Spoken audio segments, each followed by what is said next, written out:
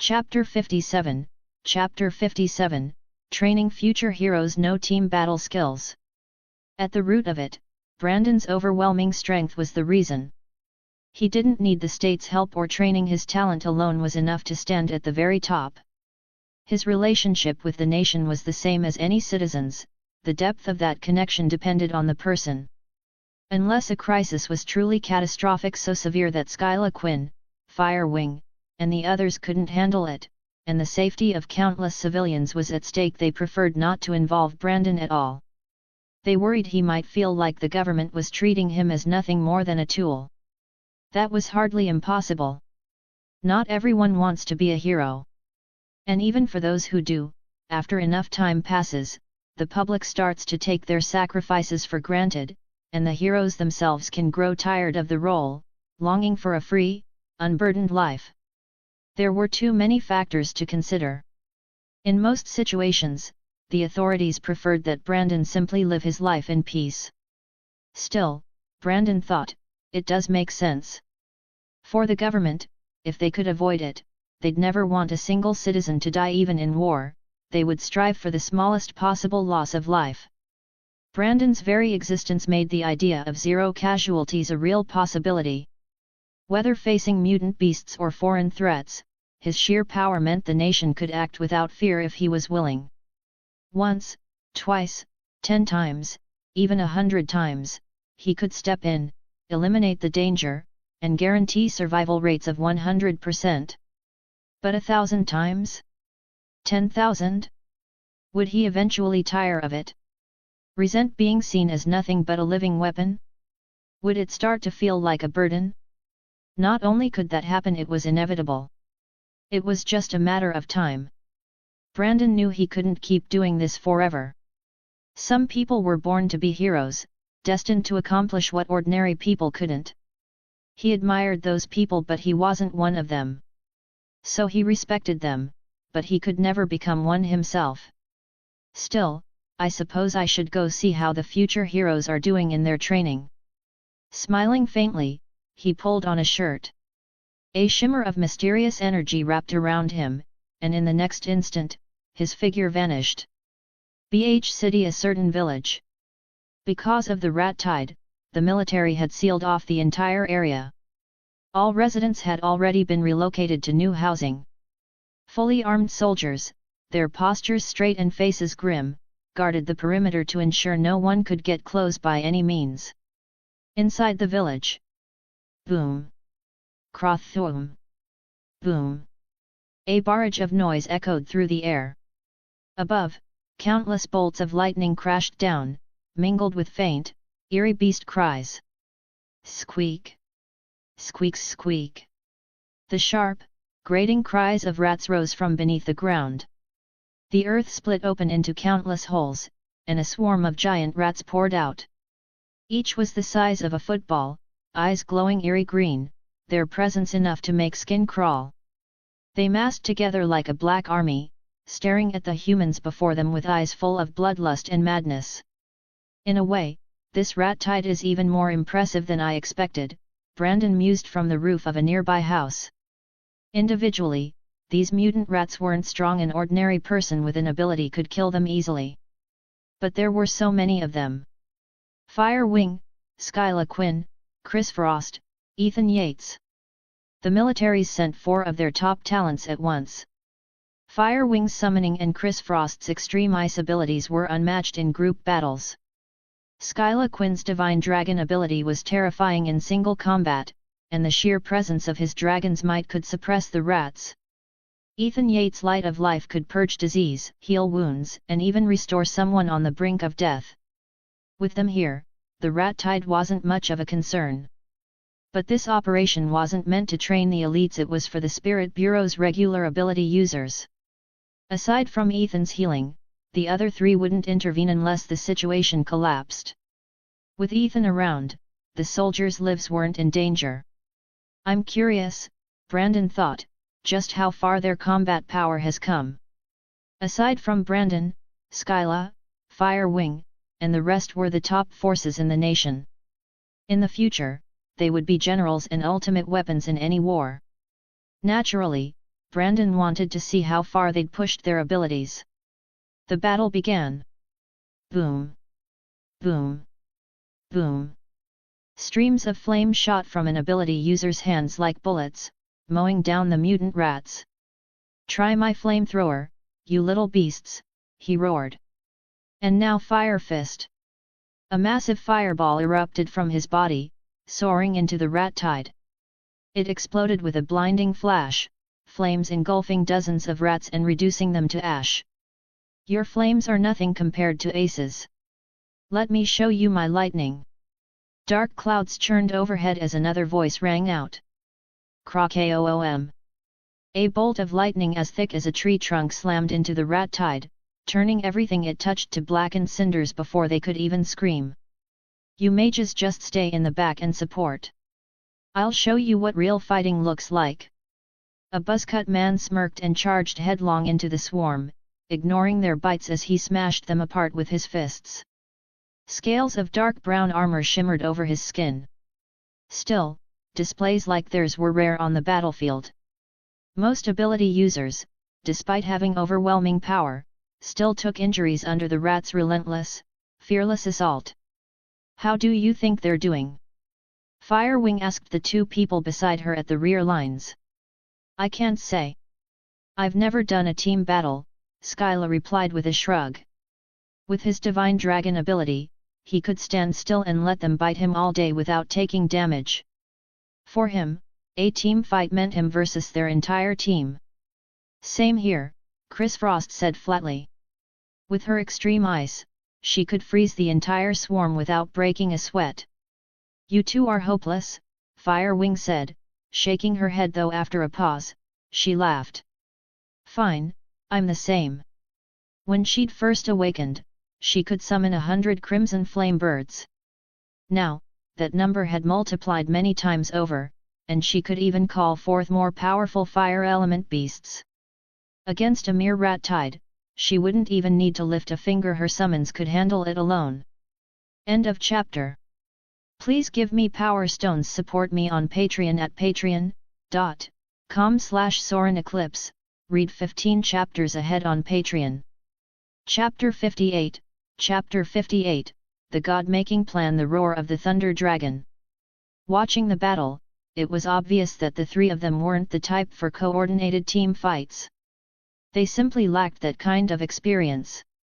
If you asked them to judge how the Spirit Bureau members were performing, they honestly wouldn't know what to say. "Will you three shut up already?" Ethan Yates snapped, glaring at them. "If you're not going to help, then at least stay quiet and let me focus. Do you have any idea how exhausting this is for me? Seriously, why did I have to awaken a healing ability instead of a combat one? I want to fight, I want to deal damage, I don't want to be a healer." When he'd first awakened his light of life, Ethan had been stunned. He'd gained an ability, yes, but not the battle-oriented power he'd hoped for. Instead, it was a healing type, an extremely potent one, but still not what he wanted. In games, he never played the healer. Jungle and solo lanes were always his thing. And why am I the only one here handling all the healing?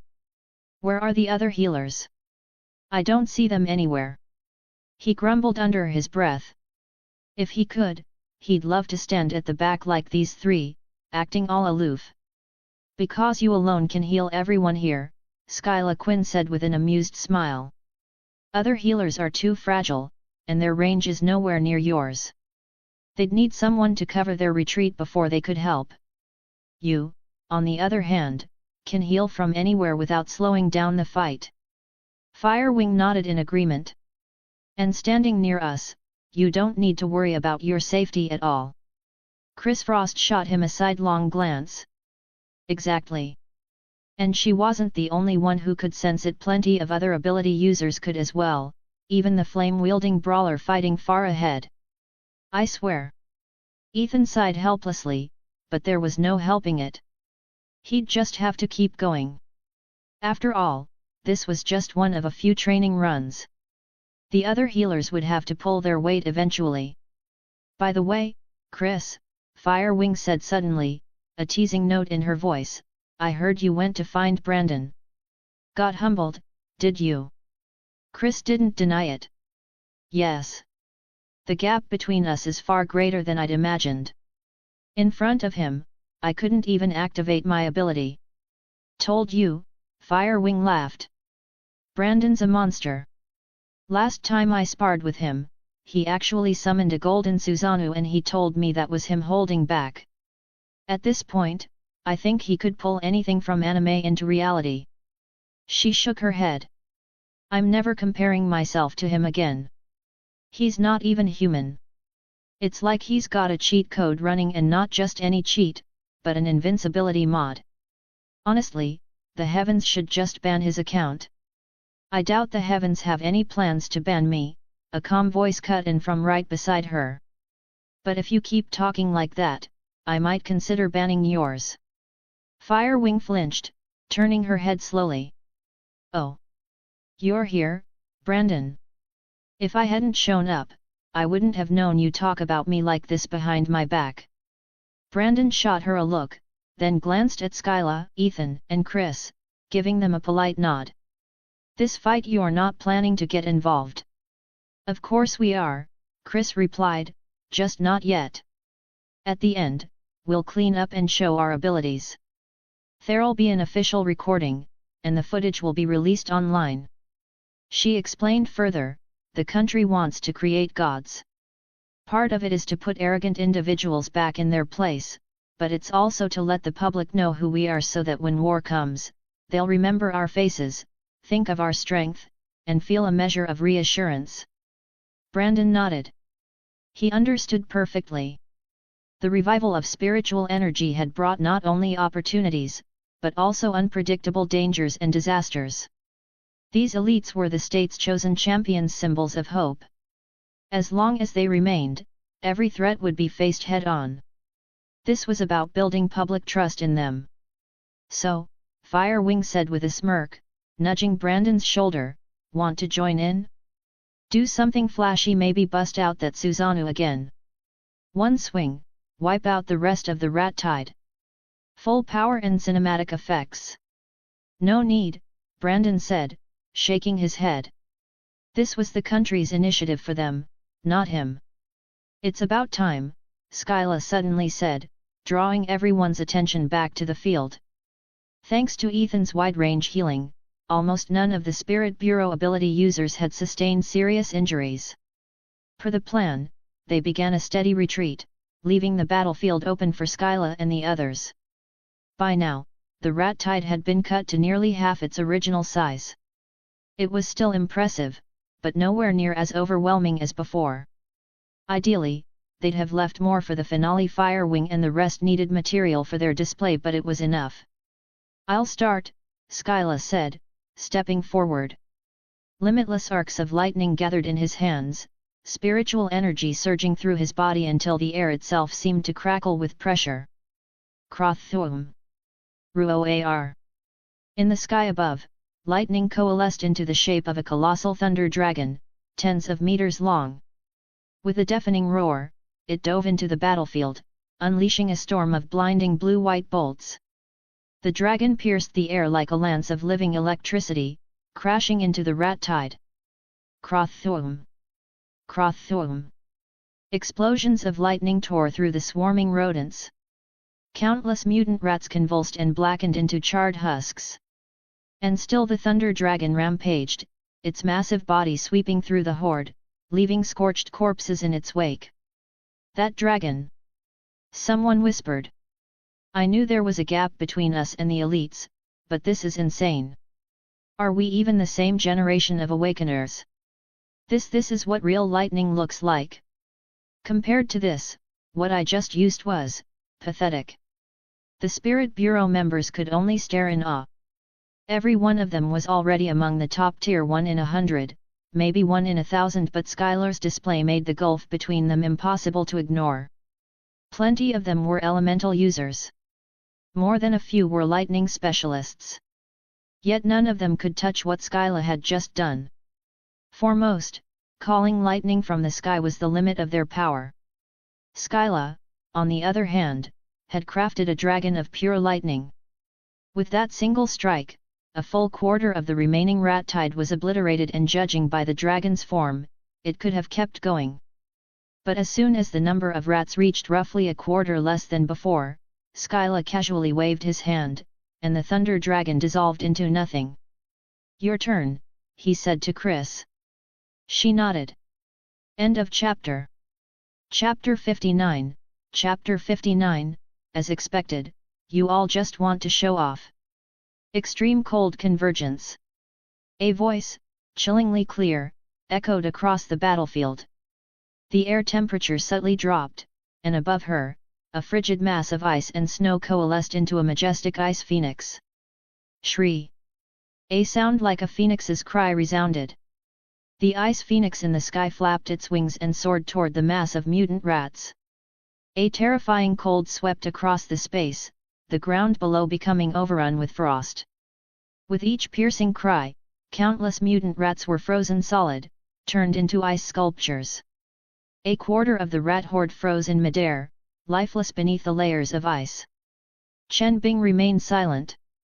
Once the numbers had thinned sufficiently, she dissipated the ice phoenix above and turned to Fire Wing, still saying nothing. Summon Flame Demon Tiger. Beneath Fire Wing, endless spiritual energy converged. Red runes formed across the ground as a massive tiger, its body wreathed in roaring flames, slowly emerged. Roar! With a deafening roar, the remaining mutant rats instinctively recoiled. Panic and fear flickered in their eerie green eyes. Number 2, attack! Fire Wing patted the flame demon tiger's thigh, pointing toward the advancing rat horde. Roar! With a mighty roar, the flame demon tiger transformed into a blazing red beam and charged directly at the mutant rats. Rumble! Blazing fire engulfed the battlefield.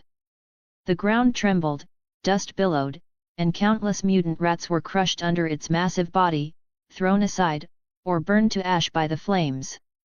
Fire Wing's gaze never wavered from the battlefield. Once the rat numbers had sufficiently thinned, she summoned the flame demon tiger back without hesitation. Then, she looked at Brandon White, her expression clear without words. It wasn't just her. Chen Bing and Skyla Quinn also stared at him. They had silently acknowledged that Brandon White would claim a place in this god-making operation. They were only artificial, manufactured gods. Brandon White, however, was a true divine being, a god of unmatched power, a god of nature itself. I understand. Brandon White could sense their emotions. He hadn't expected such a dramatic scene, yet he admitted he felt a strange sense of satisfaction. Nodding, he turned his gaze to the remaining mutant rats. By now, most of them had lost the will to fight, many even attempted to flee. Were it not for the military blockade and the relentless firepower keeping them in place, they would have scattered long ago. It was time to demonstrate a bit of proper power. A streak of blue light flashed in Brandon White's eyes. The mutant rats, trembling as if caught in a sudden storm, halted mid-escape. Their bodies quivered in desperate struggle, yet they could not move. Bang! Bang! Bang! Suddenly, a mutant rat's body exploded. One after another, and soon all the mutant rats detonated, their blood spraying across the battlefield. In the sunlight, the scene was perversely beautiful. What is this? If Skyla, Chen Bing, or Fire Wing had displayed such power, it would have been extreme, yes, but at least understandable. Observers could see how the mutant rats died. But Brandon White's ability? No one could comprehend it. Why had their bodies stopped moving? Why did they struggle yet remain immobilized? Why had their bodies exploded? Life is so unfair. Before the revival of spiritual energy, I was just an ordinary office worker. Afterward, my awakened abilities were decent. I thought I could turn my life around. Yet here I am, still ordinary. So this is the gap between a genius and a regular person? Damn, I can feel it. Is the country really trying to make gods? They're not just faking it for show, right? We spent so much time taking down barely half of these mutant rats, and they can finish the rest with just one move each. Get it straight, they intentionally limited themselves to only a quarter of their power. Any of them could have wiped out the remaining mutant rats in a single strike. Do they have to be this over the top? All the Spiritual Energy Bureau's psychics who witnessed the four of them in action could only smile wryly. Their own talents were exceptional among ordinary people, yet clearly, fate was still unfair. Firewing, curiosity piqued, looked at Brandon White. How did their bodies explode? I initially planned to extract their blood and form a divine beast, like you guys do. But then I thought, why not just make it a blood rain? Seems more spectacular this way. Brandon White didn't answer further, simply watching the cascading blood ahead with a smile. Or rather, this was the principle at work. Because he wanted this effect, their bodies uncontrollably froze, struggled, and ultimately exploded. After all, they were part of nature.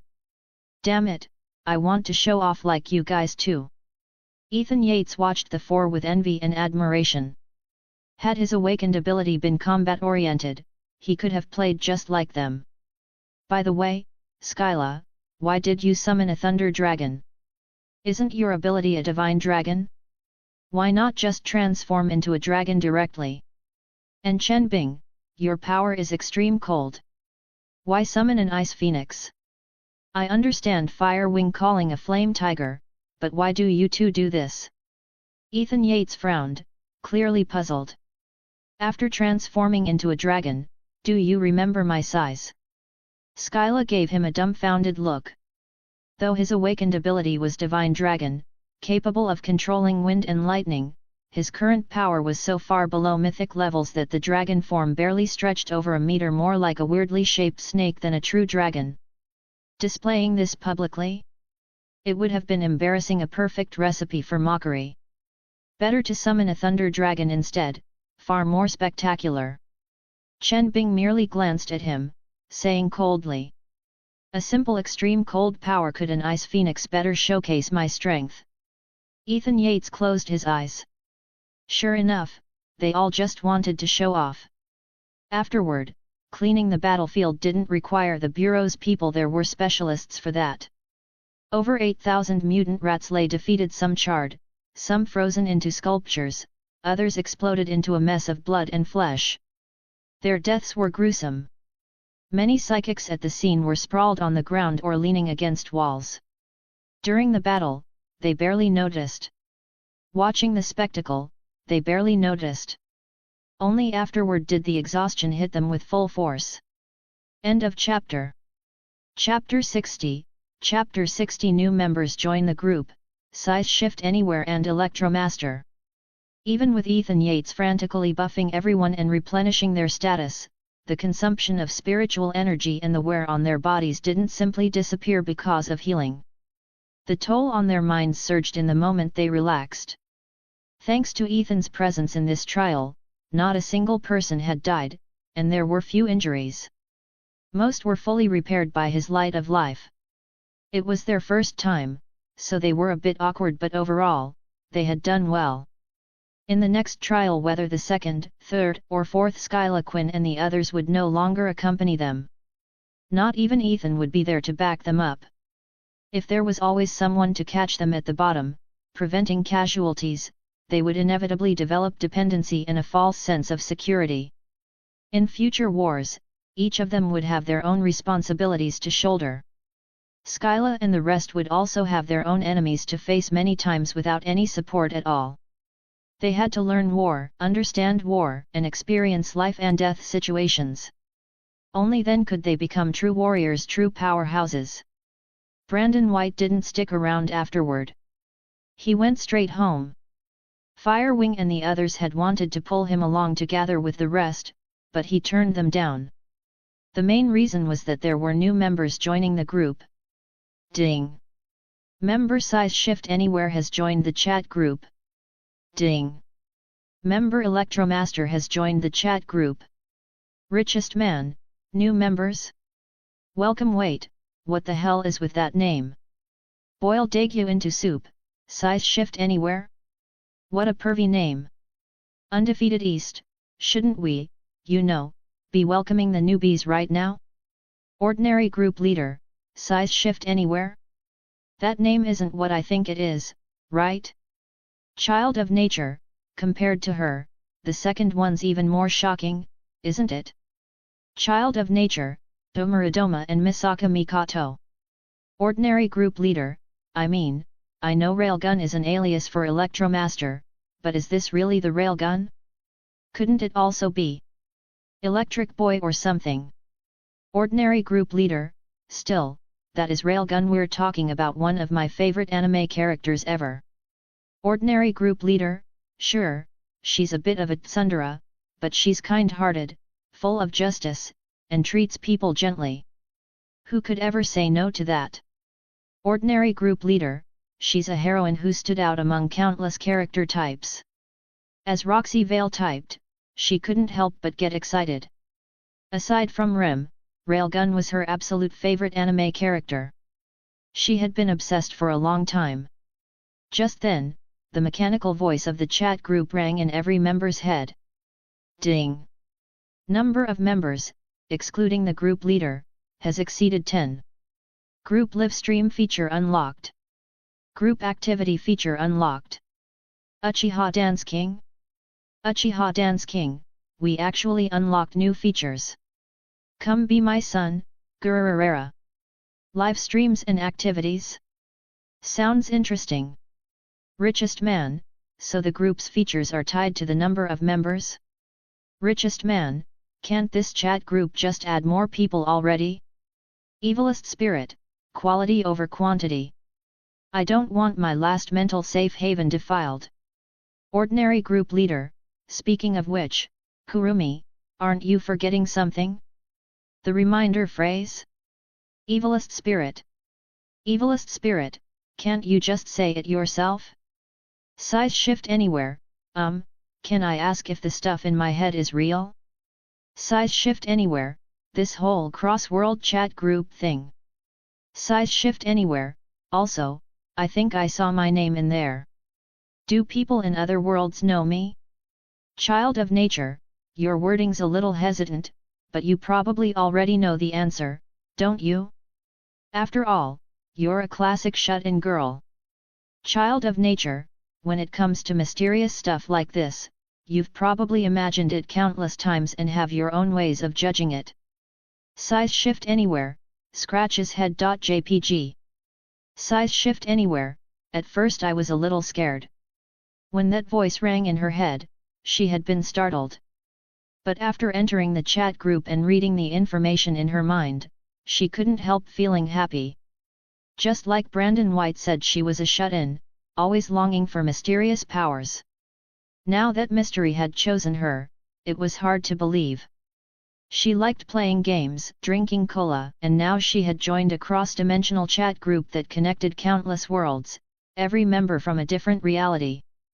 Sure, it wasn't exactly they'd transported to another world as a hero to defeat the Demon King story she'd imagined, but that was fine. This was still amazing. If she actually did get Ice-ID, her big brother would just worry about her. Plus, she wouldn't be able to drink cola or eat snacks there. Yep, the chat group was better.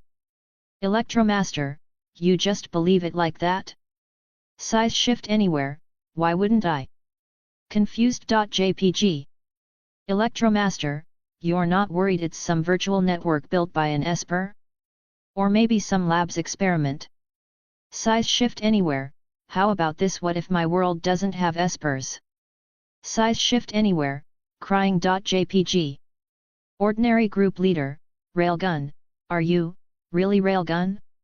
Roxy Vale, seeing Misaka Mikato's messages, asked in excitement. Electromaster, call me Misaka Mikato properly, you. Railgun this, Railgun that, do you want to get zapped? Electromaster, sure, she believes it, but I'm not that easy to fool. Electromaster, countless worlds, different dimensions, this is straight out of a light novel. Ordinary group leader, Misaka Mikato, one of Academy City's level 5 Espers, its strongest Electromaster, codename Railgun. Nicknamed Tokiwada's Ace and the Invincible Electric Princess. Ordinary Group Leader, age 14. Birthday May 2nd. Height 161 centimeters, weight 45 kilograms. Measurements 78. Electromaster, okay, stop right there. I believe you. Electromaster, and seriously, don't go blurting out that kind of stuff just to prove your point. Ordinary Group Leader, that's enough?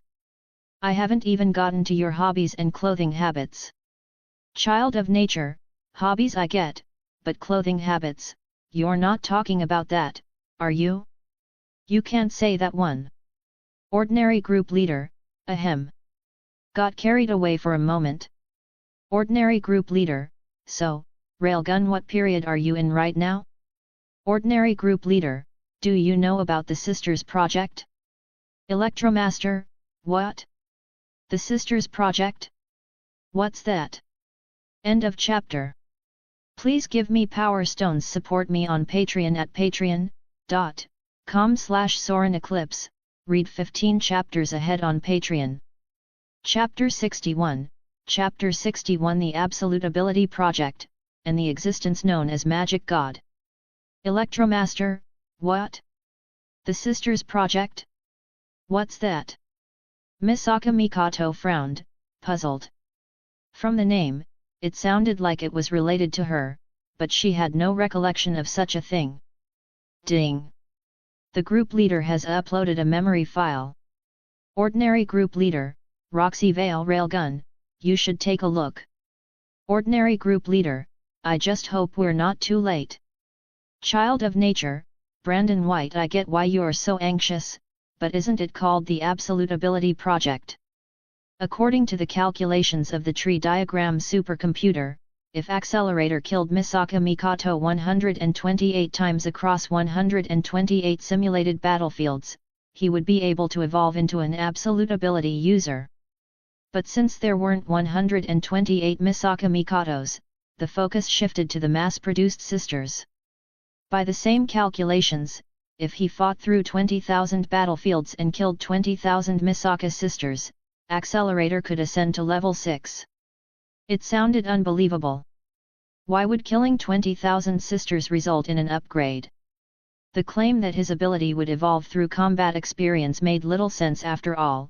The sisters offered no real resistance. How could slaughtering them like insects improve his powers?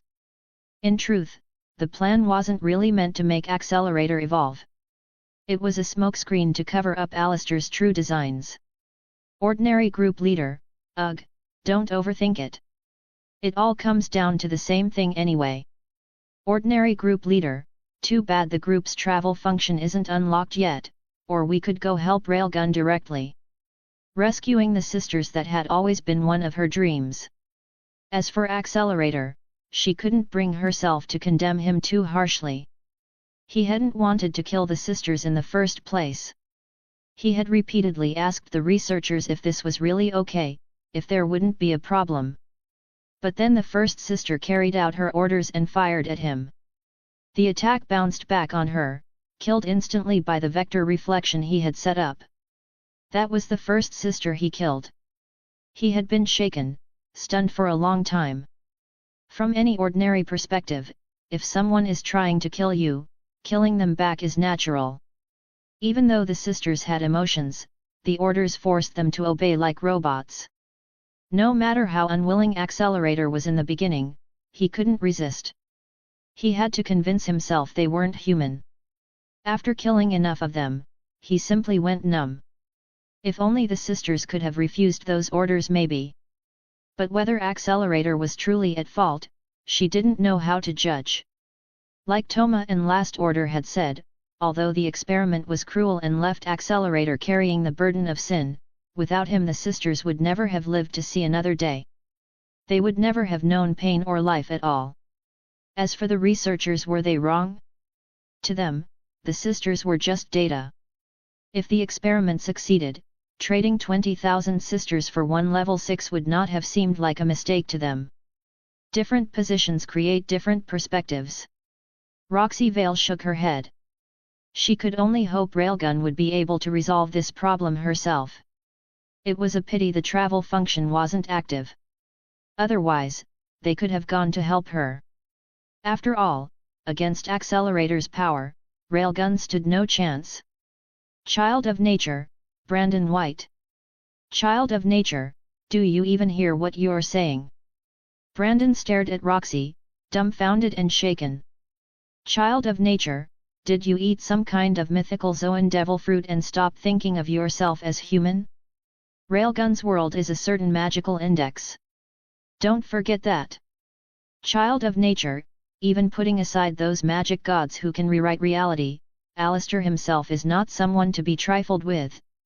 Ordinary group leader, crap. I forgot.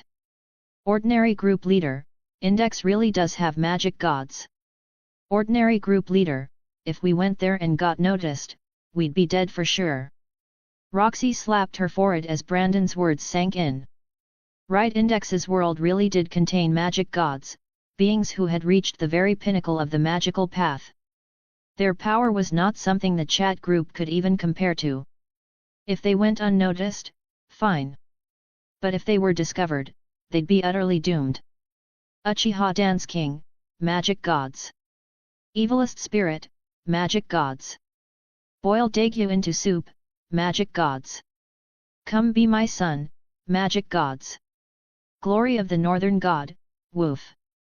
Golden Flash, sounds like some insanely powerful beings, but to scare even the group leader and Brandon this much. Undefeated East, any existence tied to the name of a god is never simple. Richest man, really? Isn't a certain god of thunder just a mutt? Pixnose.jpg. Glory of the Northern God, I am Thor, god of thunder. For the glory of the Northern gods. Richest man, shut it. You're just a dog. Uchiha Dance King, ignore this man and mutt. Keep going. Uchiha Dance King, I really want to know how powerful are these so-called magic gods. Come be my son, Gururara.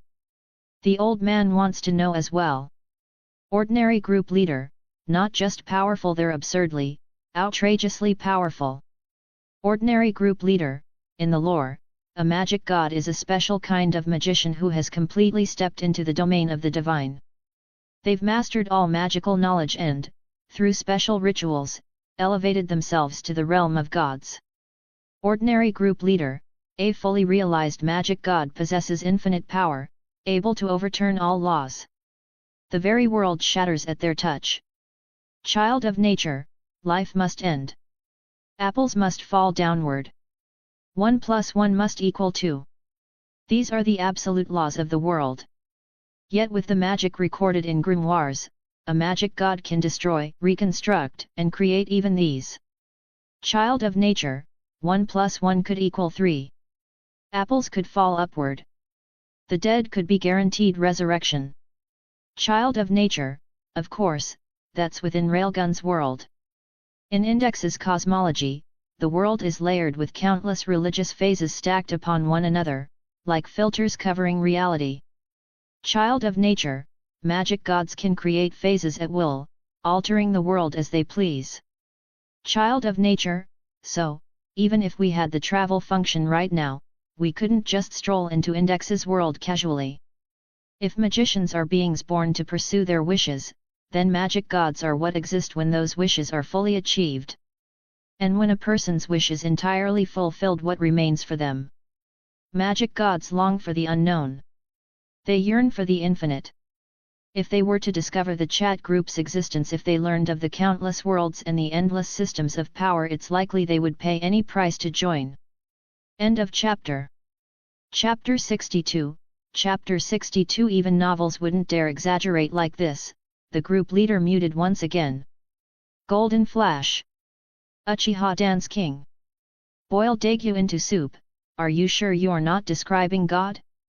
This is basically no different from God, isn't it? Boil Daegyu into soup, even Digga's power can't compare at all. Richest man, wow, really flattering yourself there.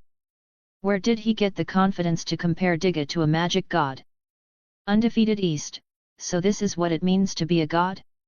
I've never witnessed such terrifying power myself, but just the description alone is enough to inspire awe. She had once thought that in the memory copies, the strength displayed by Uchiha Madara and Whitebeard was already terrifying, and Daigyo's transformation into Ultraman Tiga was as divine as anything could be. Yet not long after, the chat group had introduced a world where magic gods actually existed. Uchiha Dance King, we should be able to catch up, right? Even someone as confident as Madara now faltered after hearing the descriptions of magic gods from the group leader and Brandon White. Could something like that truly have originated from humans? Even as exaggeration, it sounded impossible.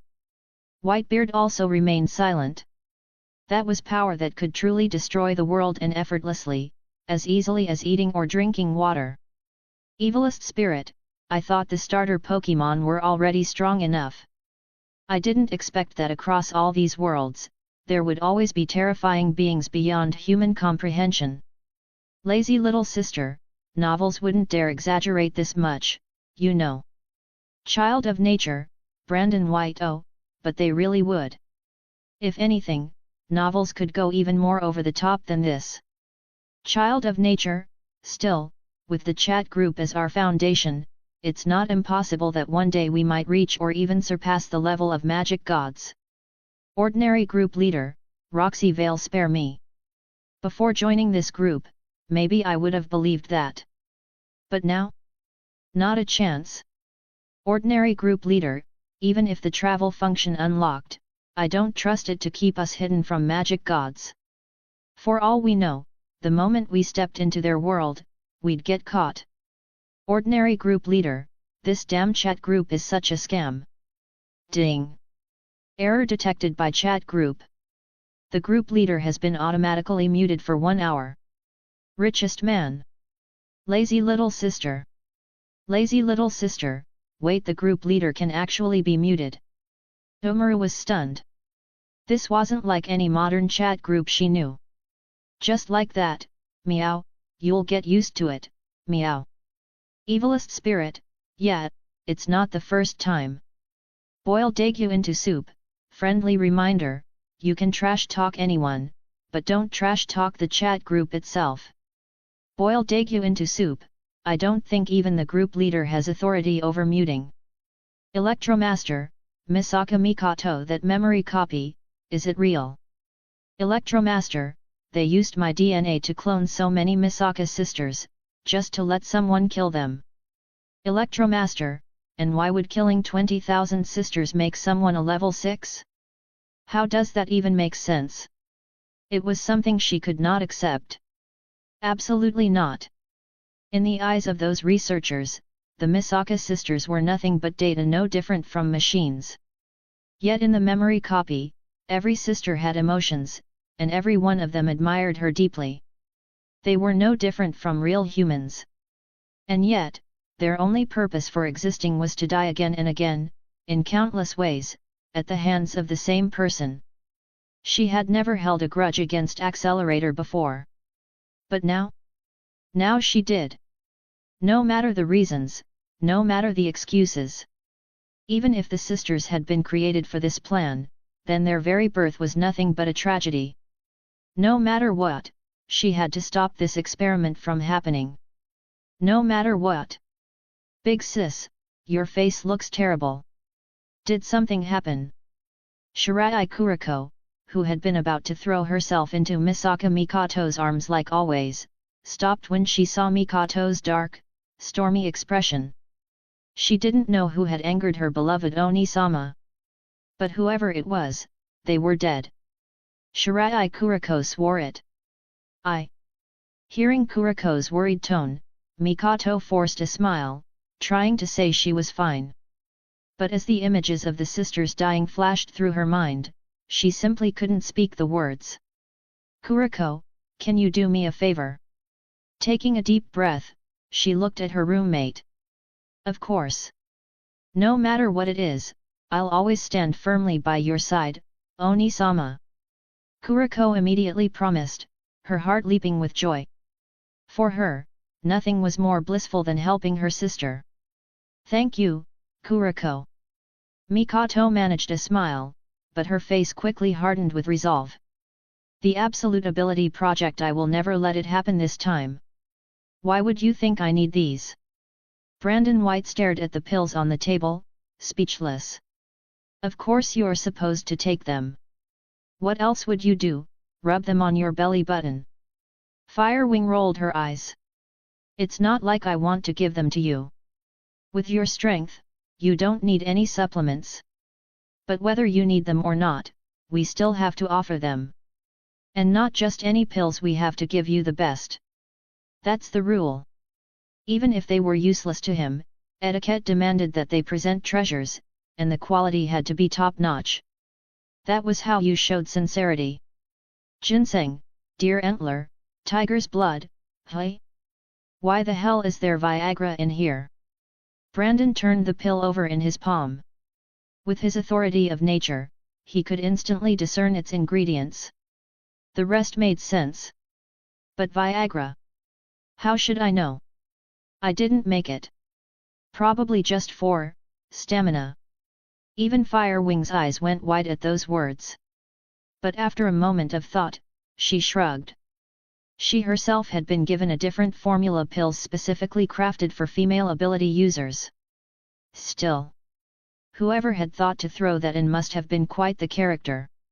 His ability is probably something like refinement, Brandon mused, able to condense different materials into pills, with a knack for synthesis. He slipped the pill back into the box. He'd save it for later. Tony Stark could probably use it more. Or his father Ashenvale was no young man anymore. Even if he had gained another 20 years of life, that part of his body wouldn't exactly improve much. And Dagya too. He should set aside a couple for him. He and Rena hadn't started anything yet, but eventually, they'd need it. Refinement, hey? Close enough. We call it pill craft.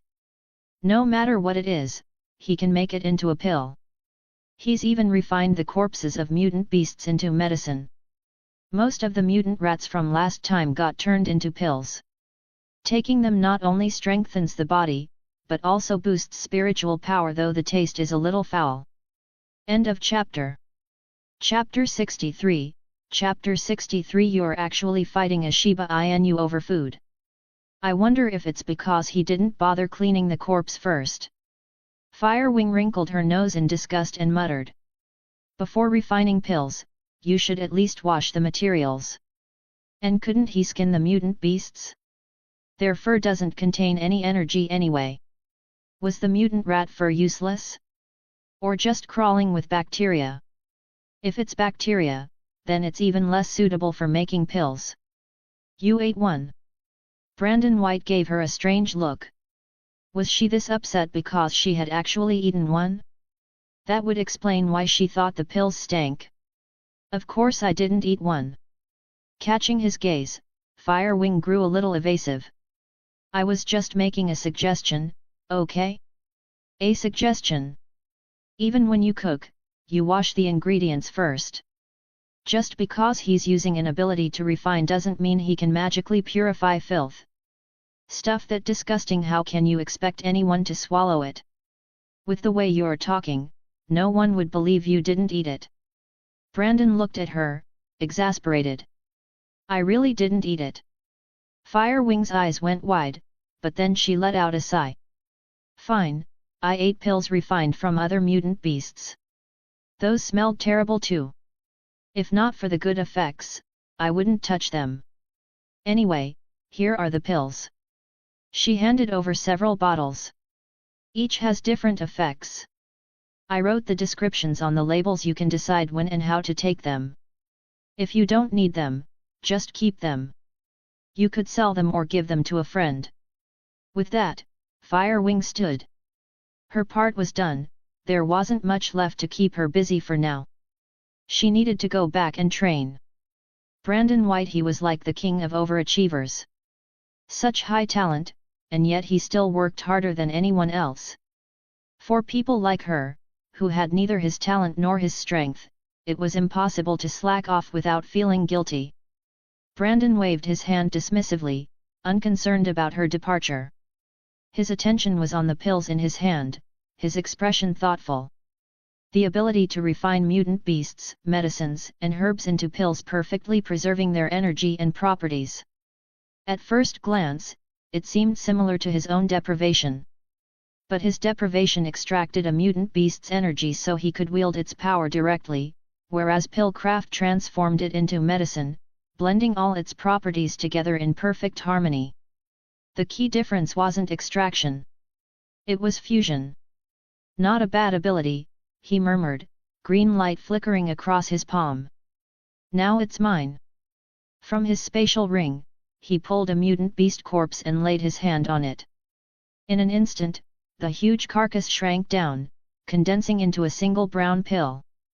Brandon gave it an experimental sniff and immediately shoved it into his ring. A pungent stench hit him, part blood, part rot, less like stinky tofu or snail noodles and more like someone who hadn't bathed in weeks. No wonder Firewing complained. No normal person could stomach this. Even if someone forced it down, they'd gag. Which meant her suggestion to wash and skin the materials was sound. Maybe he should even add seasonings, treat it like cooking. Blending flavors could help make the pills more palatable. Then a thought struck him. He opened the chat group. Child of Nature, Brandon White at Glory of the Northern God, I've got something here. Want to try it? If humans couldn't handle it, maybe a dog could? A dog ought to be fine, right? Richest man, Tony Stark, what is it? Ordinary group leader, Roxy Vale, yet, what is it? If it's good, you can't just give it to Shiba Inu Thor. I'm the real pet of this group. Child of Nature. Child of Nature, since when were you the group's pet? And why are you competing with a dog for the title? He knew Roxy meant pet as in the one everyone spoils, but his first thought had been an actual pet. Boil Daegu into soup, I don't think it's going to be anything good. Evilest spirit, probably not about the effects, more about the taste or something like that. Evilest spirit, like those devil fruits we saw last time. Ordinary group leader, wait, you don't mean, ew, no. Forget I thought that. Ordinary group leader, it's definitely not that. Uchiha Dance King.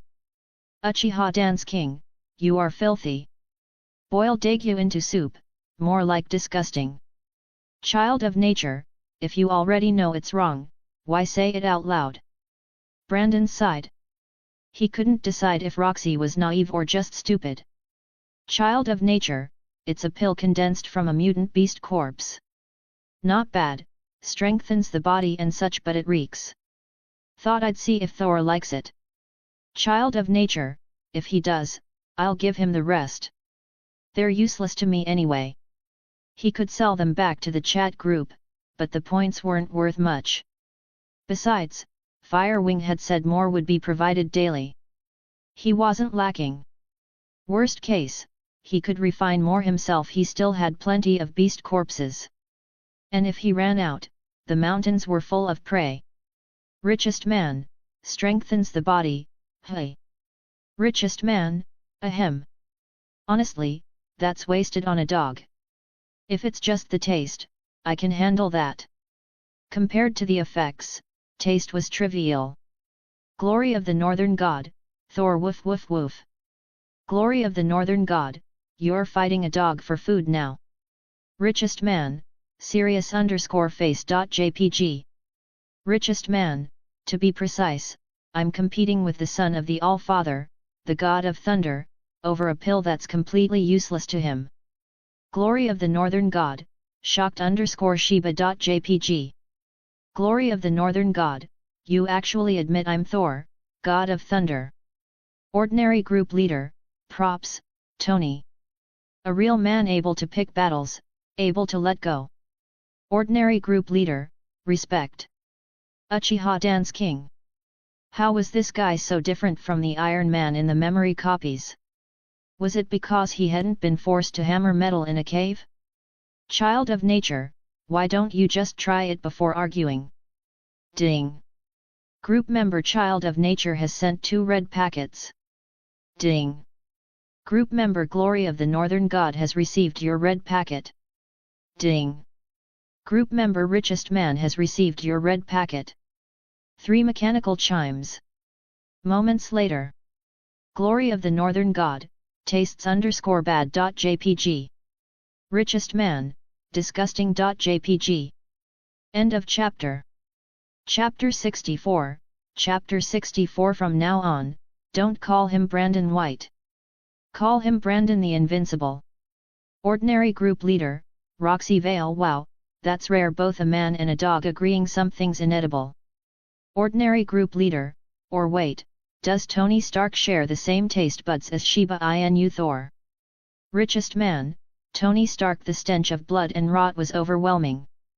Tasted exactly like chewing on an unprocessed, rotting corpse. Richest man, but the effect was powerful. I feel my constitution strengthening, and there's a warm current flowing through me, circulating non-stop. Richest man, honestly, this works better than spirit energy orbs. Glory of the Northern God, Thor confused_Shiba.jpg. Glory of the Northern God, all I felt was a little warmth. Is it really that dramatic? Richest man, did a dog just bark at me? Richest man, are you trying to show off to me? Richest man, do you even know what it means to rival gods as a mere human? Richest man, my anti-Shiba Inu Thor armor is nearly finished. Once this chat group unlocks cross-world travel, I'll hunt you down and strap you to a battery. Child of nature, Brandon White. So the taste really is intolerable, whether for humans or dogs. In that case, I'll scrap this ability. The effects aren't that impressive anyway. Better to turn it into proper food, at least that's edible. Ordinary group leader, scrap this ability? You make it sound like you've got a whole arsenal of powers. Ordinary group leader, aren't you just the guy with plant stuff? You know, controlling trees, talking to animals. Child of nature, are you sure you're talking about me? Sounds more like you're describing a druid. Child of nature, my ability covers everything that belongs to nature. Child of nature, that means oxygen, elements, chemical substances, even technology. Child of nature, as for pillcraft, since it's an awakened human ability, I can use it as well. Ordinary group leader. Richest man. Richest man, you can control chemical elements. Evilest spirit, and even technology. Boil Daegu into soup, so what, you can handcraft nuclear bombs too. Child of nature, yes. Ordinary group leader, that's your focus? The important part was what you said afterward. Ordinary group leader, what do you mean? Since it's a human awakened ability, I can use it too.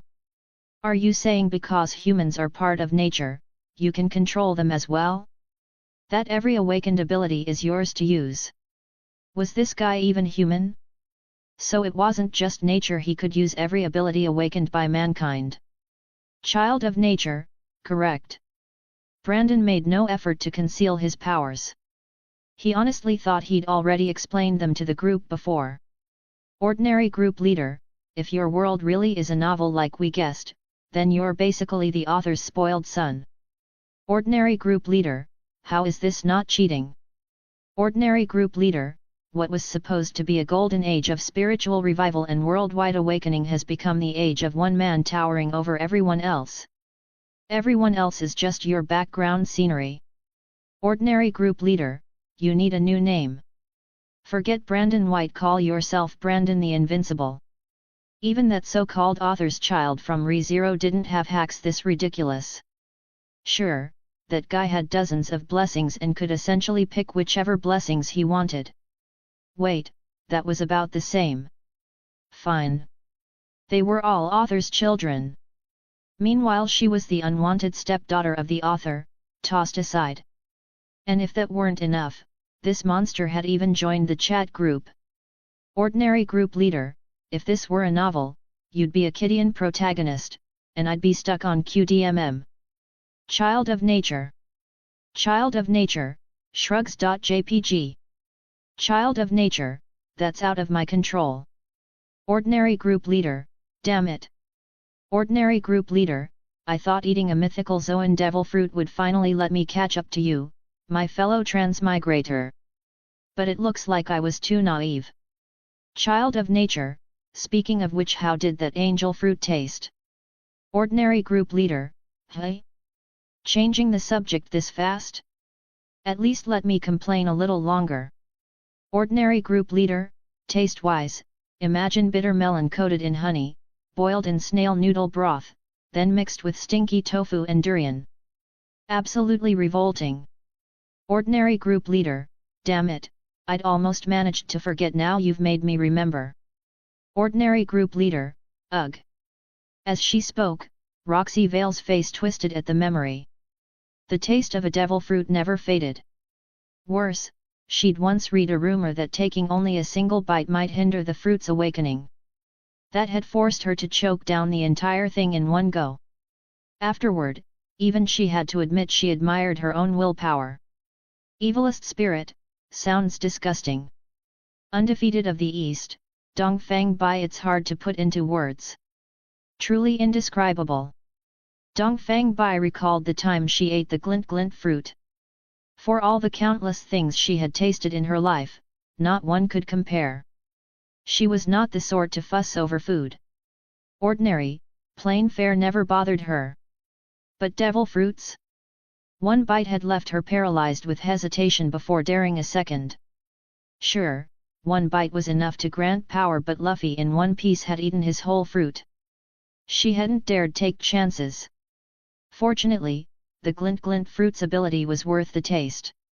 In today's martial world, only her master, Tokukyubai, could rival her. Against anyone else, she was unmatched. As the group continued their devil fruit talk, another voice chimed in. Come be my son, Whitebeard, the dark fruit. Sachi has found it. Uchiha Dance King, oh? The story's starting, then. Uchiha Dance King, years in hiding, waiting for a single chance. Cold-blooded, ruthless, willing to sacrifice anything, he's a true schemer. What Whitebeard saw as betrayal, others recognized as ambition. Killing a comrade to seize the dark fruit. Defeating Ace and handing him to the Navy, sparking the war at Marineford. Stealing Whitebeard's quake fruit after his death. In the end, replacing Whitebeard as one of the 4 emperors. If not for Luffy, Teach really did have a chance at becoming Pirate King. That said, Madara Uchiha didn't agree with Teach's methods. Even without the dark fruit, couldn't a man ascend to the top of the pirate world with sheer strength alone? End of chapter. Chapter 65, Chapter 65. Will Whitebeard soften? Sachi's complicated expression. Could Garp or Shanks do what needed to be done, and yet Whitebeard couldn't? In the end, such a man was nothing more than a schemer, a hero of ambition, but never a true sovereign. Ordinary group leader, Roxy Vale, that's true, but even so this kind of thing could happen in any pirate crew. But in Dad's, Whitebeard's, crew? I just can't wrap my head around it. Ordinary group leader, everyone in Whitebeard's crew treats each other like family. If Teach had just told Sachi he wanted the dark fruit, do you really think Sachi wouldn't have given it to him? Ordinary group leader, he probably would have laughed and handed it over, joking, then you better find me a good devil fruit someday in return. Ordinary group leader, but Teach didn't even ask. He went straight for the kill, without hesitation. It proves he never cared about the bonds in Whitebeard's crew. He never trusted Sachi or any of them from the very beginning. Boil Daegyu into soup, of course he could have asked. He just couldn't risk the slightest chance of failure. Boil Daegyu into soup, in his eyes, the dark fruit was far more important than any bond with Whitebeard's family. Evilest spirit, but we have to admit people like him, who are willing to cast aside everything for their goals, are the ones who can go the furthest. For those who stop at nothing to achieve their ends, there is nothing more terrifying. Their accomplishments defy imagination. But in stories, people like that rarely meet good ends. Richest man, Tony Stark. What I wonder is if the dark fruit had never appeared, would Teach really have stayed with Whitebeard for life? Richest man, if that were the case, Ace wouldn't have been captured, the Marineford War wouldn't have happened, and the Whitebeard pirates would still exist. Come be my son, Whitebeard, but sadly, there are no ifs. Come be my son, I cannot allow someone who killed his comrade for a devil fruit to remain my son. To him, the bond with his sons was the most precious thing. Teach had shattered that with his own hands. Had Teach hesitated even a little, perhaps Whitebeard might have felt a trace of mercy. But no. From the very moment he saw the dark fruit, Teach must have been plotting how to kill Sachi and claim it. Child of nature, Brandon White, and yet, Dad, you're still going to wait, aren't you? Child of nature, you'll wait until Blackbeard truly reveals his murderous intent, until you're certain he means to kill Sachi, only then will you act against him, right? Child of nature, part of it is because he hasn't done anything yet, so you don't have a reason to strike first. But the bigger reason is you still want to give him one last chance, don't you? Child of nature, you want to see if, just like in the memory projection, he'll really kill Sachi over a devil fruit. Whitebeard fell silent at Brandon's words. Even though he already believed the memory projection, what if? What if history really had changed, and Teach chose not to harm Sachi? He wanted to give Teach one more chance and give himself one as well. Come be my son, I've already spoken with Sachi about this operation, and told him what Teach is planning. It wouldn't be fair to keep him in the dark. Come be my son, though he didn't really believe me. Come be my son, but if Teach really does act as in the memory projection, I will never forgive him.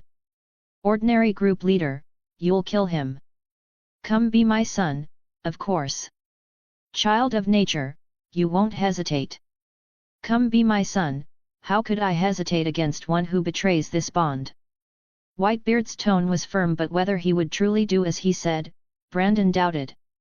Child of nature, uploads image.jpg. Brandon sent an image, Marineford, where Blackbeard begged Whitebeard for mercy, only for Whitebeard's moment of hesitation to be repaid with a sneak attack. Child of nature, this was what you were thinking at that time, wasn't it? Ordinary group leader, the ultimate slap in the face moment. Richest man, the greatness of a father's love. Boil Daegu into soup, the father may be kind, but the son was unfilial. Uchiha Dance King, pathetic. Just like that, meow, tragic, meow. Come be my son. Come be my son, this time, I will not make the same mistake. In the world of One Piece. Night had fallen. After the banquet, the Whitebeard pirates had all retreated to their rooms, sleeping soundly. At that moment, a burly figure appeared outside Sachi's quarters. Teach. Unaware that every move he made was being watched. Whitebeard's eyes carried disappointment. History, it truly isn't so easy to change. With a quiet sigh, he opened the live broadcast room.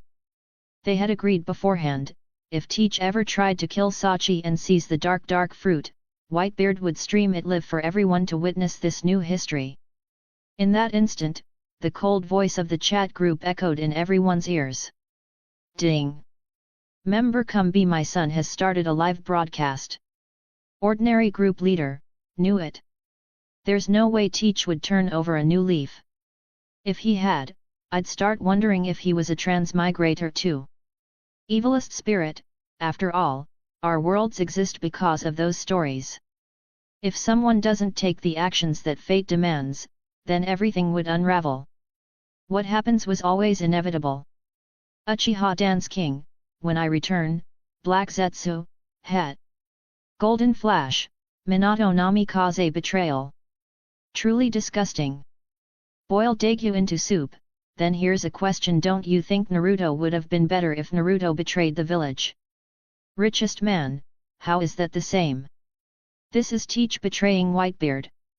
That would be the villagers betraying the fourth Hokage. Glory of the Northern God, Thor excited _barking.jpg.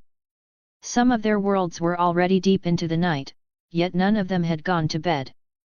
They were waiting for this. Except for Whitebeard himself, no one believed Teach had even the slightest chance of sparing Sachi.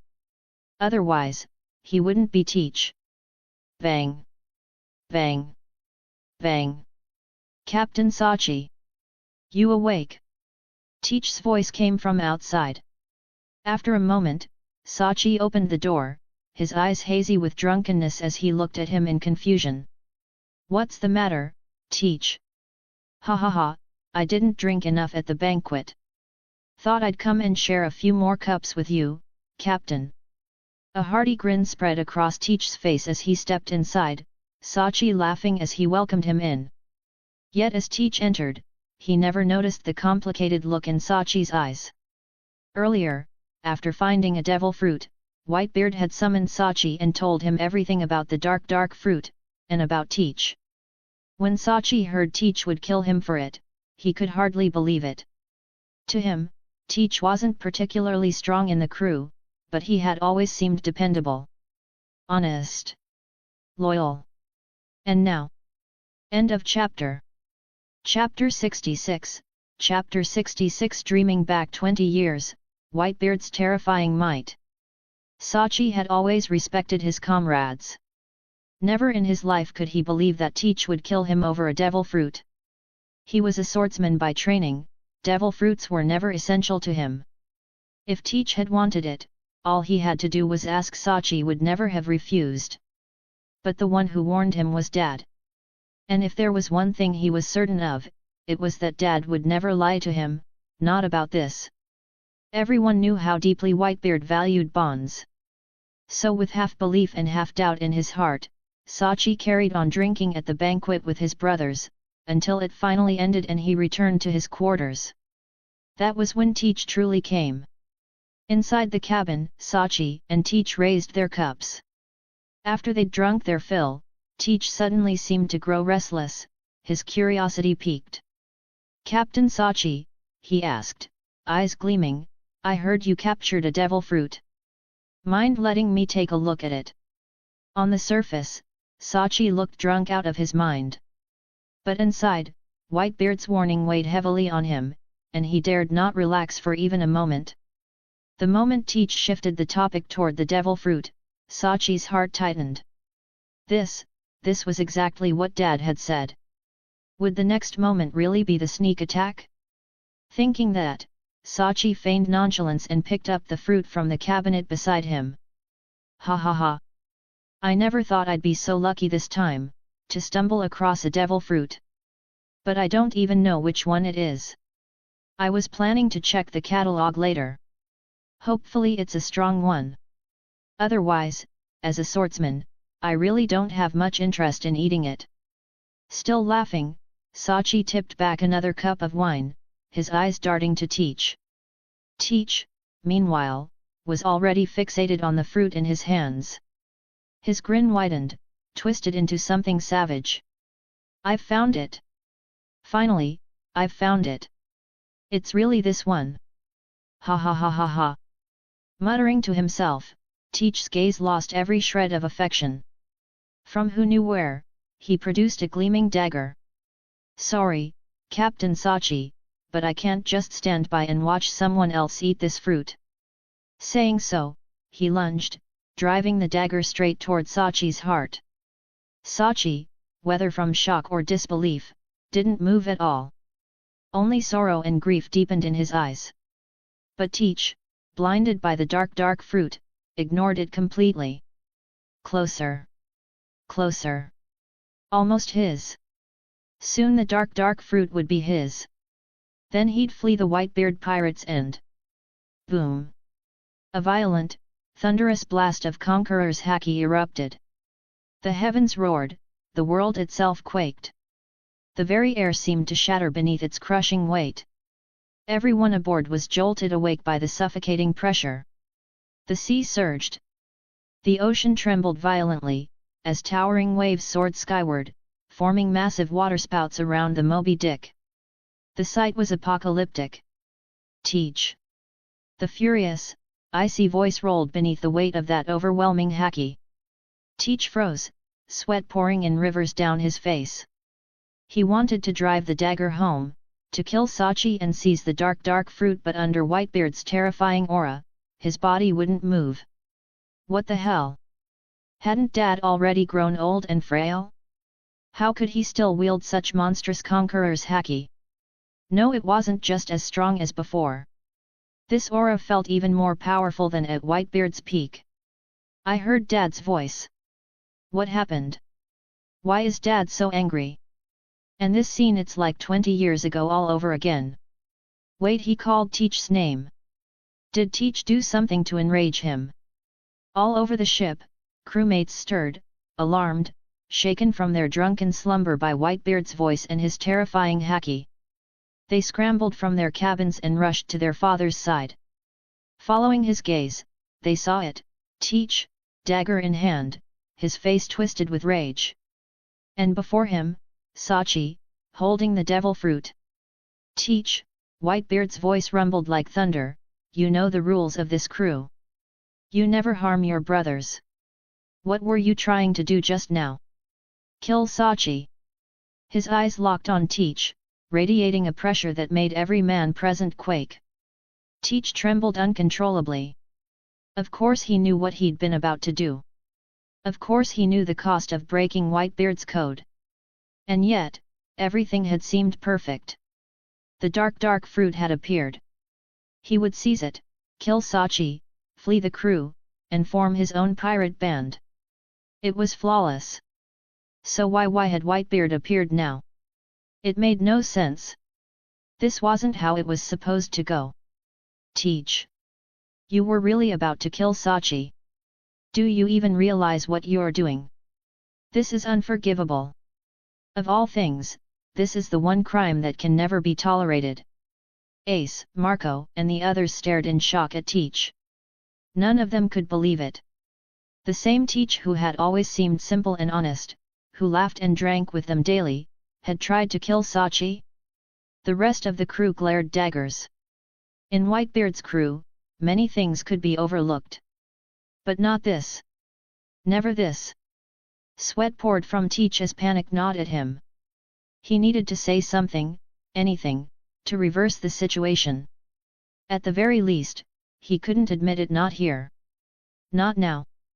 If he did, he wouldn't just lose the dark fruit. He'd lose his life. When Dad told me earlier, I didn't believe it. It was Sachi who spoke then, his voice heavy with disappointment as he looked at Teach.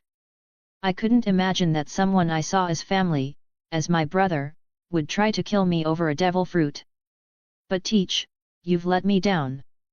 It's just a devil fruit. If you had asked, do you think I would have refused? I'm a swordsman. Whether I eat a devil fruit or not doesn't matter much to me. If you could make better use of it, I'd have gladly given it to you. But you wanted to kill me. Tell me, have you ever really seen me, or any of us, as your brothers? Just a devil fruit. Nothing more than a devil fruit. Sachi's words were heartfelt, but Teach had no ear for them. All he could think of now was survival. Escape. He had to escape. Biting down hard on his tongue, he forced himself through the agony, wrenching his body free of Whitebeard's pressure for a brief instant.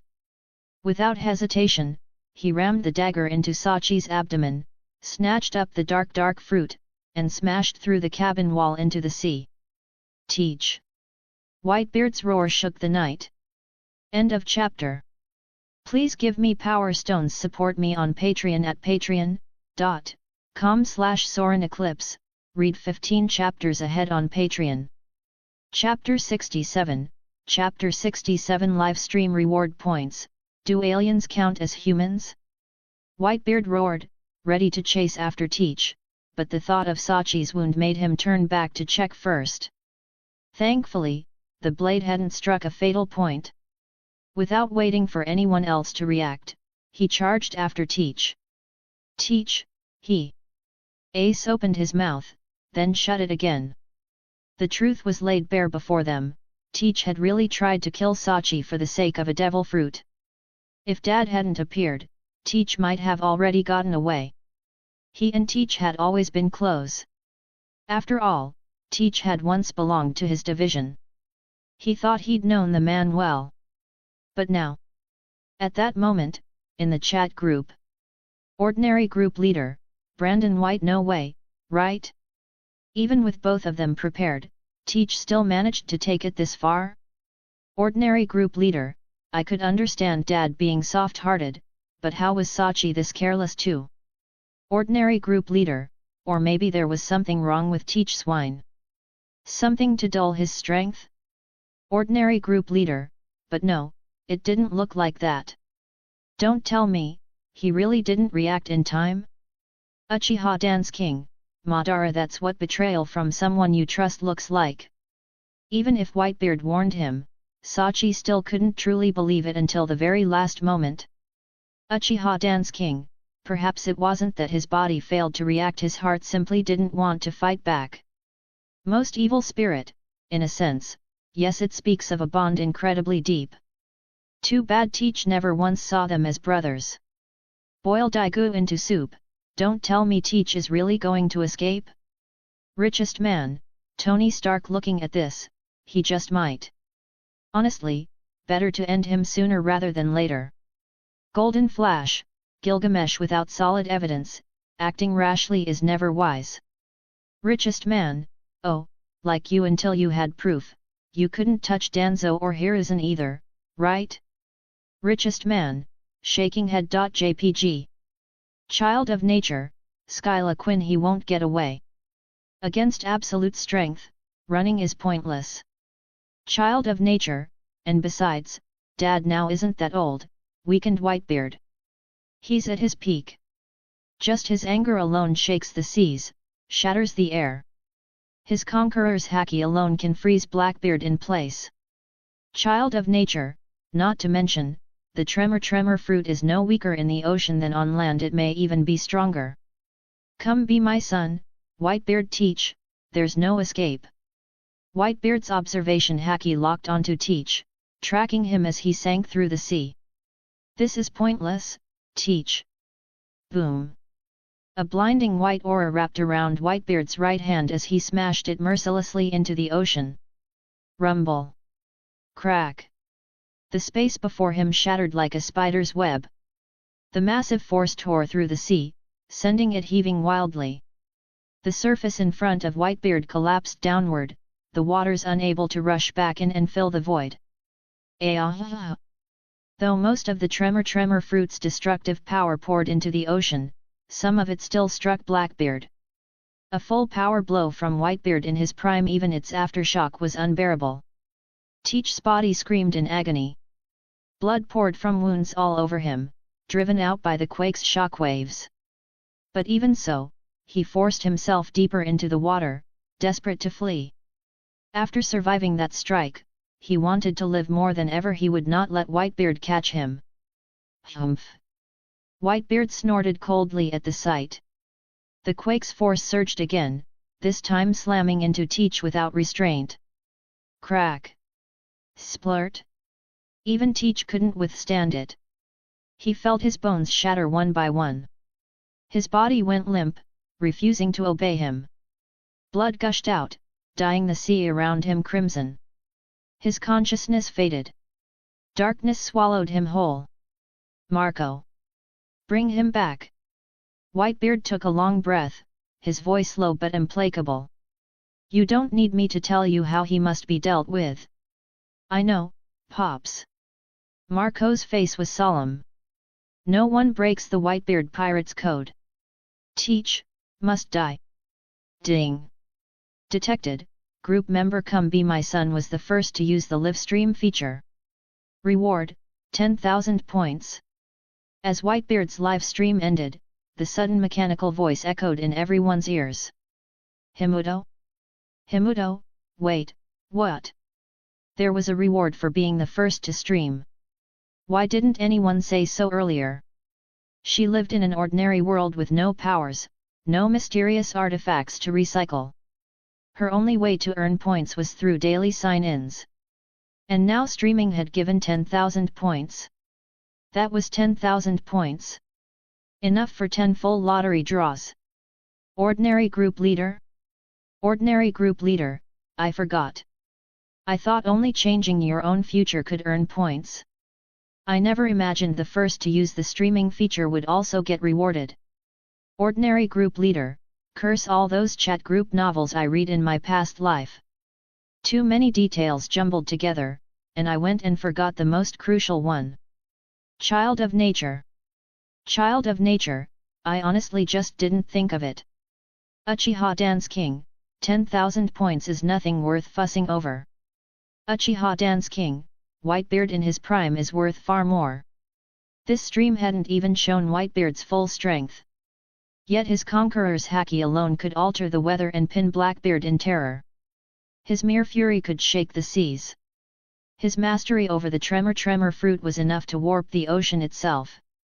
All this was proof enough of Whitebeard's overwhelming might at his peak. Interesting. Madara smirked. He was supremely confident in his own power, but even he wasn't certain he could defeat this Whitebeard. But the only way to know was to fight. Boil Daigu into soup. You sure know how to brag, Lord Madara. Richest man, isn't that just the Uchiha clan's nature? Whether Madara or Sasuke, it's always the same. Richest man, I just wonder who'd win between Whitebeard at his peak and Madara at his. Richest man, though peak might not even be the right word. After all, Madara did become the Sage of Six Paths for a while, though he got stripped of it in the end. Richest man, honestly, without Six Paths level power, the shinobi world can't compare to One Piece at all. Forget anything else, just look at stamina. Aokiji and Akainu fought for 7 days and nights straight. In Naruto, aside from Hashirama and Madara, who could do that? Just like that, meow, do tailed beasts count, meow? Richest man, I'm talking about people. Humans. Do you understand, humans? Glory of the Northern God, Thor. What about aliens?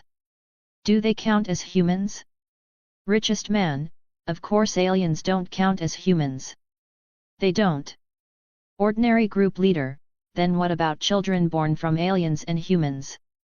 Richest man, I think I see where this is going.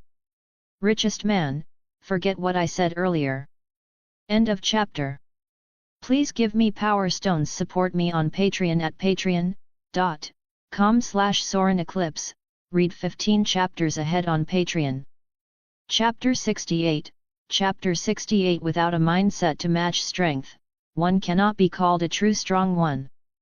The Uchiha, Senju, and Uzumaki clans were all descendants of the Sage of Six Paths, and thus not truly pure-blooded earth humans. That said, aside from Uchiha Madara and Senju Hashirama, perhaps only Naruto and Sasuke had managed to reach that level. As for the others, it was hard to say. Come be my son, Whitebeard image.jpg. Come be my son, does anyone want the dark fruit? Come be my son, after what happened, Sachi and the others have no desire for it. They've left it to me to handle. The dark fruit was indeed powerful, but because of what Teach had done, Sachi entrusted it to Whitebeard. No matter what, he would never eat this devil fruit. Perhaps, in his heart, if not for the appearance of this fruit, Teach might still have been family to them. Some things are not so easily cut away. Ordinary group leader, Roxy Vale. I don't want it. Most evil spirit, Kurumi. Better to give it to someone who needs it. Boil Daigu into soup. Daigu. The dark fruit isn't suitable for me. Uchiha Dance King, Madara. Keep it yourself. Child of nature, Brandon White. Recycle it. Richest man, Tony Stark. We didn't do anything to earn it. Taking it would be wrong. Just like that, meow, meow. That's right, meow. Himuto, I really want it, but it feels wrong to take something so precious without giving anything in return. Golden Flash, Gilgamesh. Indeed. Some gifts they could accept, tokens of gratitude, small items that could be remembered. But a devil fruit of such rarity could not be accepted lightly. Come be my son. Come be my son, no need to be so rigid. To you it may seem precious, but for the Whitebeard pirates, there's no one who could eat it with peace of mind. Come be my son, recycling it would only bring a few points anyway. I already have more than enough points. Child of nature, in that case, keep it for now. If someone wants it later, they can trade with you for it, Dad. Child of nature, small things we can accept freely, but the dark fruit is no ordinary item. Ordinary group leader, exactly. Better to hold on to it for future trade, Dad. Whitebeard chuckled when he read their replies. Though his heart still felt heavy because of Teach, it eased a little.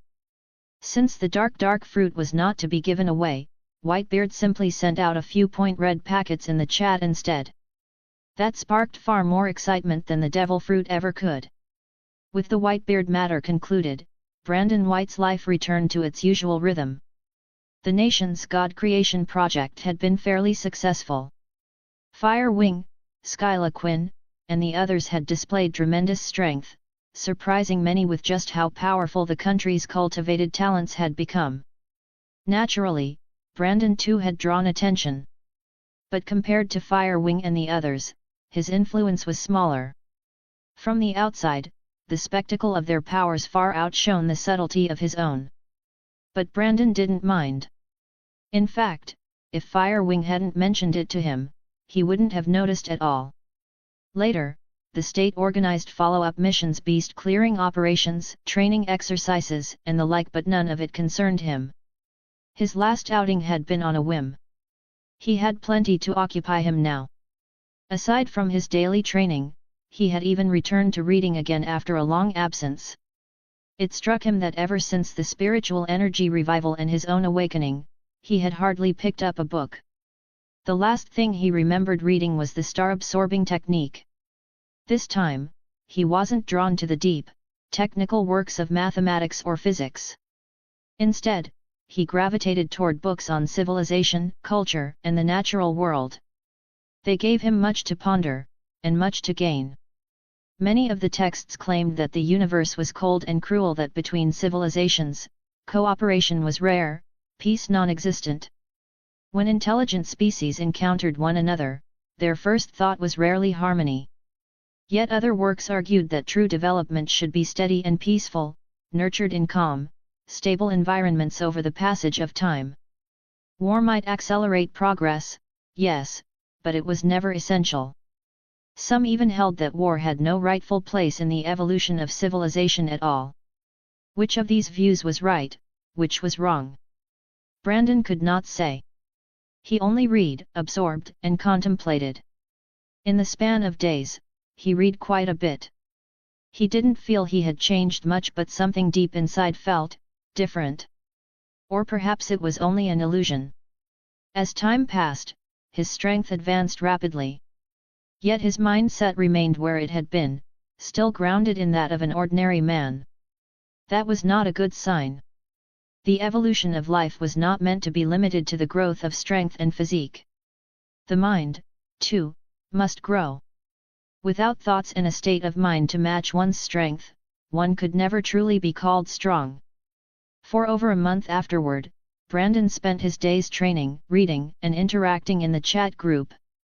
Worldly affairs, he scarcely paid attention to. But even if he didn't notice it, his mindset was growing, quietly changing under the weight of this period of reflection. Knowledge is a wondrous thing. Time is as well. With reflection came a new perspective on both nature and civilization. And in that span, his authority of nature deepened rapidly. He could feel himself growing more attuned to the natural world than ever before. Pikachu! Pika, Pikachu! Pika, Pika! The sudden voices drew his eyes. Two Pikachu had appeared atop his desk, peering at him curiously. You two go play for now. When I finish reading, I'll come find you. Brandon chuckled softly, stroking both of their heads. The little Pokémon squinted their eyes in delight at his touch, then leapt from the desk to frolic in the villa's courtyard. These Pikachu he had purchased from Meowth. The Ralt's egg was rarer, requiring more time, but Pikachu? Those were easy enough to obtain. For Meowth and his companions, rarity wasn't in any Pikachu, it was in Ash's Pikachu. Anything else? Even legendary Pokémon didn't particularly impress them. Ralts might indeed be precious and adorable, but the first Pokémon that had ever stirred his heart was Pikachu. That simple, innocent goodness, who could resist it? Just being with them lightened his mood. And thanks to their presence, Brandon realized that his authority of nature ought to grant him the ability to hear the voice of all things, to communicate with every living being. And indeed, once the thought occurred, the ability awakened. He could now converse with the Pikachu as well. It turned out they, too, had a fondness for ketchup. Laughing, Brandon had people bring him seeds for tomatoes and other fruits, along with quality ketchup. Planting was no obstacle. With him around, there was no worry of seeds failing to sprout. Once sown, he hastened their growth himself, even skipping the bees' pollination stage, bringing them to fruit immediately. Perhaps influenced by his spiritual energy, the produce turned out of unimaginable quality. At the very least, his Pikachu were delighted. End of chapter. Chapter 69, Chapter 69, Brandon's transformation, destined to become a god. Day turned into night, and the silver moonlight spilled across the darkened sky. Ventura City was already ablaze with thousands of lights. Before the revival of spiritual energy, such starry nights would have been almost impossible to see. For lovers of the cosmos, that had been a regret, but for the vast majority of people, it hardly mattered. After all, most had never cultivated the habit of stargazing. Brandon White had never been one to lie beneath the stars either. This night was a whim, nothing more. He stretched out on the villa's lawn, quietly gazing at the dazzling heavens. Countless stars glimmered softly, their scattered brilliance making the night sky shine all the brighter. Pika. At his side, two Pikachu lay sprawled on the grass, eyes half closed as they enjoyed the cool night breeze. Brandon stroked their heads, then shut his own eyes. Since the revival of spiritual energy, others had accelerated their pace of life. Brandon, oddly, had slowed his down. No, before this, his life had been fast as well. But in recent days, something inside him had changed. And he found the change not unwelcome. It was an unmistakable shift. Fire Wing, Ray Flynn, spending time at his side, could sense it clearly. If Brandon had once seemed only a precocious youth, now there was something else about him, something she couldn't put into words. Something like the aura of a sage, and yet, different. Was it good or bad? Fire Wing couldn't say. She didn't know why Brandon had changed this way. She even wondered whether it was the influence of his authority of nature. After all, his power was far too great. It wasn't impossible that it might carry hidden flaws. To gain something, one must often lose something else. Perhaps, she thought, his ability was eroding some part of him. Why are you looking at me like that? Brandon asked, noticing her gaze. You've changed a lot lately, Fire Wing admitted bluntly. But if you asked me what exactly changed, I couldn't say. Is this a side effect of your ability? It isn't. Brandon shook his head, his voice calm. Perhaps it's just because I've been reading more lately. It wasn't just books. Perhaps his authority of nature had played a part as well. At first, after awakening, his mindset hadn't changed much compared to before the revival. But as his strength grew ever higher while his mind failed to keep pace, he began to feel a subtle divide between his present and his past self.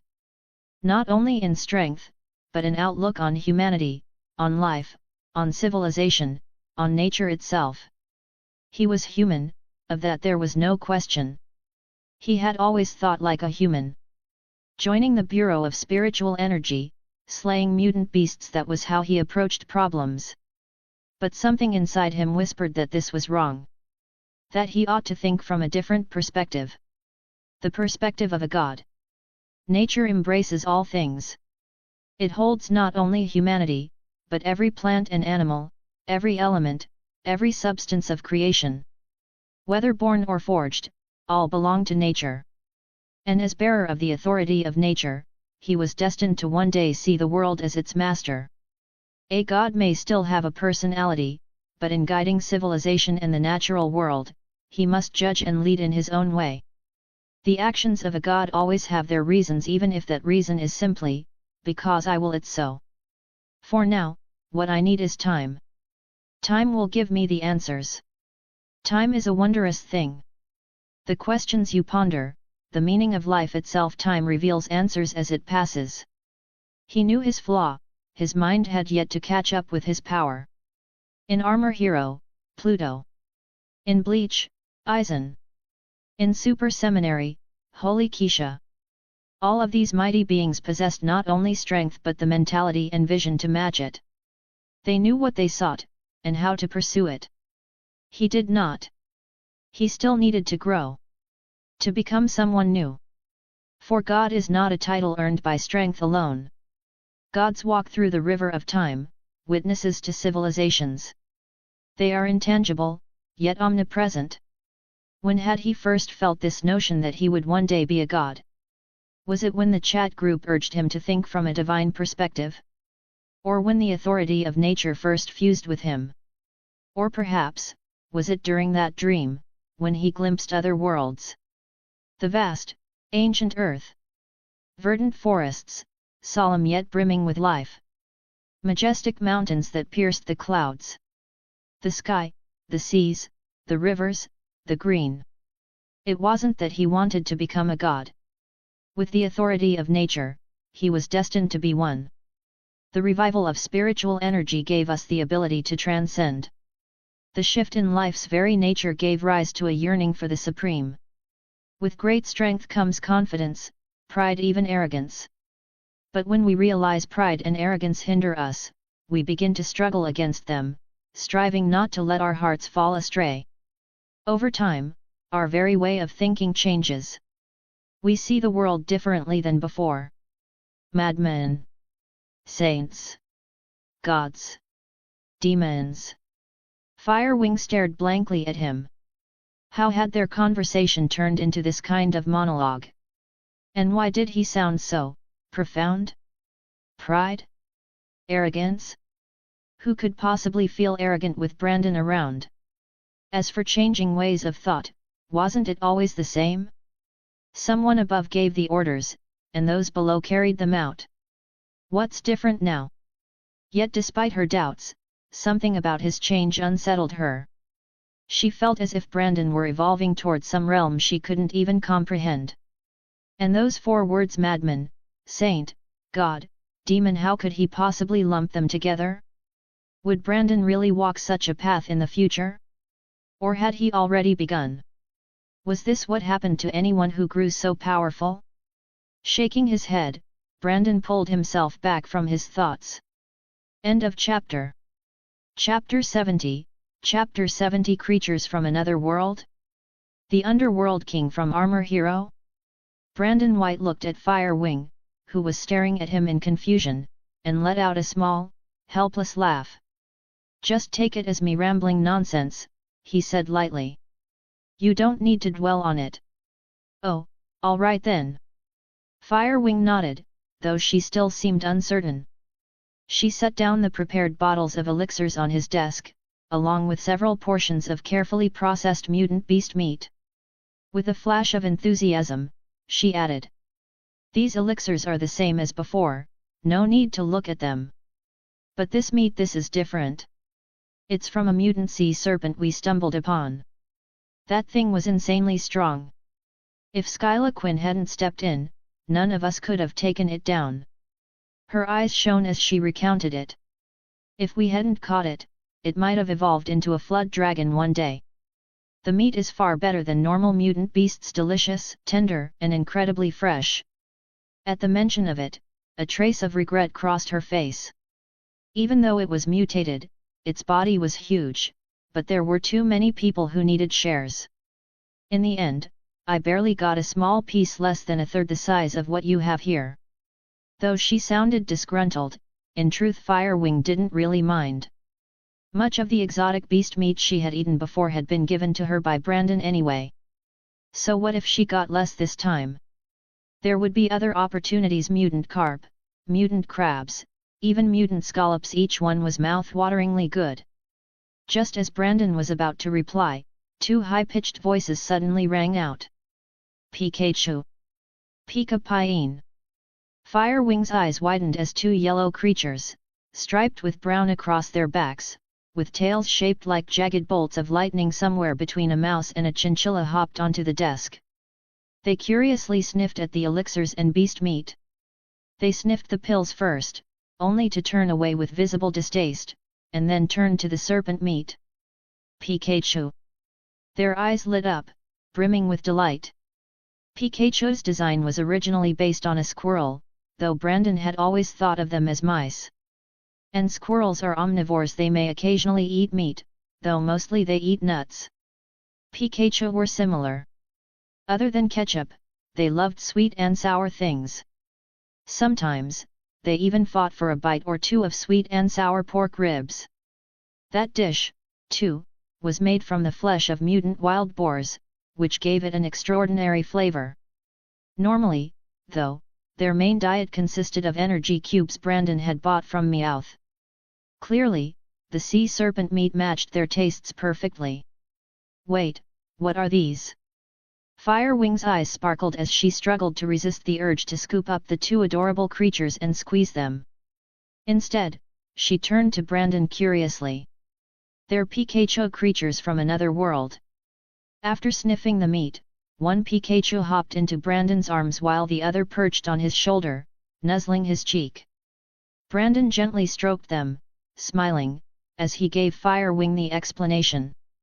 Another world.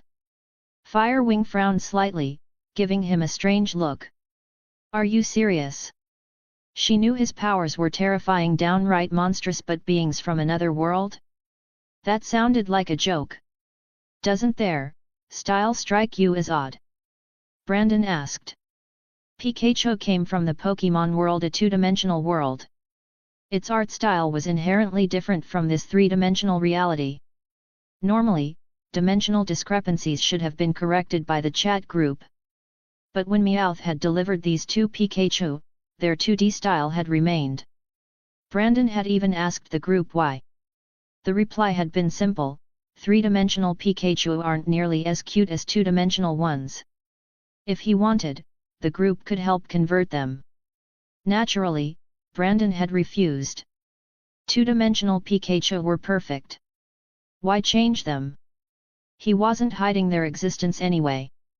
Well, when you put it that way, it does feel odd, Firewing admitted, tilting her head as she studied them. They look like something straight out of an anime. Don't tell me, your powers actually work on manga and anime too? Was that Susanoo last time not a fake?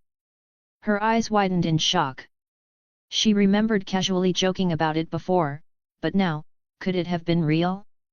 Brandon's ability could even make something like that manifest? Too outrageous. That was absolutely absurd. Could powers really do that? Impossible, wasn't it? Pikachu are real. And Susanoo was real as well, Brandon replied evenly. But neither came from my ability.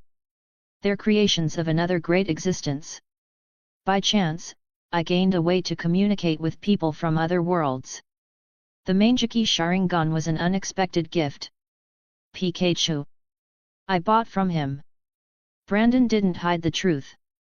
He didn't even bother to conceal the existence of the chat group. Once, he would never have done such a thing. No matter how powerful he became, no matter how confident, he would never have exposed the group, not in any form. But now, with his shifting mindset, he found lies beneath him. In humanity's fleeting lives, all sorts of contradictions defined them: honesty and deceit, trust and betrayal, justice and evil. Even good and evil, utterly opposed, somehow coexisted within the same person. Brandon had once been the same. But as his power grew and his mind changed, he began to despise lies, whether born of kindness or malice. So what if Firewing told the state about the chat group? What would it matter? Nothing would change. At most, their attitude toward him would become more respectful. Firewing herself might not fully understand his transformation, but those in power surely would. They would see it. Brandon's mind was evolving beyond the human level, shifting toward the domain of gods. And such a being could never be bound or controlled by ordinary ideology or doctrine. Not that the government had ever tried. Then, the world of Naruto really exists? And One Piece? What about Armor Hero? Firewing's voice trembled with excitement. Brandon answered with calm ease. The Naruto world? I've spoken with Uchiha Madara and Minato Namikaze. The One Piece world? With Whitebeard, one of the 4 emperors. As for Armor Hero, not yet. But in the future, perhaps. His gaze grew distant. If possible, he truly hoped the next to join would be the Underworld King from Armor Hero.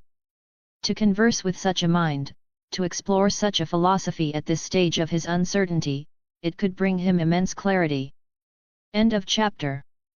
Please give me Power Stones. Support me on Patreon at patreon.com/Soren Eclipse. Read 15 chapters ahead on Patreon. Chapter 71, Chapter 71 The Purest, Most Innocent Creatures in the World Pokemon. At that moment, Firewing gazed at Brandon White with undisguised envy. She had briefly wondered if Brandon might be lying to her, but there was no reason for him to deceive her. That meant it was very likely he truly had been invited by some great existence into a transcendent platform, one that connected worlds. A platform that even contained figures like Uchiha Madara and Whitebeard from anime worlds. Her heart clenched with jealousy. She wanted to join such a place herself. Brandon's abilities were already unbelievably strong, yet he had still managed to join something so unimaginable. Wasn't that unfair? The heavens really played favorites. Still, envy or not, there was nothing she could do. But what shocked her most was realizing those anime worlds were real. If the government ever discovered this, they'd probably be too overwhelmed to even care about spiritual energy revival anymore. Firewing shook her head. Well, it wasn't her concern anyway. As a soldier, her duty was simply to obey orders, not to wrestle with questions like these. So, which anime world are they from? I don't remember ever seeing these. She carefully poked one of the Pikachu lazily stretching on the desk. The little creature affectionately nuzzled her fingertip. That gesture nearly melted her heart. So cute. So unbearably cute. They're from another world's anime, one that doesn't exist in ours, Brandon explained softly. They're called Pokemon, also known as pocket monsters or simply Mons. They possess countless abilities and attributes. The strongest among them wield powers not inferior to gods themselves, traversing time, commanding the seas, reviving the dead, even creating entire planets. They live on Earth, peacefully alongside humans. Some even partner with people to journey together in pursuit of becoming the world's strongest Pokemon trainers. As Brandon spoke, his voice carried a rare hint of warmth. He still remembered when he first watched Pokemon as a child, dreaming of stepping into that world. Yes, there were villains and hierarchies there too. But there also existed the purest, most innocent creatures in existence, Pokemon. Once a Pokemon chose to follow you, it would wait for you no matter how long. That kind of purity was something you could never find in a world steeped in human falseness. He hadn't expected, after transmigrating, to end up not in the Pokemon world but in a parallel one. And yet, by chance, joining the chat group had allowed him to fulfill his childhood wish after all. Traversing time? Commanding the sea? Reviving the dead? Creating planets? Firewing stared down at the Pikachu nestled against her, astonished. She had sensed that they contained unusual power, but she had never imagined that the top Pokemon could be that powerful. Then, after a moment, she glanced again at their distinctive art-style appearance. Well, they were creatures from an anime world. Of course they'd be strong. Can I report this to the higher UPS? She asked, gently stroking the Pikachu's head as she turned back to Brandon. Brandon sighed. If I said no, would you actually keep it to yourself? He looked at her helplessly. He wasn't ignorant of her nature. Firewing was, in essence, the bridge between him and the state. The fact that he'd shared this with her meant he had already accepted that she would pass it on. I just wanted to ask to show where I stand, you know, she said with an awkward smile. Her role meant she could never truly conceal such things. Asking had just been a formality. And judging from his answer, she already knew the truth. Not long after, Firewing took her leave. After all, she had just learned something earth-shattering. And since Brandon hadn't minded her sharing it, she was practically itching to tell others. Why should she be the only one floored by this revelation? Where was the fun in that? Brandon, unconcerned, stayed behind. He played with the two Pikachu for a while, then turned his attention to the chat group. In the time he'd been away, things had apparently gotten lively again. Ordinary Group Leader, rejoice! The ruler of spiritual energy revival has descended. She holds within her the power of devil fruits, Sharingan, and Haki, the one who transcends ages, who knows past and future across most worlds, the great chat group master. Ordinary Group Leader, wahaha! Ordinary Group Leader, you insignificant peers dare to be insolent? Beneath the holy flames of my angelic divinity, you can do nothing but kneel and beg for mercy. Boil Daegyu into soup. Uchiha Dance King, Madara. Come be my son, Whitebeard. Richest man, Tony Stark. I come back and see the group leader being Chiyunibu again. Glory of the Northern God, Thor. Bad luck. JPG. Ordinary Group Leader hands on hips. JPG. Ordinary Group Leader, at Glory of the Northern God, what are you barking for, mutt? Ordinary Group Leader, so I got a little carried away and let my Chiyunibu act up. Why are you, a dog, barking about it? Richest man, wait, you know you're being Chiyunibu? Also, why does that dog bark sound so familiar? I feel like I've heard it somewhere before. Most evil spirit, Kurumi, ever consider the possibility that you're the one who said it first? Lazy little sister Umaru, woohoo! I'm back from school. Lazy little sister Umaru, first, a Coke. Glug glug glug. Ah, perfect. Lazy little sister Umaru, like. JPG. Railgun, Misaka Mikoto, you changed your name again. Railgun, from size changes at will, to lazy sister, to now Umaru.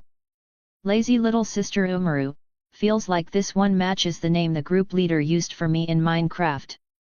Lazy little sister Umaru, speaking of which, I finally tried the lottery system. Guess what I drew? A hamster pillow. Sure, it's cute and I like it, but come on. With all the amazing prizes out there, I get that? So depressing. At the start, she had hesitated, nervous about trying her luck. But eventually, she couldn't resist. And what she got was a pillow. It wasn't bad, but she couldn't shake the feeling she'd been shortchanged. She had really expected something grander. Railgun, lottery. The mention made Misaka Mikoto recall her own prize.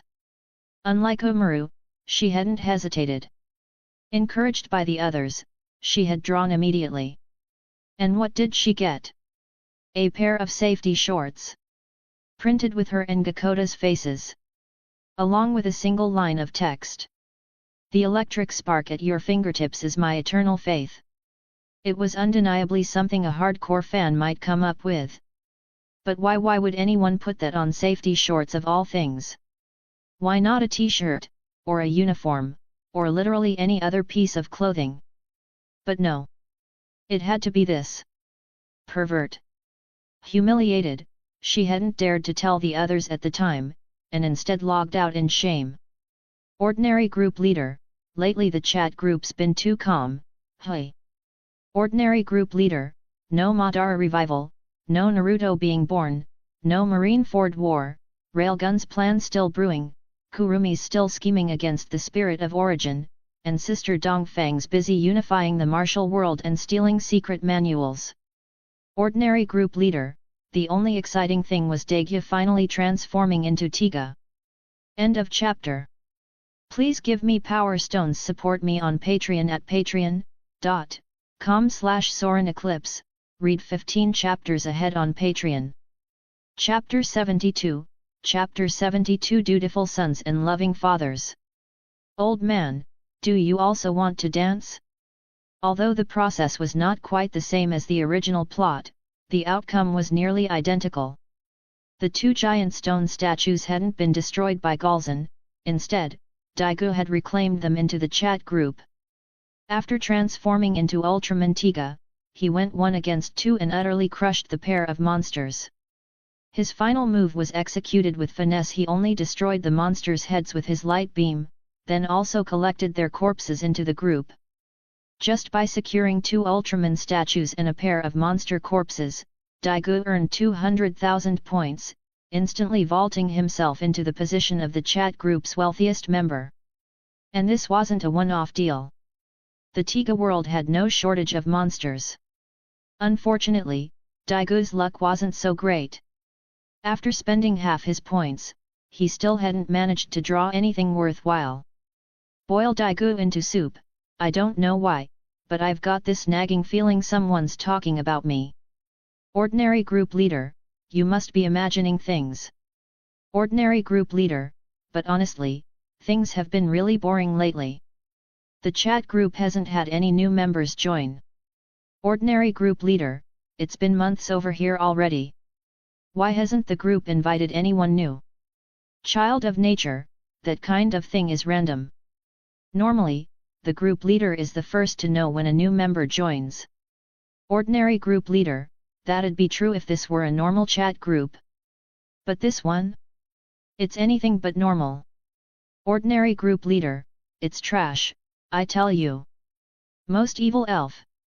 Most evil elf, aren't you worried about being muted for saying that? Ordinary group leader, please. You think I, Roxy Vale, would be scared of something like that? Ordinary group leader, if it pulled in 2 new members right now, I'd call it dead, never mind being muted. Ding.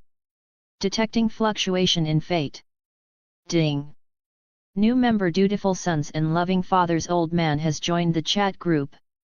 Ordinary group leader. Richest man, everyone, it's party time. Richest man, let's celebrate, our group leader just got a dad. Come be my son, though the leader refused to become my daughter, if the chat group itself wills it, this old man has no objections. Koolalala. Most evil elf, congratulations, congratulations. Golden Spark, leader, you're just like me. The difference is, I'm about to become a dad, and you've just recognized one. Undefeated East, pft. That's just how it is, meow, hard to imagine, meow. Ordinary group leader, what the hell?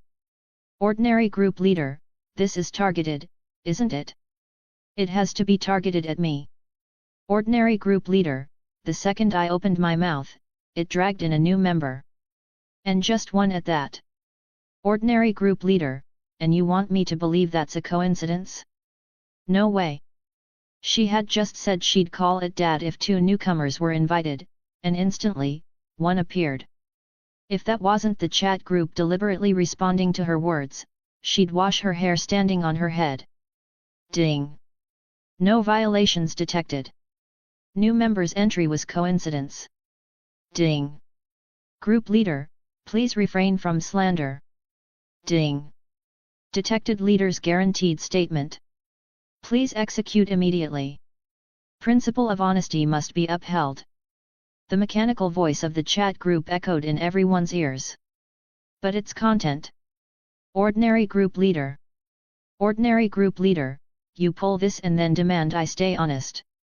Ordinary group leader, couldn't you at least have brought in 2 more? Ordinary group leader, I, Roxy Vale, am not someone who goes back on my word.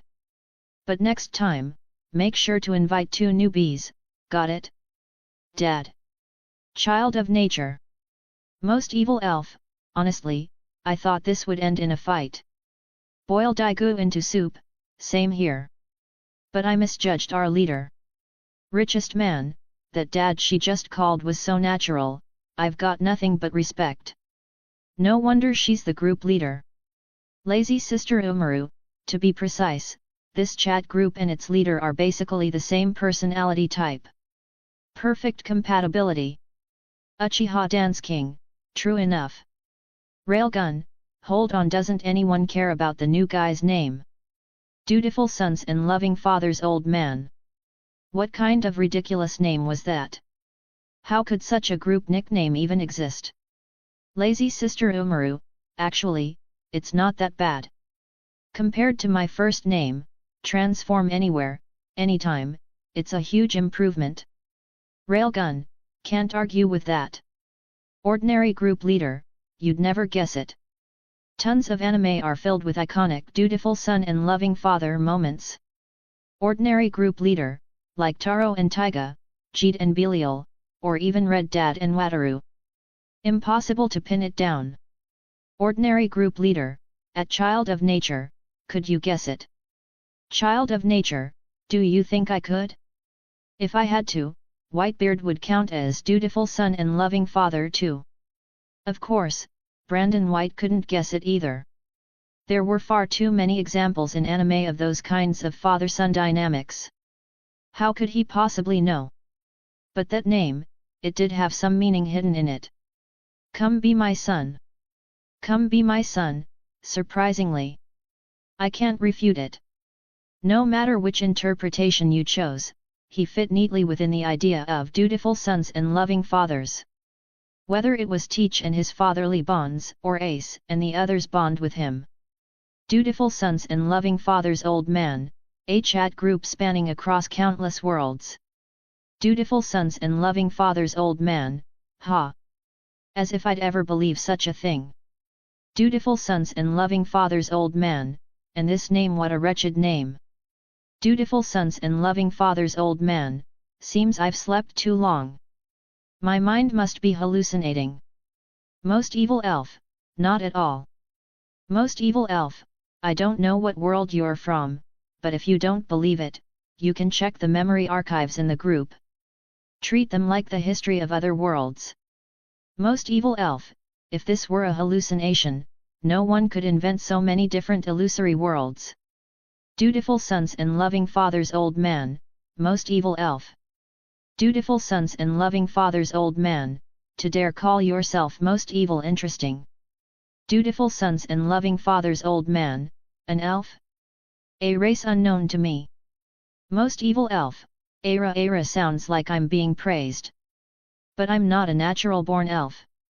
I was human once, transformed later. Dutiful sons and loving father's old man, a human. Dutiful sons and loving father's old man, now I'm certain this isn't a hallucination. Ordinary group leader, why? Dutiful sons and loving father's old man, because in my hallucinations, humans would never speak to me as equals. Dutiful sons and loving father's old man, they should be kneeling before me, addressing me with reverence. Lazy Sister Umaru. Ordinary group leader. Railgun. Uchiha Dance King, you've got guts to say that. Uchiha Dance King, old man, do you also want to dance? Come be my son, kulalala. Quite the statement I just heard. Come be my son, I hope your strength lives up to your words. End of chapter. Chapter 73, Chapter 73 Lu Dongbin of the Eight Immortals. You're actually a demon? Richest man, from the sound of it, you must be some kind of lofty, non-human race from another world. But too bad you've picked the wrong place to stir up trouble. Richest man, do you have any idea how many human powerhouses this chat group has? Richest man, you're finished, you little runt. Most of the members in this chat group were human. And not just ordinary humans, far from it. The world's strongest man, Whitebeard, who wielded the quake powers capable of destroying the world. Though dead, revived Uchiha Madara possessed 6 paths level strength that could summon meteors from the heavens. Namikaze Minato, the fastest man of the ninja world, who had inherited the Uzumaki physique, never needing to worry about chakra exhaustion. Tokisaki Kurumi, who commanded the power of time itself, her ability was practically unbeatable. And Brandon White, who held the authority of nature, able to manipulate the very elements of existence itself, a cheat among cheats. And then there was the man who combined brilliance and courage, a human whose mind and body could rival God's Tony Stark, Iron Man. Who in the world could possibly contend with such figures? Dutiful sons and loving fathers. Old man, interesting, are you threatening me? Dutiful sons and loving fathers. Old man, ha ha ha ha. Dutiful sons and loving fathers. Old man, if it hadn't been for Lu Dongbin sealing me away back then, how could mere humans have ever resisted my conquest? Ordinary group leader, Lu Dongbin. Ordinary group leader, sealed. Ordinary group leader, wait, are you from 8 immortals crossing the sea? Ordinary group leader, so you're actually a demon. Dutiful sons and loving fathers. Old man, demon? I am the demon of fire. All of Asia was my dominion. Ordinary group leader, oh. Ordinary group leader, so that's who you are. It's Shendu, the demon sorcerer. Ordinary group leader, well, if it's you, then your arrogance just now makes sense. Ordinary group leader, you're actually kind of pitiful, really. At the mention of the fire demon, Roxy Vale immediately understood. She had been wondering who this arrogant newcomer was, only to realize it was Shendu all along. Child of nature, judging from his tone, he must not have encountered Jackie Chan yet, or perhaps only just awakened. Otherwise, there's no way he'd be speaking so boastfully. Lazy Sister Umaru, why does it feel like once the leader and Brandon White figured out his identity, the tense mood just completely shifted? Boil Daigou into soup, could it be that this Shendu fellow is actually a good guy? Child of nature, a good guy? Child of nature, not at all. Like he just said, he's a demon, the fire demon Shendu, ruler of Asian nations, cruel and ruthless. Child of nature, from a human's perspective, he's certainly no good person. From a demon's perspective, he's not even a good demon. Treacherous, manipulative, and sly, that was exactly who he was. Ordinary group leader, the reason our attitudes shifted is because he's honestly quite tragic. Ordinary group leader, his strength is impressive, his powers formidable, but because of sheer bad luck, he ends up being sealed away 8 times in total. Ordinary group leader, right now, he's probably still sealed. It'll be ages before he even has a chance to break free. Dutiful sons and loving fathers. Old man. Dutiful sons and loving fathers. Old man, 8 times? I've only been sealed twice. Uchiha Dance King, idiot. We're talking about your future. Richest man, so this old guy is actually strong. Ordinary group leader, very strong. Child of nature, extremely strong. Ordinary group leader, I don't know about Thanos with all 6 infinity stones, but without them, Shendu could definitely beat him to a pulp. Ordinary group leader, the 12 talismans are ridiculously powerful. Take the rat talisman, for instance.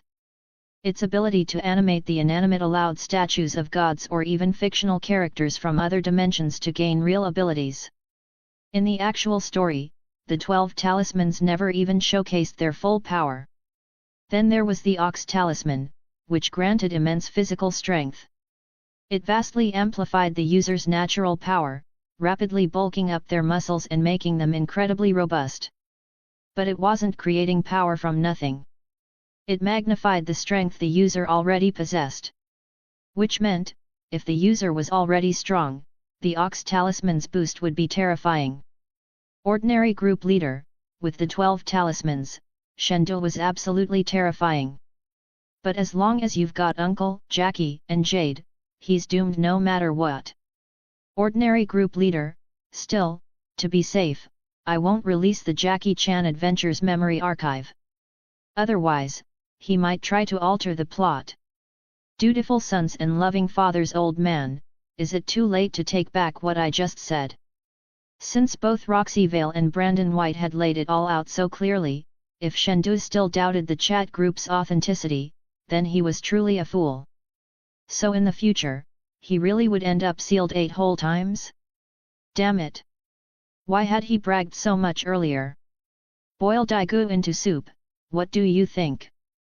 Most evil elf, he's screwed. Lazy sister Umaru, what a pity, guess we won't get to see his new arc. Lazy sister Umaru, can memory archives be shared privately? Ordinary group leader, they can. As long as we don't let Shendu see them, it's fine. Ordinary group leader, sigh. I really wish the cross-world travel function would unlock already. When it does, I'll just head to Shendu's world and snatch all 12 talismans. Not like he'll get to use them anyway. Child of nature, count me in. Most of Shendu's talismans wouldn't be useful to him, but there were still a few he very much desired. Like the rat talisman, with its power to animate the inanimate, and the horse talisman, which could heal any physical or magical affliction. Those were the two he wanted most. The horse talisman's healing power wasn't that important, he could already accomplish much of the same using his authority of nature. He mostly wanted to study its principles. But the rat talisman's ability to bestow life on statues? That was terrifying. It could allow the wielder to grant the abilities of set-in-stone characters. If he sculpted a statue of Uchiha Madara, then placed the rat talisman inside it, it would create a living Madara capable of using Sharingan and ninjutsu. The only question was, what was the rat talisman's upper limit? Could it grant the Madara statue all the overwhelming powers he displayed in the story? Of course, what he really wanted was to make a Doraemon statue. Then, with the rat talisman, he could bring Doraemon to life. He didn't even care about Doraemon's gadgets, he just simply wanted to have one. Dutiful sons and loving fathers, old man, you dare covet my power. Ordinary group leader, so what? Even if you had it, it'd just gather dust. Ordinary group leader, if you're not sealed, you're on your way to being sealed. What use are those talismans to you? Ordinary group leader, at most, I'll leave you the rat talisman. Child of nature, absolutely not. The moment Shendu is revived, his ambition will reignite. Even without the 12 talismans, he still has demon chi and the Book of Ages. Child of nature, the best fate for him is to remain a statue. Child of nature, so, the rat talisman is mine. End of chapter. Chapter 74, Chapter 74, Immortality and Eternal Youth. The 12 talismans shock the group. Dutiful sons and loving fathers, old man.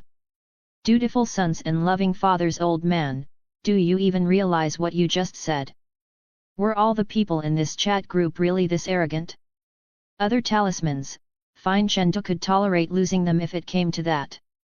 But the rat talisman? That one was directly tied to his resurrection plan. Without it, he was nothing but a stone statue. How could he possibly give that up to anyone?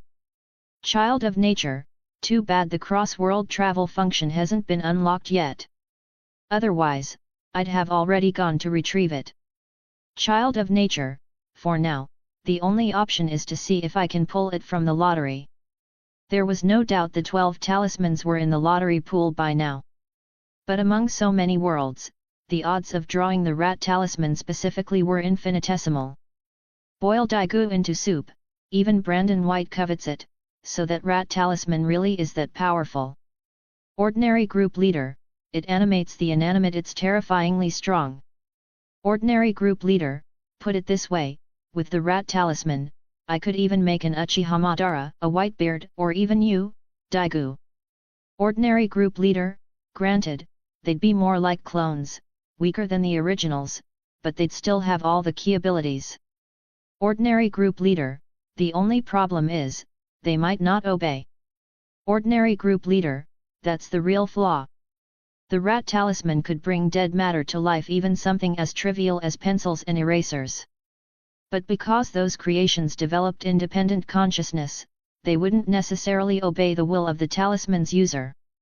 That was no small drawback. Ding! Group member Child of Nature has uploaded a memory archive. Child of Nature, I've uploaded what I know about the 12 talismans. But since this is only information I've collected, it might not be fully accurate. Child of Nature, for the exact truth, you'd have to ask Shendu himself. After all, the talismans are his power. Child of Nature, of course, whether he'll actually tell you is another matter. Since it was only information, it didn't take long. Soon, everyone in the group had read through the talisman's abilities. Then came a flood of reactions. Boil Daigou into soup. Boil Daigou into soup, I feel like I've just seen something incredible. Come be my son, no wonder the leader and Brandon White want them so badly. The 12 talismans really are terrifying. Uchiha Dance King, immortality and eternal youth? To grant the user everlasting life, immunity to aging, and resistance against all fatal attacks. Uchiha Dance King, such a broken ability actually exists. If he had the dog talisman, not only would he never die, but he would also never wither into old age. That was the power of his dreams. Come be my son, the other talismans are frightening, yes. But the dog talisman is the one I desire most. Few powerful beings liked growing old. Age eroded strength and vigor, stripping away the ability to protect one's sons. Most evil elf, if you go after them, you'd better take me along. Most evil elf, the dog talisman was made for me. For someone like her who needed time, the dog talisman was the perfect partner to her Zafkiel. With no need to worry about her body wearing down, she would become every enemy's nightmare. Boil Daigou into soup, the dog talisman is terrifying, but I'm more intrigued by the ox talisman. That one feels truly monstrous. Boil Daigou into soup, it multiplies the holder's strength by at least 100 times. And the stronger the holder is, the greater the increase without any apparent upper limit. Boil Daigou into soup, wait, could Digga use that? How powerful was Digga already? If the ox talisman multiplied his power 100-fold, why would he even need to fight monsters with beams anymore? He could just crush them in close combat. A mage? Why the hell would Digga need to play at being a mage? Undefeated East, the rabbit talisman grants the holder ultimate speed, basically teleportation over short distances. And it enhances reaction time as well. Undefeated East, that much I can accept. But after being struck by an ion beam, it even lets you travel through time? Isn't that a little excessive? Sure, you couldn't return from the past on your own. But with Shendu's crystal ball, you could come back. That hardly counted as a weakness. But wait, what even was an ion beam? It sounded suspiciously like a laser. Would a Pika Pika no Mi work as a substitute? Lazy Sister Umaru, which brings us to the real question. Lazy Sister Umaru, at dutiful sons and loving father's old man, with all these insanely powerful abilities, how exactly did you get sealed? Lazy Sister Umaru, the first time was Lu Dongbin, sure. But what about the second? Lazy Sister Umaru, Lu Dongbin was an immortal, I get that. But how did you lose the second time? Boil Daigou into soup, even if your opponent was an immortal, you could have just run. With the rabbit talisman, no one could have caught you. Railgun, and the monkey talisman lets you transform others. Make them animals, weaken them drastically. Didn't you try that? Railgun, or was there some restriction? Dutiful sons and loving father's old man, Shendu wanted to say something, but as he read their words, he suddenly realized. Back before Lo Pei sealed him, he had been stupid. Forget escaping, how could a demon sorcerer flee? That would have been beneath him. But why hadn't he simply used the monkey talisman to turn Lo Pei into an animal? Oh! Right. He'd been too arrogant. After all, the man was just a human. How could Chengdu possibly have feared a human? So he had allowed Lo Pei to act freely. And that damned scroll had pinned him down, draining his power until he was sealed away. Child of nature, the first two seals aren't worth dissecting. Child of nature, one was Lu Dongbin of the Eight Immortals, the other was Lo Pei, not exactly ordinary men. Child of nature, besides, Chengdu was a ruler back then, brimming with power.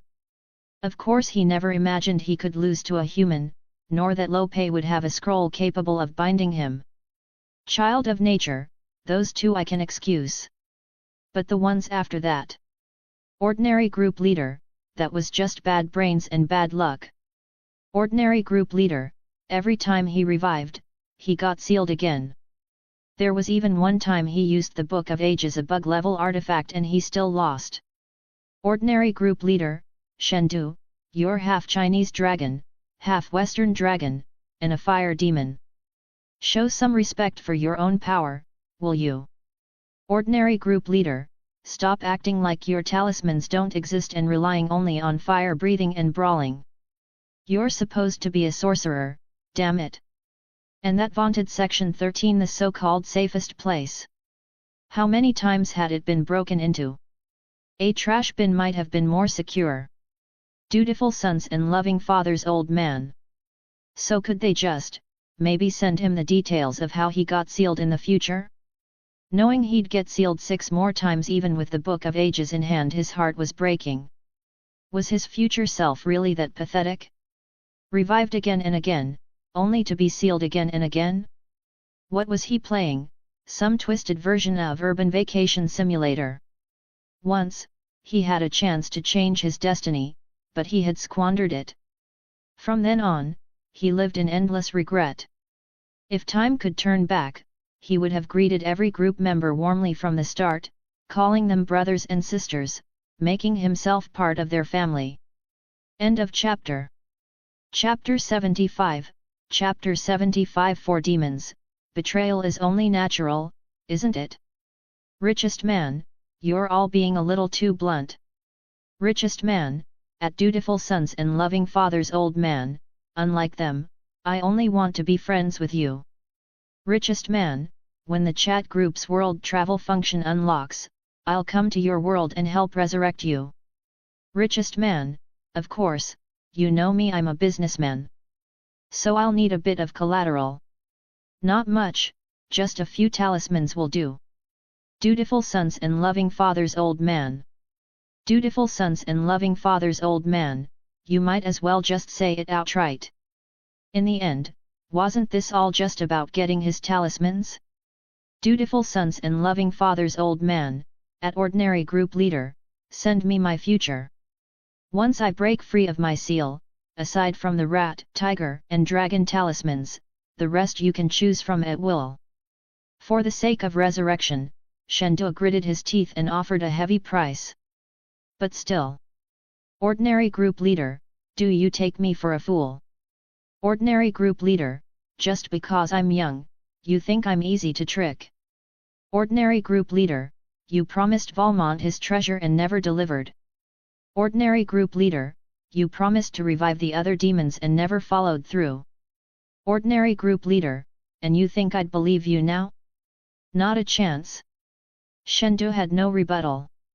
While the matter of withholding Valmont's treasure hadn't yet happened, he certainly hadn't intended to give it. As for the talismans, yes, he was planning to first gauge the strength of the other group members before deciding whether to actually hand them over. Lazy Sister Umaru, wait a minute. Chengdu is a fire demon, right? He's still a demon. For demons, betrayal is perfectly normal, isn't it? Uchiha Dance King, that's true. Boil Daigu into soup, girl, you've hit the nail on the head. Richest man, hard to deny, really. Most evil elf, an angle I hadn't considered. Ordinary group leader. Ordinary group leader, so yeah, better we wait until the world travel function unlocks. Once we're in your world, we'll take what we want first and only then resurrect you. Ordinary group leader, we're not like you, we don't go back on our word. Ordinary group leader, but once you're revived, if you want to claim territory, you'll have to go elsewhere. You can't touch Huaxia. For Roxy Vale, Huaxia was always Huaxia, no matter the world. Shendo could set himself up as king elsewhere if he wished, but he could never massacre Huaxia's people. That was something she would never tolerate. Dutiful sons and loving father's old man. Dutiful sons and loving father's old man, fine. I understand. The situation left him no choice but to yield. He would bide his time for now, and once he was revived, reconsider his options. For the moment, it was best to explore the memory archives. According to the information, they contained glimpses of the other group members' futures through them. He could also gauge their strength. The world travel function was not yet active. By the chat group's rules, a new function would likely unlock only when the member count reached 15. At present, excluding the leader, there were 13 members. 2 more were needed. Since the number and timing of new members joining was random, no one knew when they would hit that threshold. Still, it shouldn't take too long. Brandon White was, of course, interested in traveling to other members' worlds. But he wasn't in any particular rush. He had other matters to attend to. Ever since his change in mindset, his understanding of nature had deepened, and with it, his mastery of the authority of nature. The ability to communicate with all things, awakened originally from his desire to speak with Pikachu, had undergone a strange transformation. In Brandon's original understanding, communication with all things meant only communication with living beings in the natural world, animals, plants, and the like. In essence, it was a highly advanced form of translation. But he soon discovered that this ability wasn't limited to living beings. It could also extend to a far greater, more exalted existence, the Earth itself. Yes, the Earth possessed thought. Not thought in the sense of science, psychology, or neuroscience. But something mystical. When the chat group used spiritual energy revival as a filter to recruit its members, who exactly was it communing with? The world's consciousness. More precisely, the consciousness of Earth. It could also be called heaven's will, the mandate of heaven, or the collective will of civilization. This will, this mind, was not something science could define. Instead, it belonged more to myth, legend, scripture, Buddhist sutras, Daoist texts, works beyond the scope of present-day science. Together, these formed what could only be called the mystical. If the Earth had thought, then of course its consciousness could be communicated with. And if that was true, then why stop at Earth? Even the universe itself should have thought. Brandon had not yet tried, and for now, he couldn't. Communicating with the universe's consciousness was beyond him. Even the Earth's consciousness was asleep most of the time. Aside from a single exchange early on, it had remained dormant. That one conversation had only touched on matters concerning the authority of nature. But Earth's consciousness had not explained anything in detail. It had only left Brandon with a vague impression, "You will understand in the future." After that, it said no more, leaving Brandon helpless. Even so, that experience had revealed just how powerful his ability to communicate with all things truly was. If the Earth's consciousness could be reached, then what about other entities? For example, national fortune? According to mysticism, each nation had its own national destiny, a kind of consciousness. And yes, it could be communicated with. Not like a human, with free-flowing dialogue, and not answering every question. But it was still possible. Huaxia's national destiny manifested like a totem dragon. Because Brandon himself was part of Huaxia, he felt a deep affinity when connecting with it. Through that national fortune, he could perceive everything within Huaxia's borders. The locations of mineral deposits, hidden treasures, the places where unique heavenly materials and earthly treasures lay, even the birth of prodigious ability users or mutated beings. All of it, he could sense. And beneath Huaxia, he had discovered a strange, indescribable, mysterious space. There, Brandon had seen countless orbs of pure light, free from any impurity, forming a radiant ocean. Intuitively, he understood, each of those light spheres represented a person who had once lived in Huaxia. But this ocean was not the underworld, nor was it a cycle of reincarnation. Reincarnation might exist, but this was not it. These spheres contained only memory, not souls. If Brandon wished, as the wielder of the authority of nature, he could extract someone's memories and implant them into a vessel capable of holding them, transforming them into something like a soul. End of chapter. Please give me power stones. Support me on Patreon at patreon.com/SorenEclipse, read 15 chapters ahead on Patreon. Chapter 76, Chapter 76. The closer to God, the further from man, the group mall opens. It resembled something out of a science fiction film, taking a person's memories, converting them into data, then transferring them into another body or even a robot. Perhaps this too could be considered a form of resurrection. But Brandon White had no interest in such things. He had no one he wished to resurrect. And this sea of consciousness wasn't unique to Huaxia, every nation had one. Why these seas of awareness existed separately, each bound to its own country rather than merging into a single whole, he did not know. Nor was he particularly curious. Brandon's spiritual will was still not yet equal to his physical strength, but compared to before, it had advanced tremendously. Especially after his exchanges with the world's consciousness and civilization's will, and after witnessing that awe-inspiring ocean of memory, his spirit had undergone sublimation. His very being now exuded a natural, soul-deep aura that drew others to him. It was a special charm, born from the elevation of his soul. Yet that did not mean people turned to stare whenever he walked outside. On the contrary, those whose mental strength was too weak, whose extraordinary power had not reached sufficient depth, instinctively lowered their heads or looked away the moment they saw him. It wasn't that Brandon carried the kind of commanding authority or oppressive aura of a high ruler. It was simply that the essence of his life had become so elevated that ordinary people could not help reacting this way. In a sense, once your life level evolves, you are no longer an ordinary person. Naturally, that changes your daily interactions, even your ability to live a normal life. Take romance, for example. Or not even romance. Men naturally like to look at beautiful things, and Brandon was no exception. Back when he had only just awakened the authority of nature, he realized how vital physical constitution was.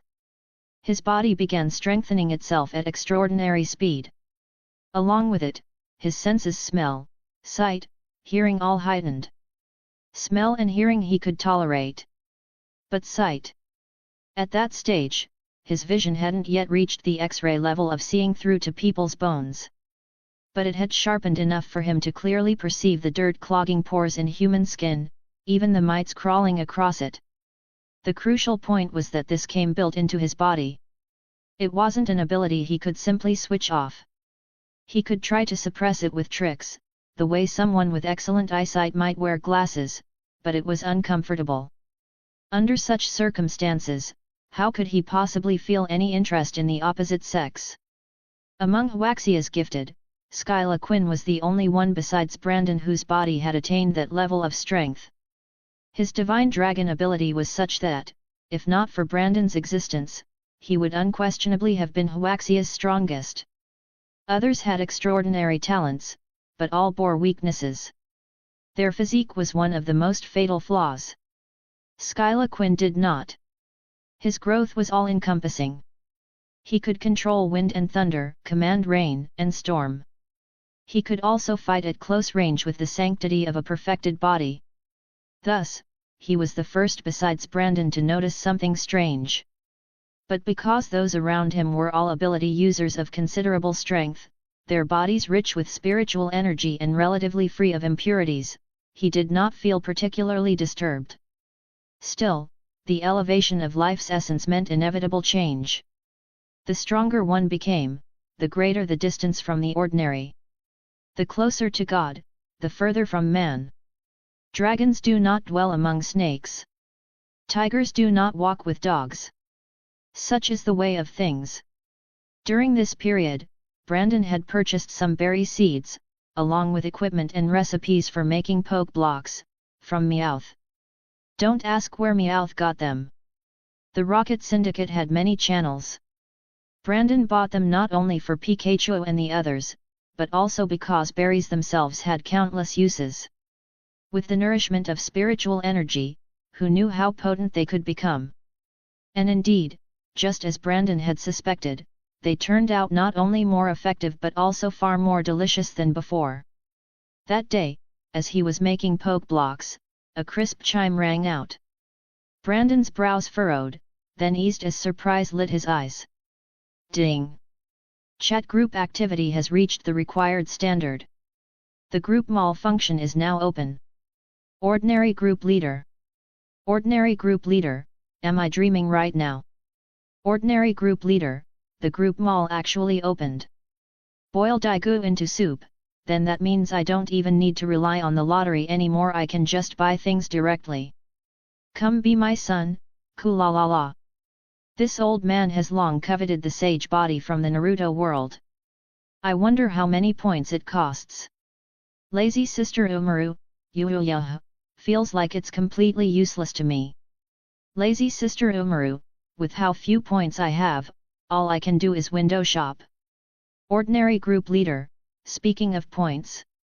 I don't actually have many either. Ordinary group leader, Argh. No, I've got to start earning points. Ordinary group leader, young masters of noble clans? Peerless prodigies? I'm coming for you. Ordinary group leader, heavenly treasures, rare spiritual materials, you're all mine. Uchiha Dance King. Among the group members, the most awkward one had to be Uchiha Madara. Points didn't worry him once revived, he would never lack them. But the problem was, he wasn't revived yet. As a disembodied soul, what use was the group mall to him now? None at all. Lazy sister Umaru, right now the richest should be Daigou, right? Monster corpses fetch a fortune. Boil Daigou into soup, it's not that exaggerated. I only earned a little. Sorry.jpg. Brandon ignored their chatter. He opened the group mall and browsed its contents. The selection ranged from the mundane like toothbrushes and cups to the miraculous like destiny, fortune, and fate itself. There were all forms of power, the 3 types of haki, devil fruits, Sharingan, Rinnegan, Tensegan, God tree fruit, cultivation manuals, heavenly treasures, even peace bombs. Everything imaginable was there. But the prices were steep. A single Logia-type smoke fruit cost 100,000 points. Brandon, naturally, had little interest in devil fruits. What he wanted was the rat talisman. 1 million points.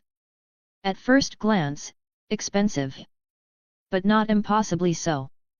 From the price alone, it was clear the rat talisman must have an upper limit not too high. Likely tied to Shendu's own strength. But Brandon didn't care about its combat applications. From beginning to end, his wish was only to bring Doraemon to life. That was all. Whether or not it came with the 4-dimensional pocket didn't matter. Of course, he could also use it to test other things. Say, a certain Chinese brand smartphone. Beyond these, there were items not from their respective worlds, but from entirely different ones. For now, there were only 10 such products. They would refresh once every 7 days. End of chapter. Chapter 77. Chapter 77. The group mall opens, and you still refuse to believe in light? Senzu Bean, an item from the Dragon Ball world. Possesses regenerative power, so long as the person is not dead, it can restore stamina and energy almost instantly, returning the body to peak condition. Additionally, 1 bean allows the eater to go 10 days without hunger. Exchange price, 100,000 points. Water of Life, an item from a magical world, imbued with immense vitality. Rapidly heals injuries and extends life. A single drop can lengthen one's lifespan by 10 years. Exchange price, 100,000 points. Fire Dragon Slayer Magic, a magic from the fairy tale world. Alters the user's body into that of a dragon's, enabling them to slay dragons. Grants the physique of a fire dragon, dragon scales, claws, fangs and immense resistance to flames, while utterly overwhelming ordinary fire. Exchange price, 1 million points. Traversal Talisman, an item that allows travel into another member's world, but requires the permission of that world's member. Exchange price, 1000 points. Most of the goods came from worlds Brandon White already knew. Besides the Senzu beans and Dragon Slayer magic, there were Zanpakut, Ultraman transformation devices, fire crystals, and more.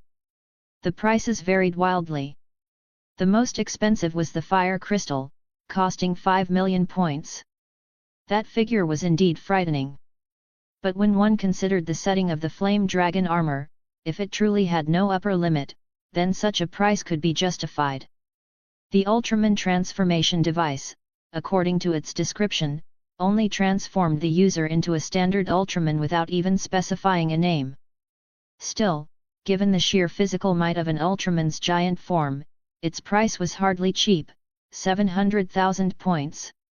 The cheapest was the Traversal Talisman, the only permanent fixture in the special mall.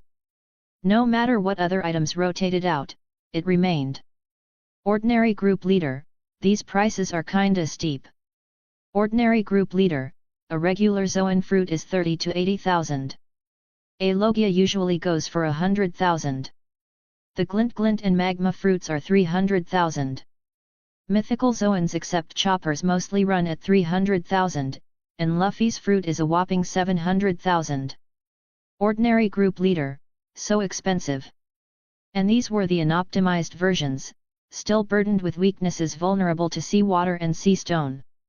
How much worse would it be if you wanted optimized ones? Uchiha Dance King, the Rinnegan costs only 2 million points? That's surprising. Uchiha Dance King, but according to the description, the samsara of heavenly life technique can't be used in other worlds. That explains it. While the Rinnegan had many formidable powers, to Madara, its greatest ability was resurrection. That resurrection was practically a bug-level cheat, sacrificing a single life to revive multiple others. If that ability couldn't be used outside its native world, then 2 million points was acceptable. Shendu, the Rat Talisman. Shendu's eyes flickered with hesitation. Though its price was steep, he was, after all, the demon sorcerer, the fire demon who once ruled all of Asia. How could he have no inheritance left behind? A mere million was well within his means. It was only because of his current sealed state that he couldn't access his treasury. If he could strike a deal with one of the members, and they helped him retrieve those riches, then he could recycle them into points and exchange them for the Rat Talisman, securing his resurrection. But what if that person were just like him? What if they betrayed him after entering the treasury with his help? Yet if he refused to pay any price, no one would trust him. Richest man, forget all that. More importantly, what's going on with me? Why is my list so strange? Richest man, what's this Infinity Stone? Why is it so damn expensive? Richest man, oh wait, I remember now. You guys mentioned this before. It's that purple freak who wanted to wipe out half the universe, right? Richest man, 10 million points per Infinity Stone? That's daylight robbery.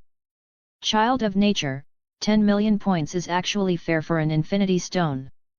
By setting alone, the fact that each gem contained infinite energy justified the cost. And energy was only the most basic of their abilities. Ordinary Group Leader, agreed. Ordinary Group Leader, sure, it feels expensive. But the issue isn't with the items, it's with me. I just don't have the points. In reality, it's a bargain. Most evil elf, after all, these items come directly from our worlds. Many are powers we ourselves wield. If anything, the prices are too cheap. Boil Daigou into soup, and what's with this Daigou template? Why is the only thing in it the ancient warrior gene? Boil Daegu into soup, why didn't you sell it separately? Railgun, you sure it's only the gene? Isn't there also max level crash landing skills included? Boil Daegu into soup.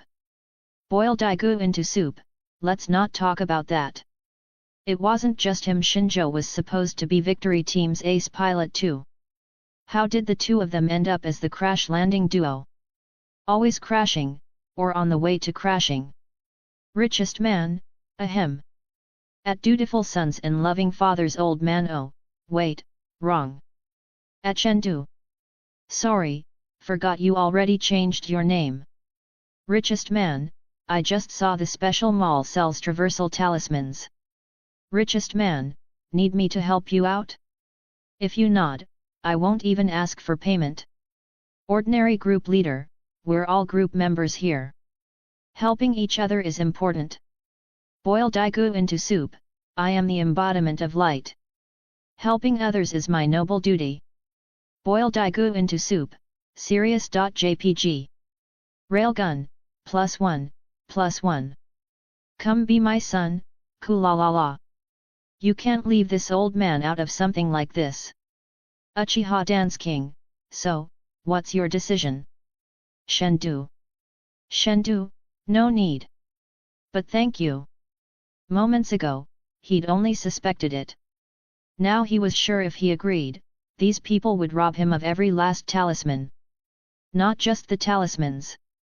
Who knew if the memory archives contained the locations of his hidden wealth? Perhaps even the Book of Ages itself. In that case, even if they left him the rat talisman to revive, what would be the point of returning to a world stripped of all value? Richest man, tch. Ordinary group leader, boring. Most evil elf, I already bought a traversal talisman. Boil Daegu into soup, forget them. I'm light itself. Boil Daegu into soup, and you still refuse to believe in light. End of chapter. Chapter 78, Chapter 78. The 2060 model Huaxia smartphone, silly girl at your service.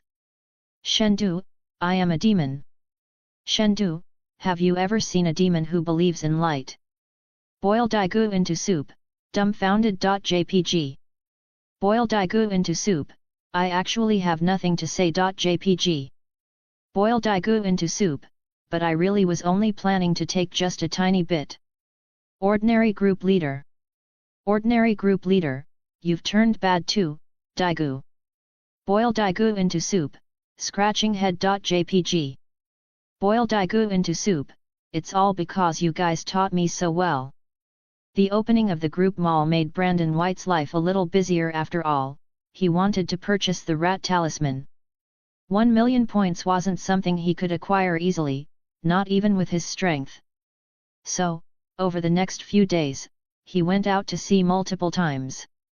In terms of numbers, mutated creatures in the ocean far outstripped those on land, and many possessed extraordinary gifts. Brandon even discovered sea monsters whose strength rivaled fire wings or even surpassed it. Their colossal bodies combined with derivative abilities made them frightening opponents. But to Brandon, they were no different from the rest. He hunted the largest and most powerful of these mutated sea creatures, stripped them of their abilities, and condensed their massive bodies into crystalline orbs. These he then fed into the chat group's recycle function. After processing a significant number of such sea monsters, Brandon's points surged to a staggering 800,000. At that stage, he stopped hunting further and instead transferred the 800,000 points to the group leader, Roxy Vale. It was part of a deal between them. Roxy knew he wanted the rat talisman, and she also knew that with his strength, earning a full million wouldn't be difficult. So she reached out to him directly. Using her group leader privileges, she could purchase mall items at a 30% discount. Brandon would give her the points, she would make the purchase, and in exchange she demanded a 10% commission. Naturally, Brandon saw no reason to refuse. It was the nature of the system, the group leader gained, the group member spent less. Both sides won. But Brandon had not expected Roxy's discount to be only 30%. Normally, wasn't it half price? Sometimes even 90% off? As for whether Roxy was lying, when he saw her once again silenced by the system after venting in private chat about how unfair it was that the group leader only got a 30% discount, Brandon couldn't imagine she was deceiving him. And besides, what if she was? The chat group itself was the group leader's cheat. Everyone else was just riding along. And didn't Brandon himself have cheats of his own? Turning the rat talisman over in his hand, Brandon could feel the life force it contained. But there was more than just life energy within it, held other powers, ones beyond his comprehension. But I didn't expect it to attract you. Hopefully, once you absorb it, you'll gain something that surprises even me. A faint smile touched Brandon's lips. The rat talisman dissolved into motes of grey energy that sank into his body. At that instant, the authority of nature evolved, sprouting new branches of power rooted in the talisman itself. It seems, it works. As the rat talisman fused with the authority of nature, Brandon realized he truly had acquired its ability. Without hesitation, he manipulated the elements around him to construct a crystalline doll. He held it in his palm as a mysterious current coursed down his arm into the figure. "I'm starving, I'm starving, I'm starving!" the doll suddenly cried out. Brandon's lips curved upward. He set it down beneath the sun. "It's eating time, eating time." Perhaps the sunlight of this world was harsher, or perhaps his transformation made its energy conversion faster. Either way, Brandon didn't wait long before another voice rang out. "I'm full, I'm full. Now for the last step." He picked up the doll and gently tapped its nose. A stream of green data spun rapidly within its body. "Hwaxia 2060 smartphone silly girl at your service. Please enter your startup password. I love you. Password correct. Please select mode option. Real person mode or phone mode. Real person mode. Please select expression state. Options: silly, worried, naughty, cool, obedient." Brandon didn't bother listening to the rest of the instructions. He simply spoke his choice aloud. With a flicker of data, a beautiful young woman appeared before him, just as he remembered her from the show: long hair, dressed in a red crop top, slender and alluring, eyes shining with charm. Entering functional options. Please select the service you require. Function transfer. Confirmed. In an instant, Silly Girl dissolved into streams of data and merged with Brandon's body. He felt a new energy ripple through him, something wholly distinct from the mystical powers he had known before. Communication functions. Medical support. Flight capability. These he barely cared about. What he wanted to know was time travel. He attempted to activate it, only for the world's consciousness to whisper into his mind.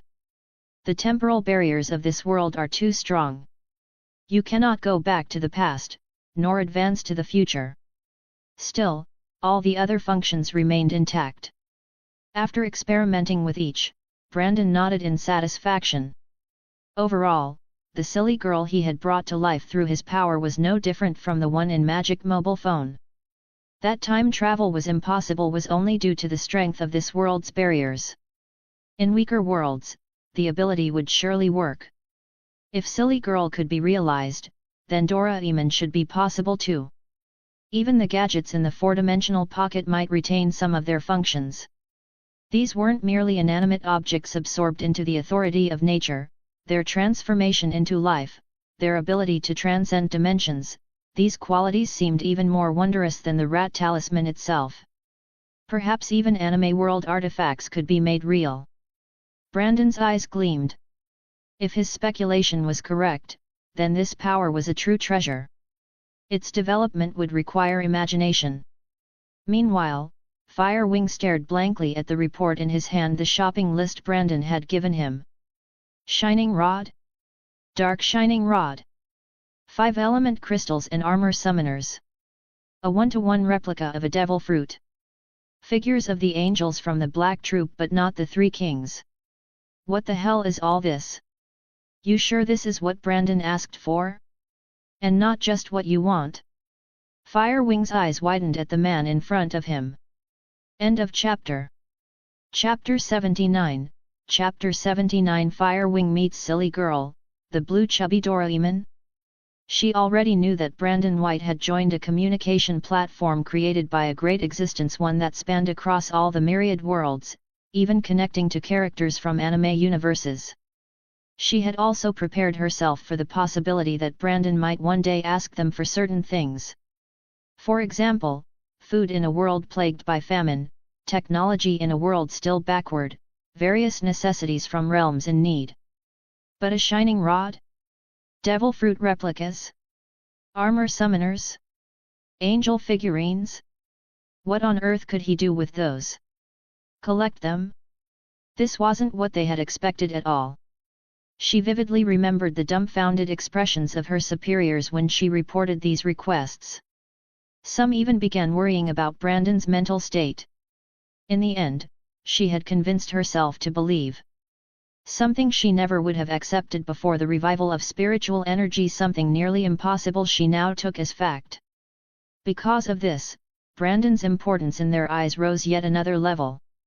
Afterward, she even made Firewing a promise, that within Huaxia's borders, if Brandon ever wanted anything, if he ever wished to do something so long as it didn't break the law, it would be permitted. In short, as long as he wants it, and as long as we have it, it's his. And yet, Firewing found herself increasingly unable to understand Brandon's choices. These were just anime-inspired figurines. Other than as collectibles, they were utterly useless. No matter how exquisite, they couldn't possibly become real. Wait. Hold on. Could it be? No, that's ridiculous. Her thoughts turned again to Brandon's earlier words, that anime and manga were creations of humans, and humans themselves were part of nature, therefore, he could bring objects from those worlds into reality. Of course, he had only said it as a joke, later attributing things like Susanoo and the Mangeki Sharingan to the great existence who created the platform. Naturally, Firewing had believed him. After all, she couldn't bring herself to think nature truly had such power. But now, doubt gnawed at her again. Not doubt about whether Brandon had joined that great existence's platform, of that, she had no question. But doubt about whether Brandon had hidden from them his true ability to materialize items from anime and manga worlds into reality. Otherwise, why would he want these things at all? Comrade Firewing, you know me. One of her subordinates spoke with a serious expression. As much as I love this stuff, more than devil fruit replicas, Ultraman changers, or armor summoners, what I really want is a meticulously crafted, life-size figure of Boa Hancock, Hinata, or Robin. What? Reality's women can't stir your imagination anymore. Firewing stared at him with undisguised disgust. Exactly, the subordinate replied solemnly. Enough. Just get back to work. Firewing waved him away, unwilling to waste another word. This staff member from the Bureau of Spiritual Energy had always been obsessed with the two-dimensional world. Rumor had it his dorm room walls were plastered with anime heroines, and not even his teacups, keyboards, or clothes were spared from the fandom. You're not just obsessed with anime, you've practically abandoned reality. I'm embarrassed for you. After dismissing him, Firewing shook her head and called to have Brandon's requested items delivered as quickly as possible. Then she rose and left. There was no point staying behind. She might as well go and ask Brandon directly why he wanted these things. Would he answer? She thought he might. Lately, Brandon seemed to have changed. He no longer cared about leaking information that they regarded as crucial. Like the platform, for instance. If she were the one who had joined, she would never have told anyone. At first, Brandon seemed to think the same. But something had shifted. He seemed to have come to some realization, and now he no longer cared. Since the Bureau's offices weren't far from Brandon's villa, Firewing arrived quickly. And the moment she stepped inside, she froze. There was a woman. A woman? You're here, Brandon said calmly, glancing at the stunned Firewing standing in the doorway as though she had seen the impossible. Then he returned to what he was doing. You, she. Firewing pointed at the woman in the red crop top, then looked back at Brandon in utter confusion. What the hell? Where had this woman come from? Of all places, why here? Why at Brandon's? Please come in, Sister Firewing, the woman said sweetly. Brother Brandon is busy right now. Dazed by the greeting, Firewing stumbled inside almost against her will. Even after sitting down, she couldn't figure it out. Why was there suddenly a woman here with Brandon? Could it be Brandon was already at that age? Senior year of high school, it wouldn't be strange. But then, why was she calling him Brother Brandon? Shouldn't it be younger brother instead? A cougar relationship? And wait, why did her outfit look so familiar? And the more Firewing looked at her face, the more she thought it resembled the young actress Shu Chong. You are? Firewing asked uncertainly. I'm the Huaxia brand 2060 smartphone, silly girl, the woman replied obediently. I was created by Brother Brandon. Silly girl? Holy shit! Firewing couldn't stop herself. A curse slipped out. Of course she'd seen Magic Mobile Phone. It had aired on CCTV back then, and it had been fairly popular. She remembered always wishing she could have a phone like silly girl. Later, she often joked that if 2060 came and there was still no such phone, she'd sue the screenwriter and director. With the revival of spiritual energy, technology had advanced so rapidly that maybe silly girl would one day become real. Sure, other functions were possible, but time travel? Never. Yet here she was. Here, in Brandon's villa, stood silly girl. A real, living magic mobile phone. She didn't come from the magic mobile phone world, did she? Was it Liu Xiaoqian? What did you give him, for him to hand his wife over to you? Firewing stared at Brandon in shock. No, I made her myself, Brandon answered evenly, his hands never pausing in their work. When he finished, a smile spread across his face. Done. He set the figurine upright. Firewing stepped closer, curious, and then she froze again. A round head. Blue and white skin. A golden bell around its neck. A white pocket on its stomach.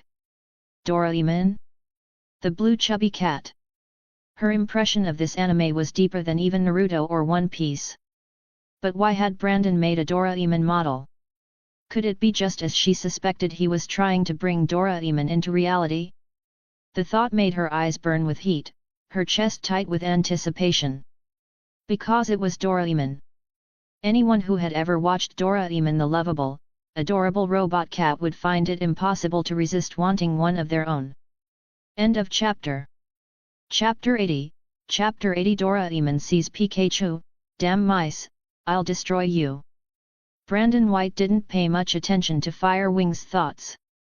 Instead, he laid his hand expectantly on Doraemon's round head, channeling a peculiar power from his palm into Doraemon's body. As the energy transferred, Doraemon's once vacant eyes came alive, sparkling with spirit. Tilting his head curiously, he looked at the two humans before him. Who are you? He really came to life. Doraemon actually came to life. Even though Firewing had mentally prepared herself for this, seeing it unfold right in front of her still left her stunned. Turning an object from anime into reality, such an act was no different from playing God. Nice to meet you, Doraemon, Brandon said warmly. Let me explain the situation first. When he saw Doraemon truly awake and alive, Brandon couldn't help but smile. I see, so this is another world entirely. Doraemon muttered, his large eyes blinking as he stared at the television screen. On it played scenes of his adventures with Nobita. His round face twisted with odd discomfort. It wasn't that he couldn't accept it. After all, he was just a robot created by humans. If the scientist who invented him turned out instead to be a mangaka who drew him into existence, what difference did it really make? As for his history with Nobita, he realized he had no direct memory of it. But if I'm here now, what happens to my original world? Doraemon asked nervously, his big round eyes fixed on Brandon. Strictly speaking, Brandon explained seriously, the you standing here is only an avatar of the real Doraemon. Your presence here doesn't affect the original world at all. He hesitated, then added softly, but Doraemon, reviving you was really just for my own selfish wish. Ever since I was a child, I dreamed of having you by my side. Doing this, it isn't exactly respectful to you. If you don't want this, I can return you to your previous state. Doraemon shook his head immediately. Like you said, I'm just a copy of the Doraemon from that story. In the original world, Nobita still has a Doraemon to accompany him as he grows. But here?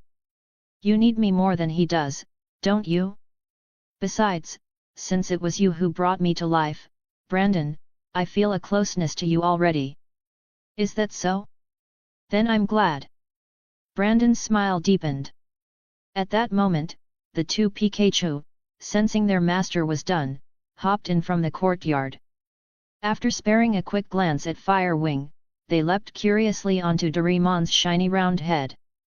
One squinted its eyes in delight, rubbing its cheeks against him as though captivated by the smooth texture. Mice! Mice! Mice! Doraemon's pupils turned into swirling spirals. He shot up from the sofa, spinning frantically on the spot. From his four-dimensional pocket, he yanked out gadget after gadget. Damn mice, I'll wipe you out. First came a random heap of unknown devices hurled across the room. Then, very distinctly, Doraemon pulled free gun-like contraptions. Overlord gun. Hotline blaster. Earth-destroying bomb. Wait, no, not that one. Not that one. Firewing, panicked, scooped the two Pikachu into her arms. She couldn't quite recall what the Overlord gun or Hotline blaster did, but she had heard very clearly what that last one was called. Did it truly have the power to blow up Earth? She wasn't about to gamble on it. And besides, who in their right mind would ever doubt the terrifying capabilities of Doraemon's gadgets? Pikachu! Pika, Pika! The two Pikachu blinked at Doraemon curiously from the safety of Firewing's embrace, completely baffled as to why he feared them so much. It's all right, Doraemon, Brandon soothed. These are Pikachu. Just like you, they're characters from an anime world. They're not real mice. If you look carefully, you'll see they're actually quite cute. In fact, their design isn't even based on mice, but on squirrels. He smiled reassuringly. You're not afraid of squirrels, are you? Even if they're squirrels, I still can't. Doraemon whimpered. His round body trembled, but at the mention that Pikachu too were anime characters like himself, he forced himself to open one eye. And right then, he met their gaze. Pikachu! Pika! Pika! The two Pikachu waved their tiny arms enthusiastically, greeting him with cheerful squeaks. Their obvious friendliness and the fact that their style really didn't resemble mice much at all gradually soothed Doraemon's fear. Hello there, he said timidly, stretching out a hand. Pika, Pika! Pikachu! With a sudden burst of energy, the Pikachu wriggled free from Firewing's grasp. They leapt onto Doraemon's plump body, one cuddling into his arms, the other rubbing its cheeks against his head. Ha ha ha! That tickles! Stop, stop, you two! Oh, fine! I can't stay mad at you! Doraemon collapsed onto the floor, laughing helplessly as the Pikachu nestled into him, all his fear melting away. So this is what they're like. They're nothing like mice at all. Watching them play, Brandon finally exhaled in relief. He had been so eager to materialize Doraemon that he had completely forgotten the character's infamous phobia of rodents. Or, more accurately, Brandon had never once thought of Pikachu as mice. To him, they were simply Pikachu, even if their species classification in Pokémon was the electric mouse. Fire Wing, however, eyed the two massive, futuristic guns still lying on the floor with deep unease. The Overlord gun. The Hotline Blaster. Doraemon, she asked cautiously, your gadgets, they aren't really as powerful in reality as they were in the anime, right? Because some of Doraemon's devices were downright terrifying. Like the Devil's Passport, flash it, and no matter what crime you committed, everyone would instantly forgive you. Or the Cursed Camera, snap someone's photo, and whatever injury you inflicted on a doll would transfer to them in reality, basically black magic in gadget form. And then there were things like the Dictator Switch, the Human-Making Machine, or the What-If Phone Booth. Doraemon paused, scratching his head. The power of my gadgets. He thought about it. They do seem weaker than before. But as long as I'm on this planet, they'll work fine. As long as you're on Earth. Firewing's eyes widened. What kind of answer is that? That's basically saying nothing at all. What she wanted to know was whether they were dangerous in this reality. And to her, reality meant this Earth, no other. What about the Devil's Passport? She pressed. As long as I'm on Earth, it works. The Time Stopper. As long as I'm on Earth, it works. The What-If Phone Booth. As long as I'm high? Wait. Doraemon suddenly paused mid-sentence. His round face scrunched as though he'd just received new data. The What-If Phone Booth has restrictions. It can be used, but it might cause unknown consequences. End of chapter. Please give me Power Stones. Support me on Patreon at patreon.com/SorenEclipse. Read 15 chapters ahead on Patreon. Chapter 81. Chapter 81. Power materialized from imagination, humanity's perception of things. Blinking his big round eyes, Doraemon looked back and forth between Brandon White and Fire Wing. Do you want to use them? He asked innocently. No, absolutely not. Fire Wing frantically shook her head. She had never actually believed these gadgets could function in the first place. But now? To hear that they could be used so long as they were on Earth, that essentially meant there were no restrictions at all. The What-If Phone Booth having some kind of limitation actually eased her nerves. If it really worked without conditions, that would have been far too terrifying. And Brandon, his ability wasn't just to manifest Doraemon into reality, but even to bring along all his gadgets, fully functional. Not only that, there was also Silly Girl, the so-called smartphone that could actually spar with Sun Wukong. Sure, that Sun Wukong seemed somewhat weaker, apparently even vulnerable to pesticide poisoning, but he was still Sun Wukong, wasn't he? The fundamental setting of that mythic Monkey King remained. And if she ever fought him? She wouldn't stand a chance. Brandon, meanwhile, was quietly reflecting on why the What-If Phone Booth had been restricted. He wasn't confused after all, he understood the inevitable ties between himself, the chat group, and the global spiritual revival. The reason Doraemon's gadgets only functioned within Earth's limits was inseparably bound to him. If he were to use the What-If Phone Booth to revert the world to its pre-spiritual revival state, that would overturn the very cause and effect of everything that had happened. Without spiritual energy, would the Earth's consciousness ever have awakened? Would Doraemon ever have been manifested? Would Brandon himself still possess the fortune that had made the chat group invite him? It would inevitably create unknown consequences. But even setting aside potential disaster, even if the booth really worked without issue, Brandon would never choose to reset the world. To claim he could willingly abandon everything he had now, just to return to being an ordinary human, that would be far too hypocritical. The truth was, he had no reason to give up the authority of nature, nor any reason to relinquish all that he had gained.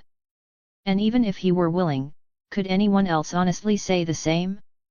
Would ordinary people truly give up the chance that their awakened powers had given them to change their fates? Would wealthy magnates really surrender the spiritual energy that might extend their lifespans? Would scientists abandon the new era where science and spiritual energy could fuse to create wonders? Perhaps a handful might. But in reality, the odds were infinitesimal. When will those items arrive? Brandon asked evenly, glancing at Firewing. Ah? Oh, probably by tonight, Firewing replied, startled. Then she realized what he meant, the list of things he had asked her to gather. She quickly clarified, I'll make sure they're delivered as soon as possible. How did you even gain this ability? She asked curiously. Is it an extension of your natural power, like you explained before? Brandon shook his head. It comes from another anime world. A special talisman. It can turn stillness into life, and whatever is revived can break through dimensional barriers. He didn't elaborate further. Jackie Chan adventures didn't exist in this world, so there was no point. Then it works on things like the Shining Rod, the armor hero changers, and even devil fruits. Firewing frowned. But hold on about the Shining Rod. Even if it were real, isn't it just a particle converter? Don't you also need ultra-ancient genes and a giant statue? And the armor hero changers, don't they require shadow stones, 5 elements bloodlines, or contracts? I think Season 2 with Sing Tian had its own requirements too, right? I don't really remember. As for the 3rd season, I never watched it. She tilted her head, puzzled. So if you just manifest them like this, do they actually work? Ordinarily, no, Brandon said calmly. But my case is special. If it were merely the mouse talisman, of course he couldn't. But his power wasn't just the talisman, it had been absorbed and transformed by the authority of nature. What mattered wasn't logic, but recognition. Not the original setting, but the belief. The impression in people's minds, the fantasy humanity built upon reality. Take the Shining Rod. In people's collective impression, it was what transformed someone into Ultraman Tiga. Whether it was a particle converter or not was irrelevant. Whether you needed giant statues or genetic markers was irrelevant. What mattered was that people believed the Shining Rod turned you into Tiga. And if even one person thought that way, Brandon could grant the manifested rod that ability. The armor hero changers were the same. Yes, many fans knew that transforming into the 5 elements armors required shadow stones and bloodlines. But not everyone did. After all, why did so many kids love buying the toy changers, pretending they could transform into heroes? As long as someone believed, it was enough. Of course, this power wasn't without flaws. Take devil fruits, for instance. He couldn't erase weaknesses like drowning or sea stone. But, if someone, somewhere, sincerely believed devil fruits could be immune to water, perhaps even that might manifest. So basically, it works. Brandon hadn't said it outright, but Firewing understood. He clearly knew the truth of her questions, but he wasn't concerned. His only explanation was that his ability was special. Which really meant, yes, it worked. Firewing's eyes lit up. If armor heroes are possible, then maybe even Balala the fairies could work, right? But, probably not Shigochara. That was more about character guardians, not proper transformations. What about Sakura? The Clow cards? Surely those could work. By the way, what's that Xiang Binglian thing you mentioned? Is it an anime? I've never even heard of it, she asked. And what are the 3 angel kings? Like, 3 kings of angels? She frowned. She had at least heard of everything else he wanted. But this? Nothing. Not even a whisper. Was it some obscure show? A cult classic? Brandon blinked. So this world doesn't have the Black Troop? Thinking back, he realized he had never seen any mention of it here. But that was fine. He still remembered parts of its story. He could always expand on his memories and recreate it himself. Not just that series, but Jackie Chan Adventures, Kamen Rider Heisei, Pokemon, all of it could be written, drawn, and released online. He could even create entirely new anime or dramas. But that was for later. After all, whatever he manifested would ultimately be tied to his own power. None of those creations could rival his true strength. Even if he made a terrifying supernatural series, with CGI maxed out and monsters more horrifying than ever, the manifested creatures would never surpass Brandon himself. So, in the end, he preferred to focus on the things he personally loved. End of chapter. Chapter 82. Chapter 82. Two people from parallel worlds, the left wing of the Holy Guard. With Doraemon and Silly Girl around, Brandon White's villa had grown much livelier. At the very least, the two Pikachu were no longer lonely. Whenever Brandon had time, he would play with them. Until then, Doraemon and Silly Girl were happy to keep them company. As for Doraemon, he was a childcare robot by design. Taking care of Pikachu was child's play for him. On top of that, he enjoyed daily meals specially prepared for him, stacks of his beloved dorayaki, and an endless supply of anime and manga he had never seen before. His days were blissful. Fire Wing, on her end, had already delivered the items Brandon had requested and even added a few extras. Things like the transformation wands from Balala the Fairies, the Clow cards from Cardcaptor Sakura. Brandon didn't fuss over them, treating them as tools for experimentation. If any real upheaval had taken place over these past days, it was in the chat group and it concerned Uchiha Madara. He had sold off most of the Uchiha clan's ninjutsu training methods, amassing a considerable number of points. Though not as wealthy as Whitebeard, who was still alive, or Daigu, who had been selling kaiju corpses, Madara still possessed a hefty balance. The opening of the chat group marketplace had given him hope for resurrection. Yet while the marketplace did include items, bloodlines, and abilities from each member's world, it offered no corpses or actual living beings. Pinning his hopes on the special store updating with an item that could directly resurrect him was an even slimmer chance. Of course, he trusted that Black Zetsu would eventually resurrect him, but that wait was far too long. With Minato Namikaze present in the group, his revival plans would no doubt be delayed further. And Madara himself could do nothing but wait. If he had any daily amusement, it was the lottery. For someone already dead, points were of little value. Once resurrected, earning tens of thousands more would be trivial. So, he might as well use them for entertainment. He spun the wheel daily, eager to see what he might get. The early prizes weren't worth mentioning, useless trinkets, better only than that ridiculous stripper pole complete with dance skills. But 2 days ago, he had drawn his body.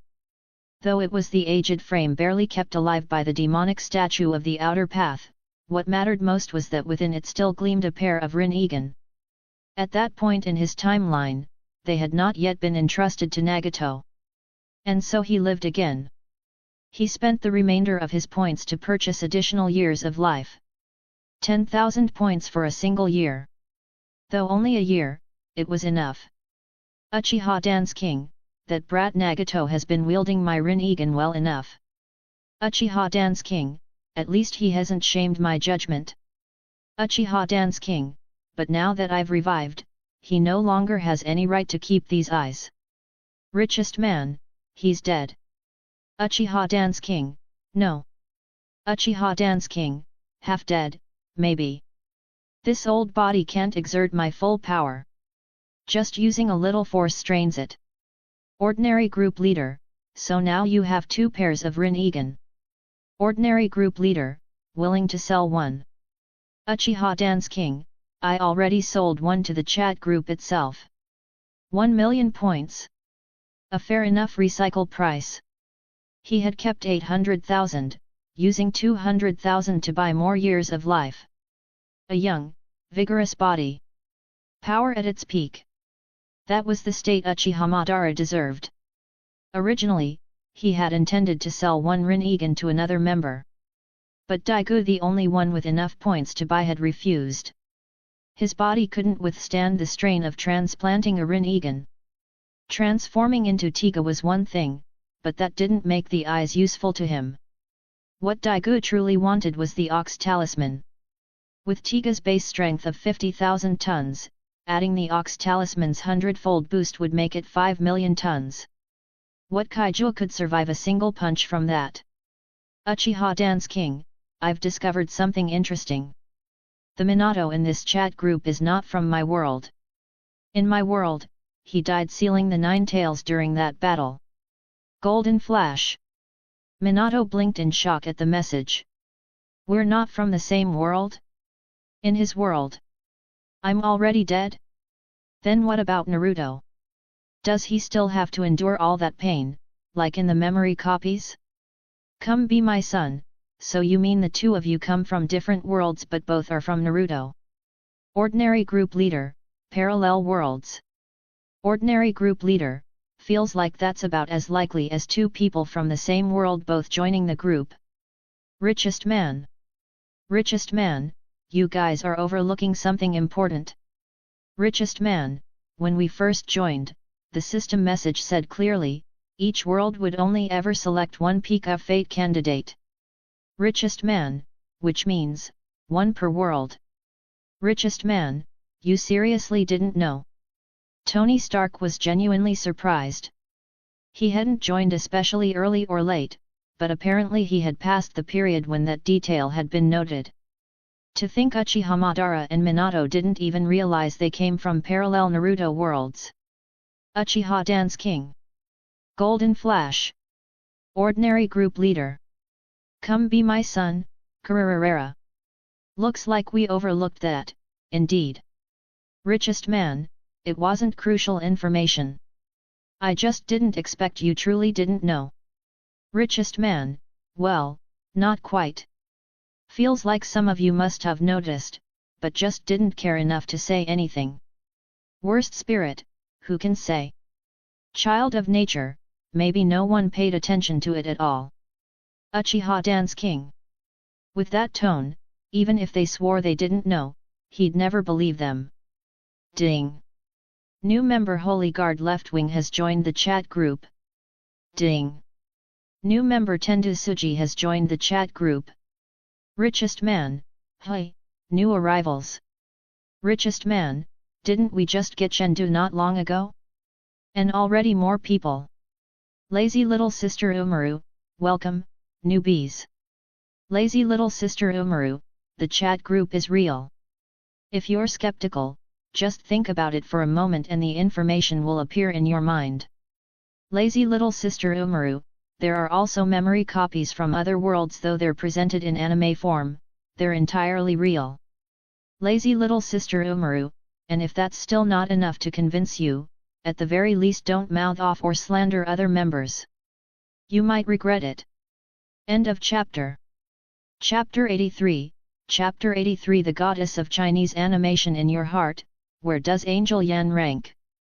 Railgun, speaking of which, we just have to bring up someone now. Richest Man, you mean Chengdu, right? Chengdu. Ordinary Group Leader, Holy Guard Left Wing. Ordinary Group Leader, that's Xiong Binglian, Black Troop, isn't it? Ordinary Group Leader, but the Holy Guard's left wing could be several people. The most famous are Angel Yan and Liang Bing.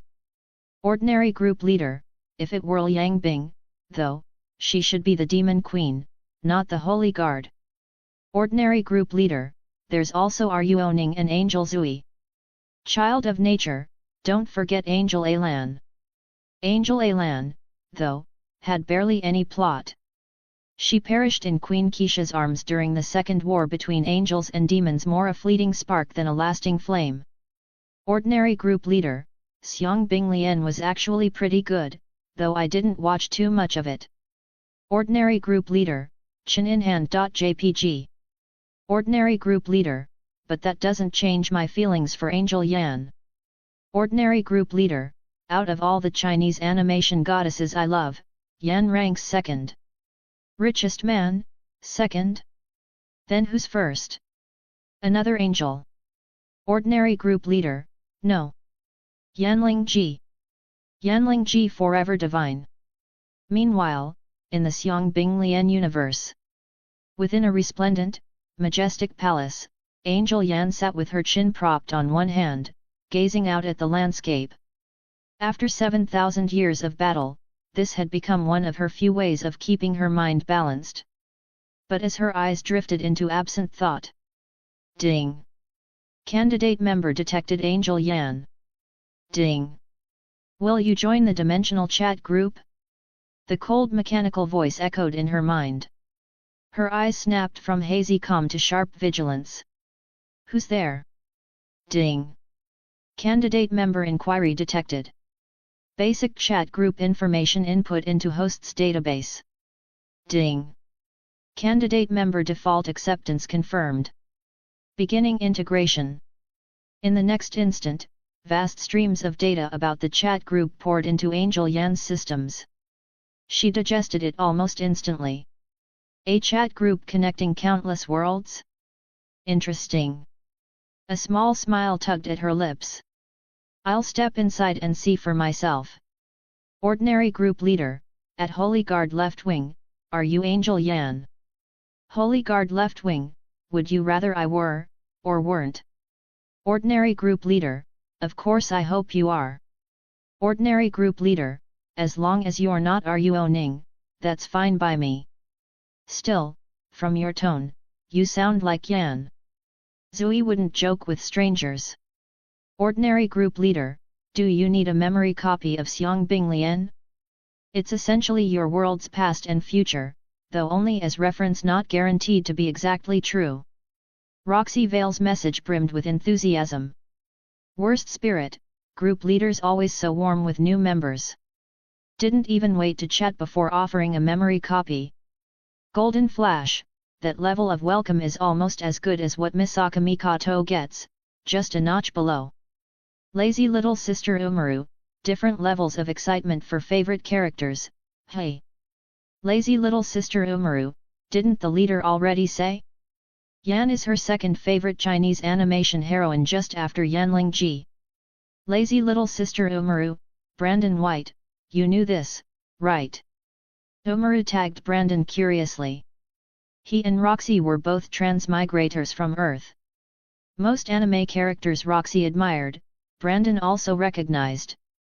If anyone could understand why she was this thrilled, it was him. Child of nature, once the group leader uploads the memory copy of Xiangbing Lian, you'll all understand. Brandon didn't elaborate. The charm of a character couldn't be conveyed with words alone. Whether Misaka Mikoto or Angel Yan, each had their own appeal. For fans of the second dimension, beauty was never just skin deep. Unique personalities, unwavering beliefs, and the way they shone within their stories, that was what captivated hearts. Brandon, naturally, had his own favorites. Angel Yan was among them. Proud but not cold, lofty yet unpretentious. A woman willing to die for her ideals, yet playful and witty when with her companions or Ge Xiaolun.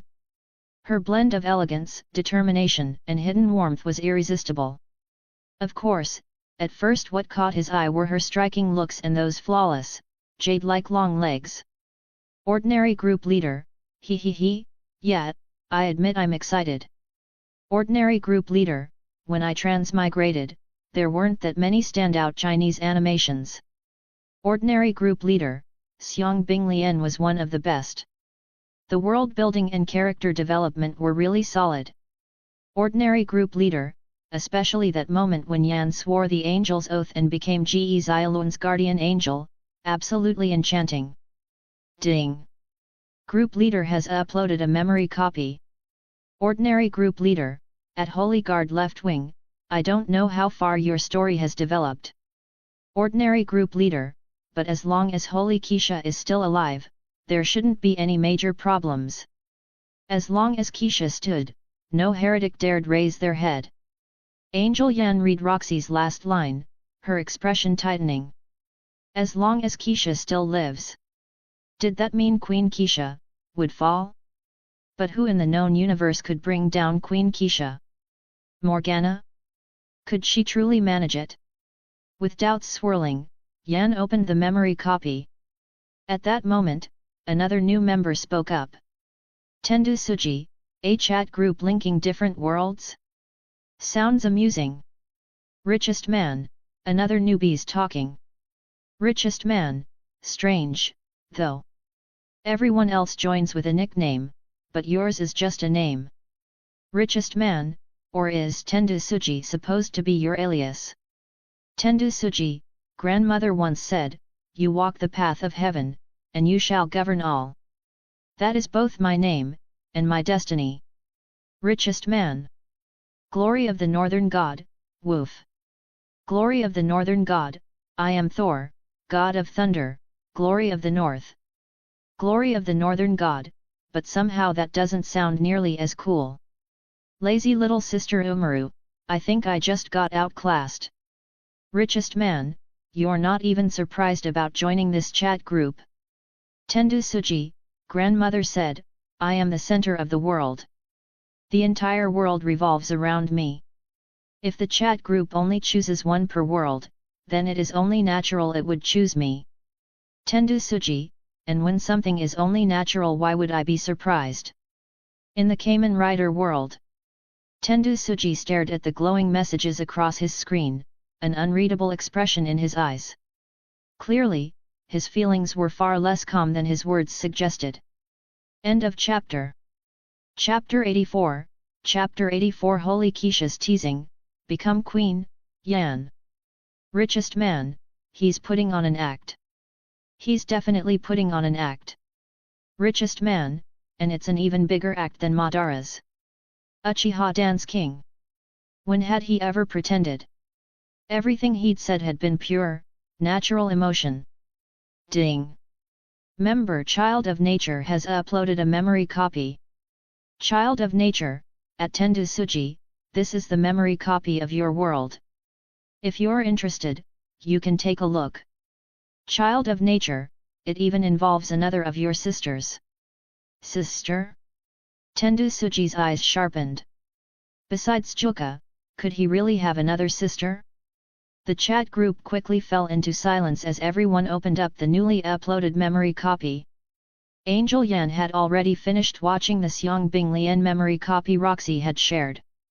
Now she understood why Roxy had ended her message with, as long as Queen Keisha still lives, no monster or demon dares to emerge. Because in the future, Morgana and Death God Karl would join forces, and Queen Keisha would fall. Yan herself would rise as the new Angel Queen. There would be Hwayat, the Triangle, and countless other battles. In the not-so-distant future, the angels would face such trials? Yan exhaled softly. The last trace of doubt she had held toward the chat group vanished. Rising to her feet, she donned her armor and spread her wings, soaring toward a magnificent, sacred palace. Upon her arrival, Holy Keisha the King of Gods sat cross-legged on her throne.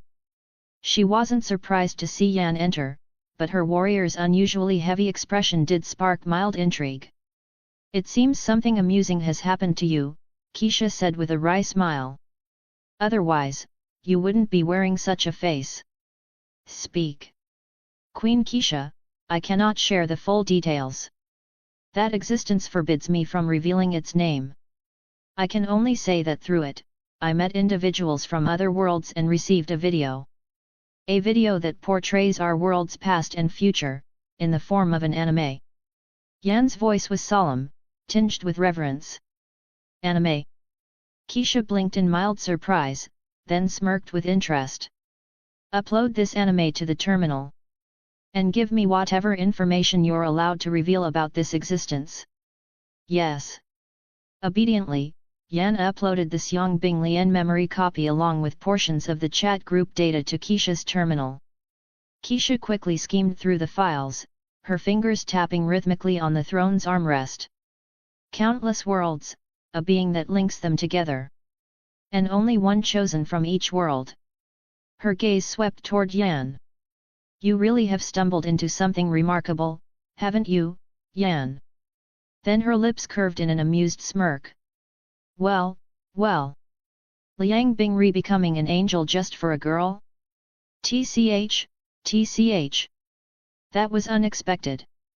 And he XI still so innocent after all these years. Humph. Keisha had her own ways of verifying the truth of things. Clearly, nothing in this file gave her reason to doubt. If anything, it was fascinating.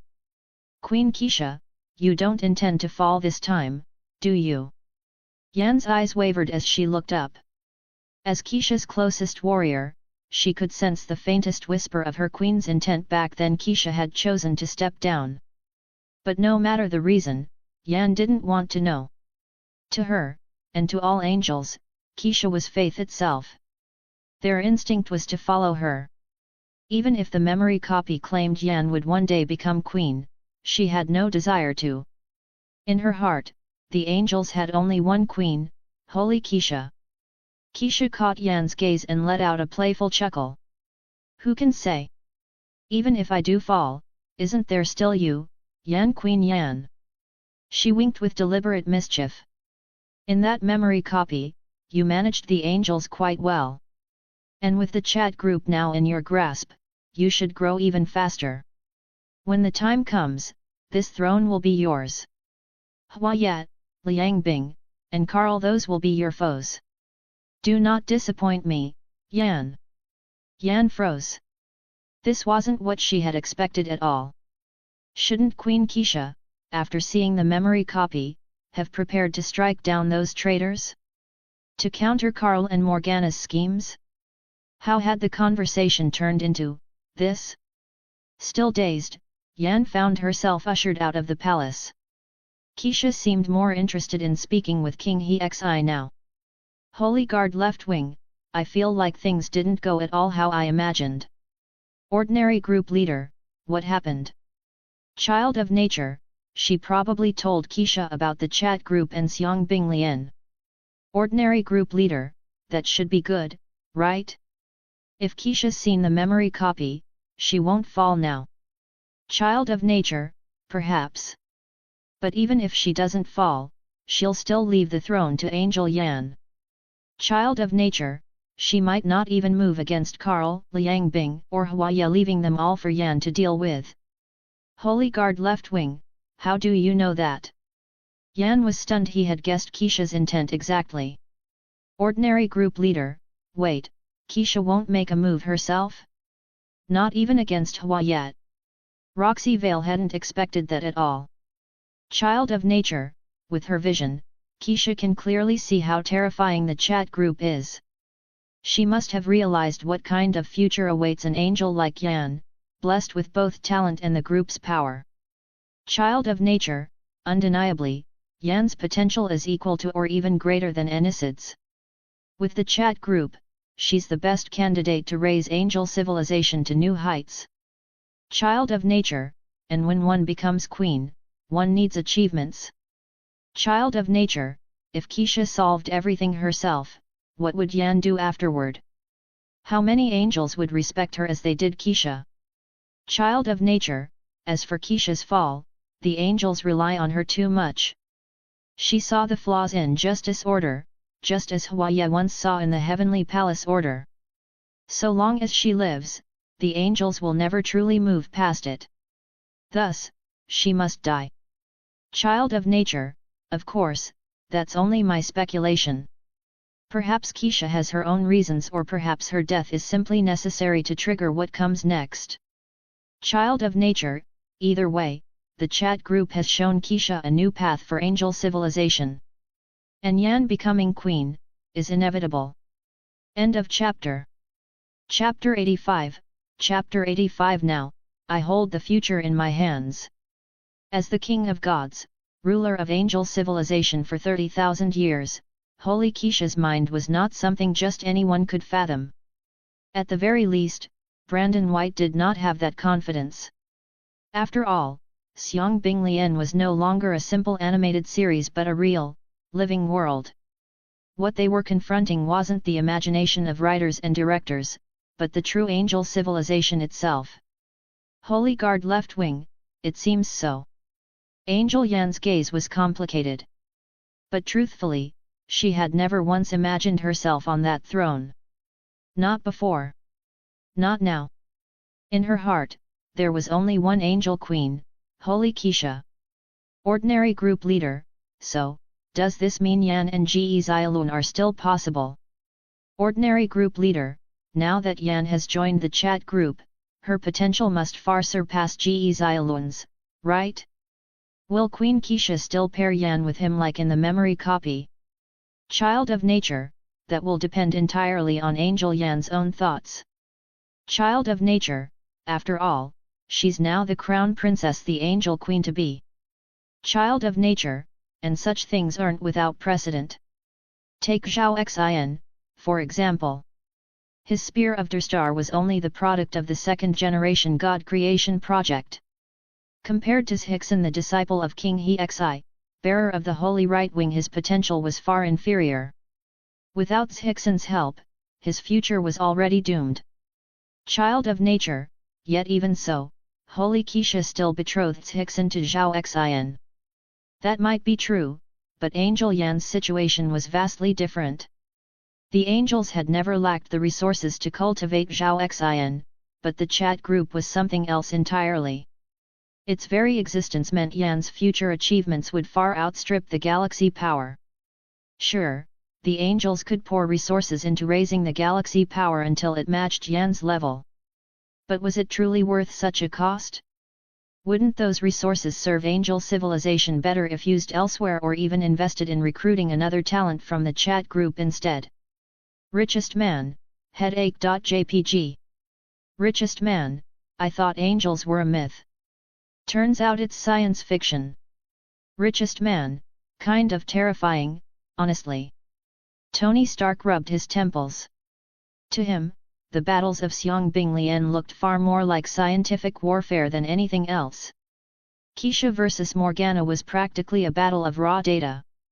It was certainly more scientific than that purple potato who thought wearing a gauntlet and punching things counted as education. The further he read into his own world's memory copy, the less scientific it seemed. Magic, infinity stones, gods, his universe was starting to look increasingly unscientific. Science and mystery might have points of overlap, sure, but still. Maybe his learning just wasn't enough. Lazy little sister Umaru, wait, you finished watching already? Lazy little sister Umaru, shocked.jpg. So many episodes he watched them that fast? That couldn't be humanly possible. Richest man, no, I just schemed through quickly. Lazy little sister Umaru, scared me there. .jpg. Make Tiga into soup, I watched the memory copy of Tendu Suji's world. Make Tiga into soup, what can I say, my feelings are complicated. No wonder this guy could spout lines like walk the path of heaven, rule over all. In the memory copy, it was one line after another. His grandmother must have been one hell of a teacher. Worst spirit, agreed. .jpg. Worst spirit, honestly, he might even surpass Madara in that regard. Railgun, and the thing is, it's not like he's just putting on airs. To him, it isn't shameful, it's his genuine belief. Still, saying things like I am the center of the world with a straight face, just imagining it was embarrassing. Covers face. Meanwhile, in the world of Kamen Rider Kabuto, Tendu Suji, having already browsed through his memory copy, sat in silence. He had no interest in ordinary futures. But anything concerning his sister? That he took with absolute seriousness. Nothing mattered more than her. Now that the memory copy had revealed fragments of her fate, he would change what needed to be changed. Suddenly, a middle-aged man appeared before him. As Tendu's calm eyes fixed on him, the man's body twisted. Strange light rippled across his form as his skin sloughed away, revealing the grotesque body of a worm. The man himself had long since been consumed. That was the tragedy of this world, you could never truly know if the person at your side was still who you believed them to be. But this tragic age was ending. He would forge a new one. Grandmother once said, as long as I will it, destiny itself will stand by my side. His voice was calm, unshaken. A crimson mechanical beetle flew down and landed on his palm. Now, the future rests in my hand. Henshin.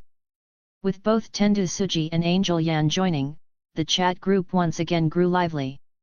Brandon, too, was pleased at Yan's arrival. After politely asking if she had time, he engaged her in a long discussion spanning the cosmos, civilization, and finally, the essence of humanity.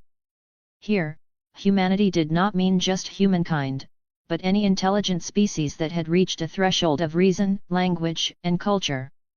It was less a conversation, more a lecture. Yan's lecture to him. Brandon had his own philosophies regarding civilization and life. But Angel Yan had fought for over 7,000 years. Her knowledge and perspective could never be compared with his. Brandon had only stepped into the extraordinary recently. Earth's knowledge, while rich, was still meager beside Angel civilization, which had advanced for tens of thousands of years.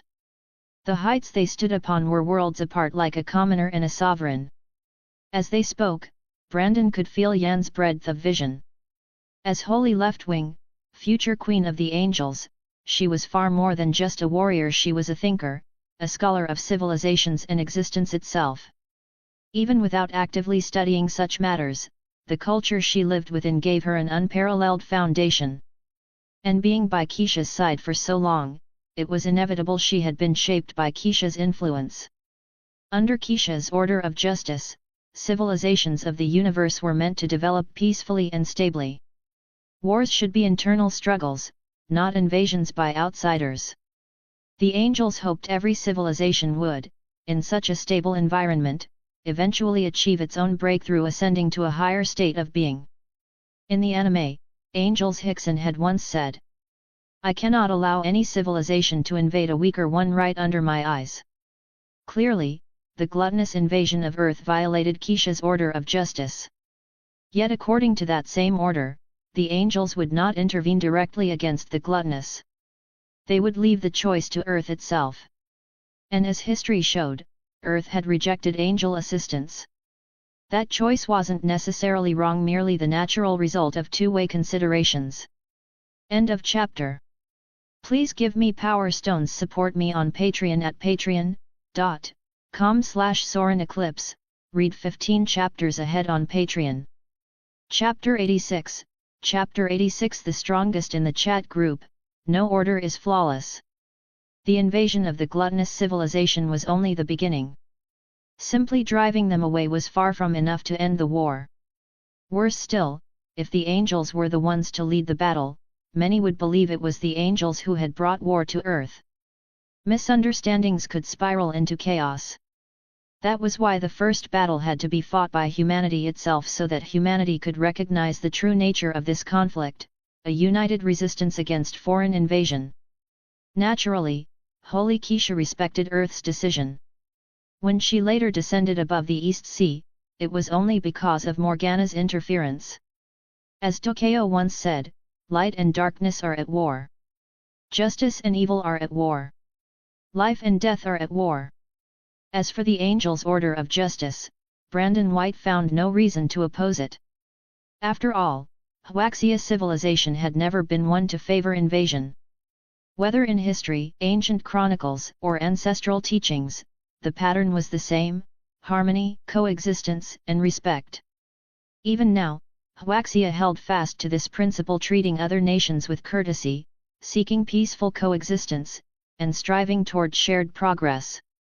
Just as Brandon came to understand the order of justice through his conversations with Angel Yan, she in turn came to understand Brandon's worldview through their talks. Their philosophies weren't identical, but they resonated deeply. Their bond grew warmer, not out of affection, but from a shared recognition of each other's ideals. For Brandon, these exchanges played a pivotal role in shaping his worldview. For Yan, answering his questions came with no hesitation. She revealed much, even to the point that Holy Keisha herself became aware that, in another world, there existed a fledgling god who had just obtained divine authority yet remained somewhat lost. Yes. Their judgment of Brandon was clear: he was a new god, still in growth. Brandon had never hidden his abilities. Thus, Yan easily learned through the chat group of his power, the authority of nature, the ability to command the elements of the natural world, and even conceptual forces beyond them. Measured from the perspective of the arcane, Brandon's potential was limitless. To prevent such an inexperienced god from straying down a dangerous path, Keisha asked Yan to guide him carefully. And as their discussions continued, Brandon noticed Yan's guidance deepening, at times carrying the weight of doctrine. He did not mind. As he had said before, he had his own convictions and his own path. Though he sometimes felt lost when facing the future, that didn't mean he would blindly follow others. He only absorbed the parts of their philosophies that resonated with him. Besides, he felt no aversion to the angels' philosophy. Perhaps they were proud, and their conversations carried an unmistakable air of superiority. But they had earned the right. As warriors under Holy Keisha, the king of gods, as members of the most powerful known civilization in the cosmos, who could deny them such confidence? Their civilization destined them to stand above others. Their pride was natural. If Huaxia civilization had possessed the same strength as the angels, Brandon doubted he would be much humbler. Even if he appeared modest on the surface, the pride within his heart would be inevitable. Of course, within the chat group, Yan never displayed that pride. In the super god universe, the angels might be the mightiest civilization. But in other universes, they were not. Take the chat group itself, for example. Even now, angel civilization could not claim the #1 spot in terms of sheer power. Roxy Vale's high martial world was said to have cultivators capable of shattering planets, with the greatest among them even reversing the flow of time itself. In Tokisaki Kurumi's Date A Live world, the powers of the spirit of origin were beyond anything a technology-based civilization like the angels could hope to crush. And in Misaka Mikoto's A Certain Magical Index world, the magic gods were beings so far beyond scientific comprehension that the angels had no frame of reference at all. Yet among all these worlds, there was currently one undisputed strongest within the chat group. The glory of the northern god Thor, son of Hong Kigong. Because he was a god. A real god. Even if his introduction carried comedic undertones, his strength was undeniable. And beyond him, the technology of the Ten Cold World rivaled even the whimsical wonders of Doraemon. Dimensional reduction weapons, causality manipulators, conceptual arms, everything existed there. Even if their tone leaned toward the absurd, their lethality was unquestionable. Thus, within the chat group, everyone communicated as equals. No one held themselves higher simply because of their strength. As for whether Keisha's order of justice was flawed, such speculation was meaningless. No order is flawless. For beings with lifespans stretching across millennia, mistakes were nothing frightening. So long as those flaws could be gradually corrected, perfection was unnecessary. Beautiful promises crafted in words but impossible in practice remained nothing but illusions. Time nurtured Brandon's growth. From his thinking, to the way he perceived the world, to the evolution of his authority of nature, he progressed rapidly. These days, aside from his exchanges with Yan, he had also begun optimizing and releasing works from his memory that this world had never seen. Anime and tokusatsu series reimagined. From Kamen Rider Kyuga to Zio of the Heisei era. From Pokémon's first generation through the 8th. From Xiangbing Lian to the Outcast. Firewing even helped him build a dedicated website to host them, promoting their release. The quality of these works was unquestionable. And with Brandon's enhancements, polished visuals, improved effects, they captivated audiences quickly. Though this was the era of spiritual revival, the vast majority of people were still ordinary, or at best bore weak supernatural gifts. They still had to work, still needed entertainment. For many, these anime and tokusatsu dramas became the perfect escape. Of course, this only applied to those who enjoyed such things. Those uninterested barely noticed. But among fans, surprise spread quickly.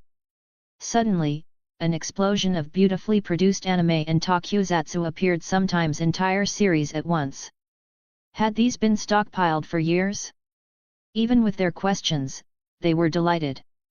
Brandon could see the proof himself, his ability to imbue figurines with traits. If this were my past life, I'd probably be every otaku's envy, he chuckled, glancing at the neatly arranged rows of models lining his room. The transformation devices of Ultraman Tiga, Dyna, Gaia, Nexus. The morphers of the armor warriors Flame Dragon, Wind Eagle, Black Rhino, Snow Mastiff.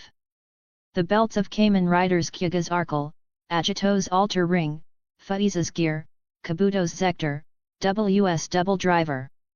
Even Wang Xiaoming's Crimson Camera. His smile widened. The room was a shrine to dreams given form. End of chapter. Chapter 87, Chapter 87 Fire Wing rejected by Flame Dragon, the second spiritual tide. There were even vast numbers of devil fruits. For this reason, Brandon White had gone so far as to ask Whitebeard for a complete devil fruit encyclopedia and uploaded it to the One Piece forums. Every devil fruit catalogued in that guide existed here. By the way, what exactly are you planning to do with all this?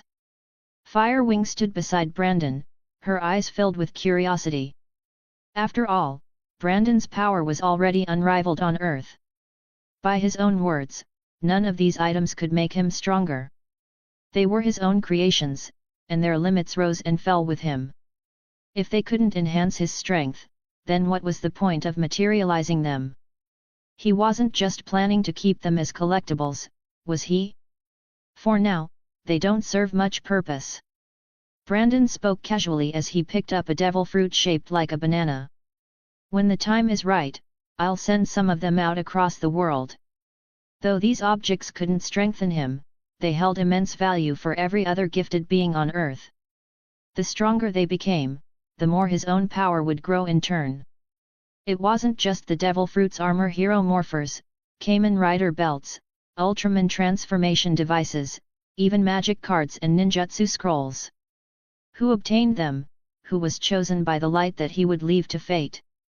Firewing stared at Brandon, then at the items before them. Sending these treasures out into the world, did that mean he was simply giving them away? The devil fruits alone were astonishing enough. Or no, scratch that. Those couldn't just be dismissed. Especially the Logia-type devil fruits. With their element-based intangibility, ordinary weapons became useless against them. And if this all came down to luck, what if the recipient wasn't a good person? Most concerning of all were the Ultraman transformation devices. If someone with dangerous ambition obtained one, they currently had no way to restrain them. The power of the armors and Ultraman isn't something you need to worry about. Not just anyone can claim them. As for the devil fruits, even if I set rules so that those with evil hearts cannot obtain them, what about people who eat a fruit, then let ambition grow only after gaining such power? What about mutated creatures? The truth is simple: what matters has never been power. It's what people choose to do with it. Brandon's voice was calm. The total number of devil fruits was minuscule compared to Earth's enormous population of humans and mutated beings. And really, were devil fruits stronger than innate abilities? Of course not. The potential of awakened abilities was far greater than any devil fruit. If governments could still maintain order during universal ability awakening, then why would devil fruits upset that balance? All the more when armor heroes, Ultraman, and Kamen Riders only chose those of righteous spirit. And devil fruits still carried their weakness to seawater. If even with that flaw Earth couldn't handle them, then humanity was too disappointing to begin with. Pick one. Think of it as thanks for all the work you've done for me. Brandon gestured lazily at the array before them. It was thanks to Firewing's support that he'd been able to manifest so many items in such a short span. Her eyes lit up. Without hesitation, she pointed eagerly to the Flame Dragon Morpher, the fire armor transformation device. I'll allow it if it acknowledges you. Brandon shrugged indifferently. Roar.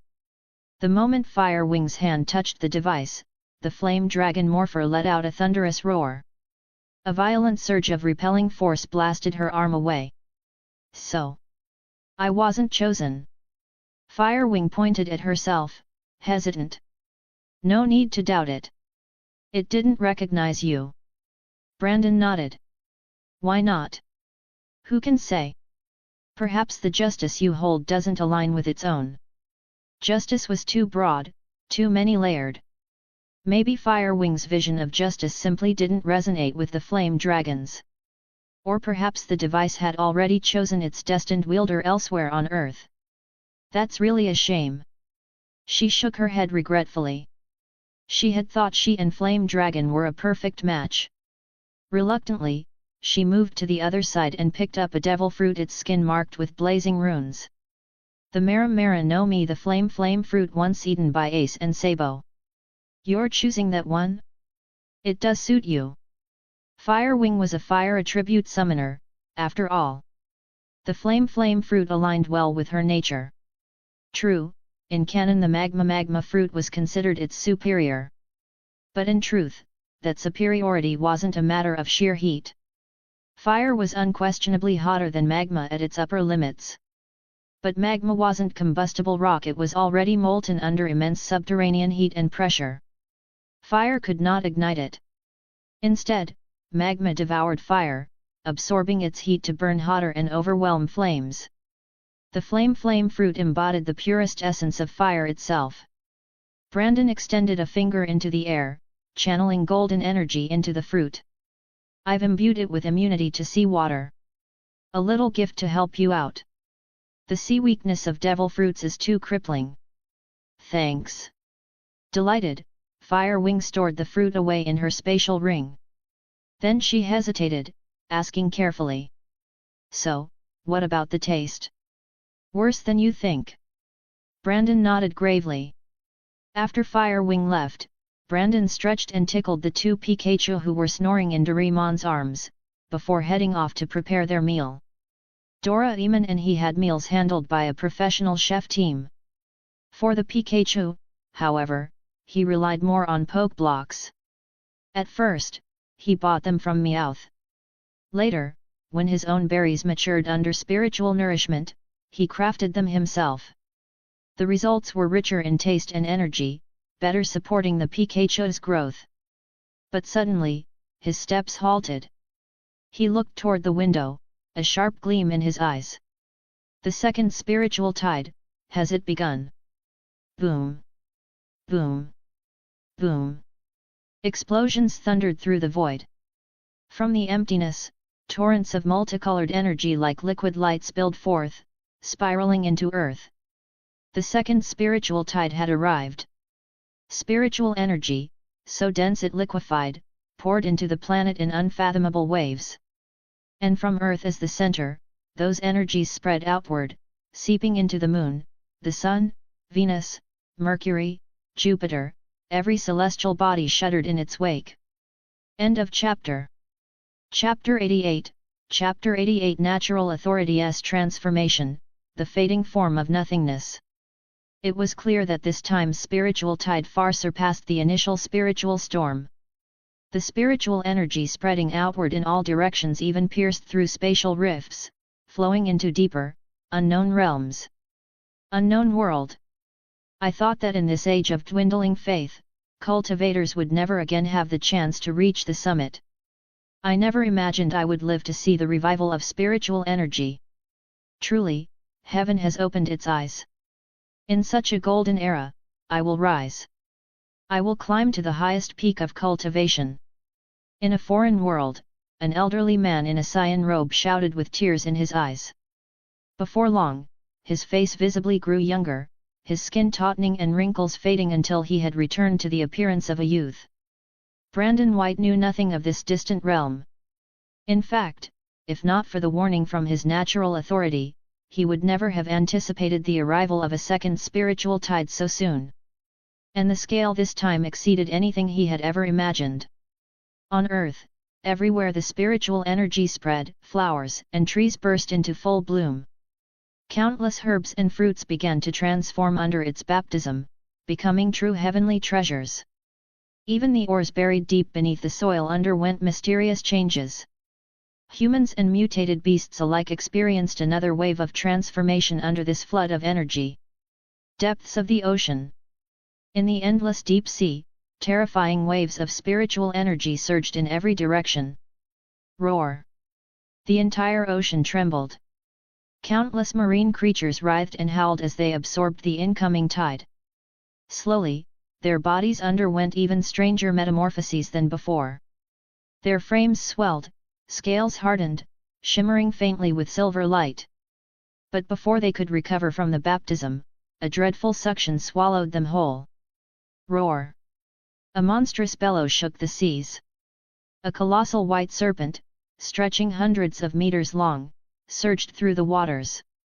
Everywhere it swam, torrents of spiritual energy poured into its body, thunder rumbling faintly from within. Most unbelievable of all, on its head bulged two growing lumps of flesh, and its cold pupils gleamed with a golden light. Those were not a serpent's eyes. They were the eyes of a dragon. Unknown mountain range. Elsewhere, in a hidden mountain range, a massive crimson tiger crouched within the peaks, embracing the storm. Roar! With a single deafening roar, endless spiritual energy poured into its beastly body.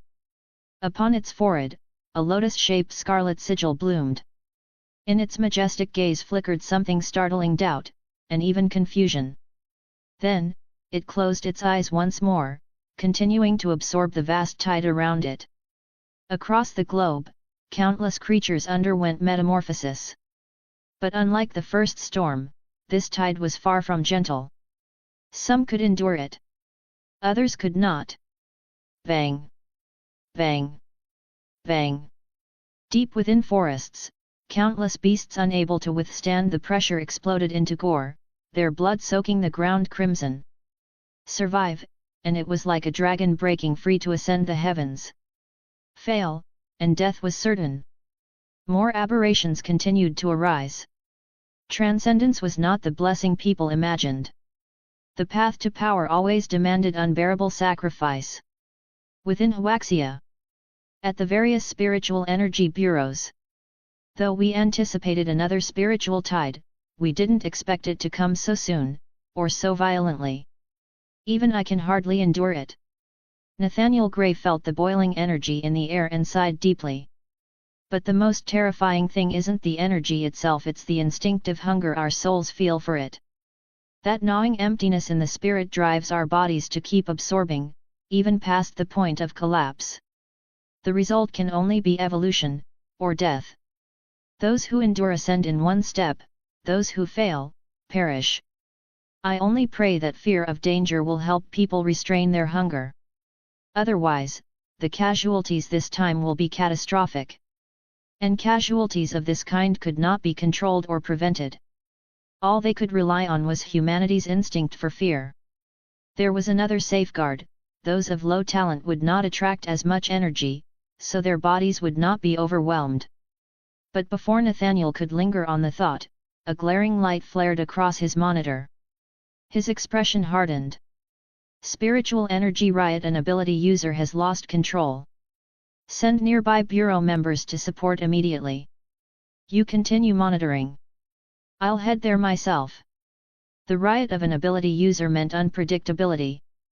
This was nothing like the first, gentler awakenings, where most had only developed weak gifts. This time was different. A full transformation could give them destructive power on par with Fire Wing, Skyla Quinn, or stronger. Such a rampage would be devastating. They had to suppress it at the onset. Only then could casualties be kept to a minimum. And Nathaniel's was hardly the only case. Across every city of Huaxia, reports of riots poured in. Around the world, the second spiritual tide was rewriting reality. A new era had begun. Brandon White. Within his room, Brandon sat cross-legged, shrouded in waves of radiant color. For Earth, the second spiritual tide was nothing less than a terrifying baptism and ascension.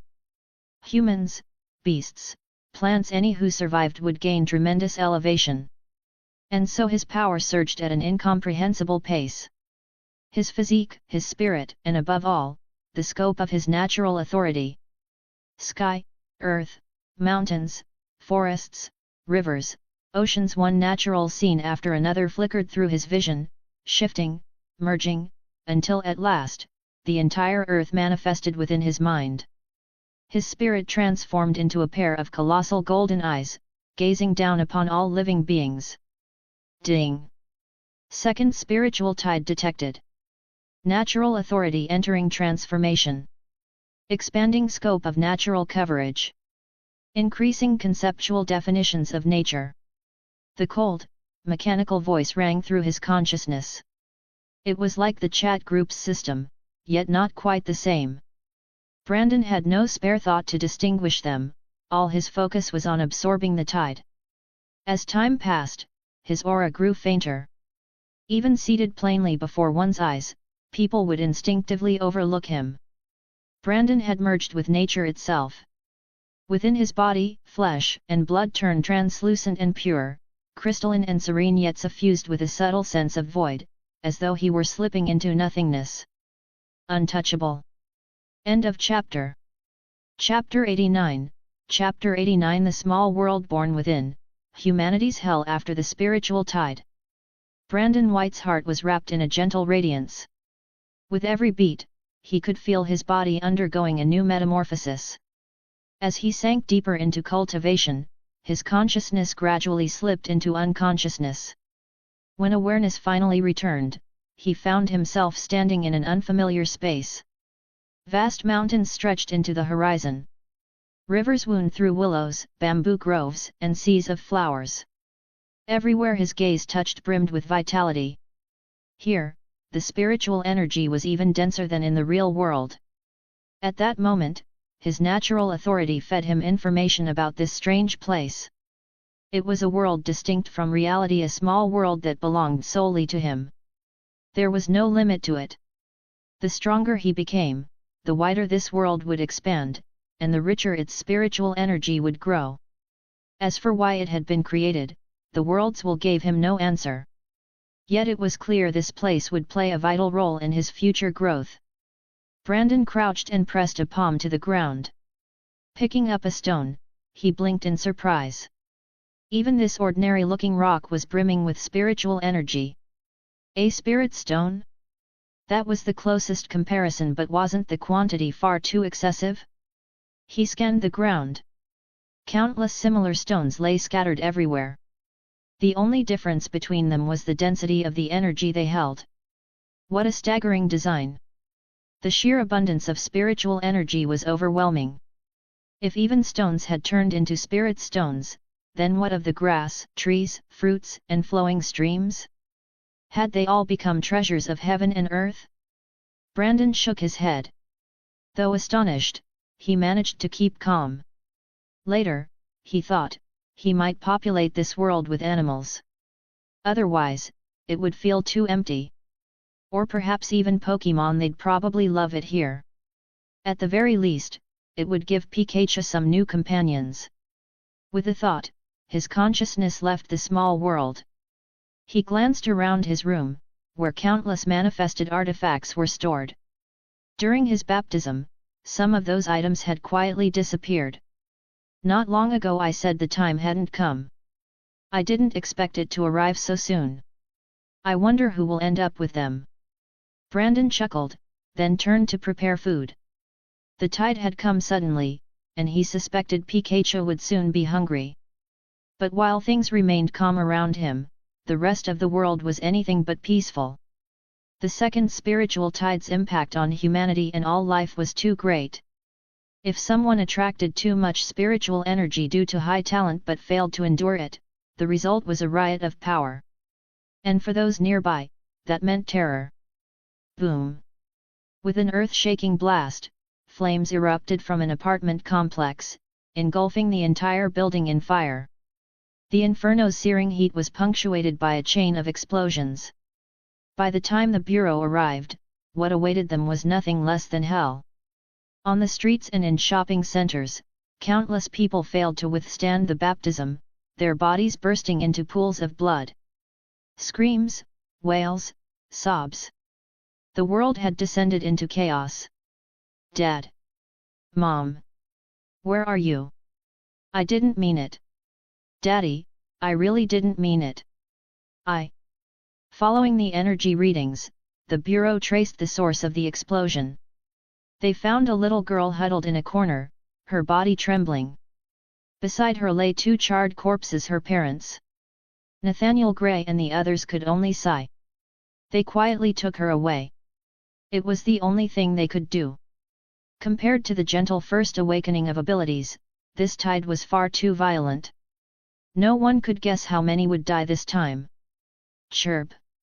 A shrill cry split the sky. Flocks of birds wheeled and dove at the ground. And it wasn't only birds, packs of mutated beasts appeared from nowhere. Wolves, rats, ants, stray cats, wild dogs, their eyes glowed crimson with madness as they charged at humans. Perhaps humans offered them something vital. Perhaps it was nothing but blind instinct. In truth, no reason was needed. Mutated beasts were the enemies of humankind and humans were their enemies in turn. Coexistence was impossible. Their very species ensured opposing fates. Earth was now ruled by humans. Though the first awakening had granted beasts some abilities, they remained weak before mankind. Back then, they couldn't shake humanity's throne as apex predators. But this time was different. The second spiritual tide had given them a chance to challenge humanity's rule. As their intelligence grew, so too would their ambitions. Who said humanity alone deserved the top of the pyramid? Why not them? When that time came, each apex beast might command vast tribes, posing an immense threat to mankind. Thus, before that future arrived, humanity would have to crush them at all costs. Wisdom did not guarantee peace.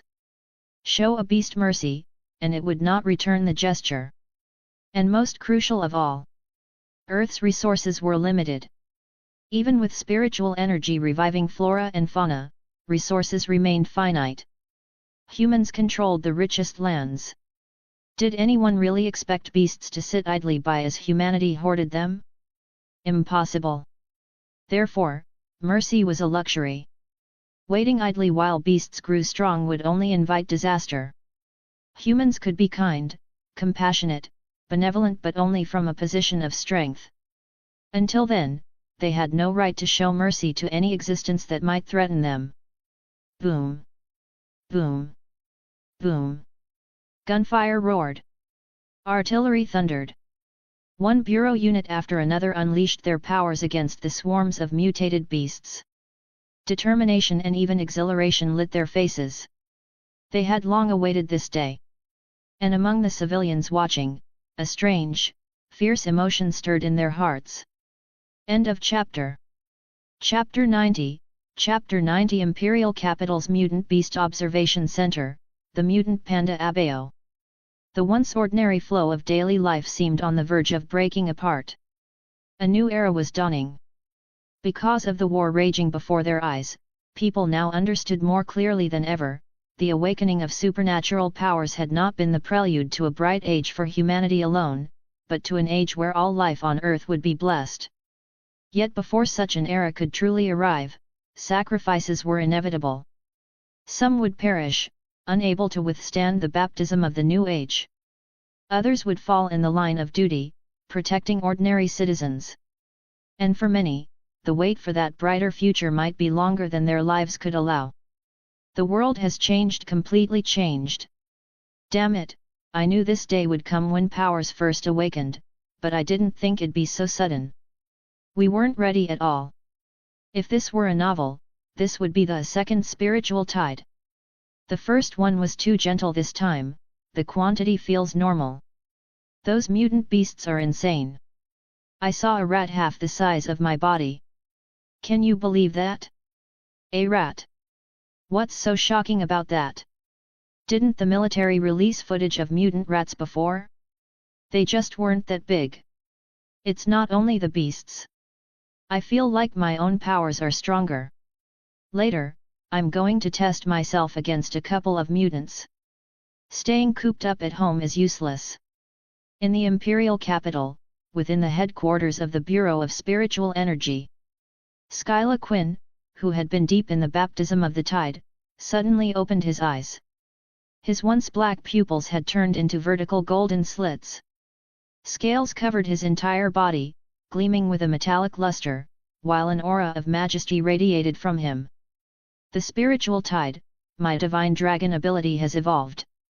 Now I must choose a direction: black dragon, golden dragon, azure dragon, or scarlet dragon. If the differences were of race, I'd choose azure dragon without hesitation. The azure dragon, one of the 4 divine beasts, held unquestionable prestige. Skyla would have chosen it instantly. But unfortunately, here the choice only reflected a variance in power, not lineage. Just then, his communicator buzzed. Alert! Mutation detected at the Imperial Capital's Mutant Beast Observation Center. Minister Skyla Quinn, report immediately. His expression darkened. The observation center housed mutant beasts captured from the capital and nearby cities, those that had stood out during the first spiritual tide. They were kept for experimentation and monitoring. Beast taming ability users maintained communication with them, while heavily armed personnel ensured suppression if needed. Ordinarily, Skyla wouldn't have been called in. Clearly, this time was different. The mutations had surpassed expectation. Roar! Without a second's pause, Skyla became a dragon-shaped phantom and surged toward the observation center. At the observation center. Boom! Boom! Boom! A massive mutant boar rammed repeatedly against reinforced glass. The material had been forged from specialized compounds. Ordinarily, even missiles couldn't pierce it. Yet this beast's strikes left cracks spider webbing across its surface. A black horn had sprouted on its head, glowing with a sinister dark light. Its eyes, blood red, glared with feral rage as it charged again, the entire facility shaking under its assault. And it wasn't alone. Mutant tigers, lions, gorillas, all detained within, were undergoing alarming transformations. Some had exploded under the pressure of spiritual energy, their bodies unable to endure. But the majority had grown even more terrifying. Open fire! Gunfire rattled. Bullets slammed into the boar's hide as soldiers opened fire, but they bounced away like pebbles striking iron. Not a single scratch marred its flesh. Rumble! The boar roared, charging like a cannonball. Wind howled in its wake. But suddenly, vines and grasses surged up from the ground, glowing faintly with blue light. They coiled around the boar's legs, immobilizing it. All personnel evacuate. Don't linger here. We can't hold them much longer. Run. The stationed ability users strained to restrain the beasts, shouting over the chaos. They didn't notice the snow-white form crouched in the shadows.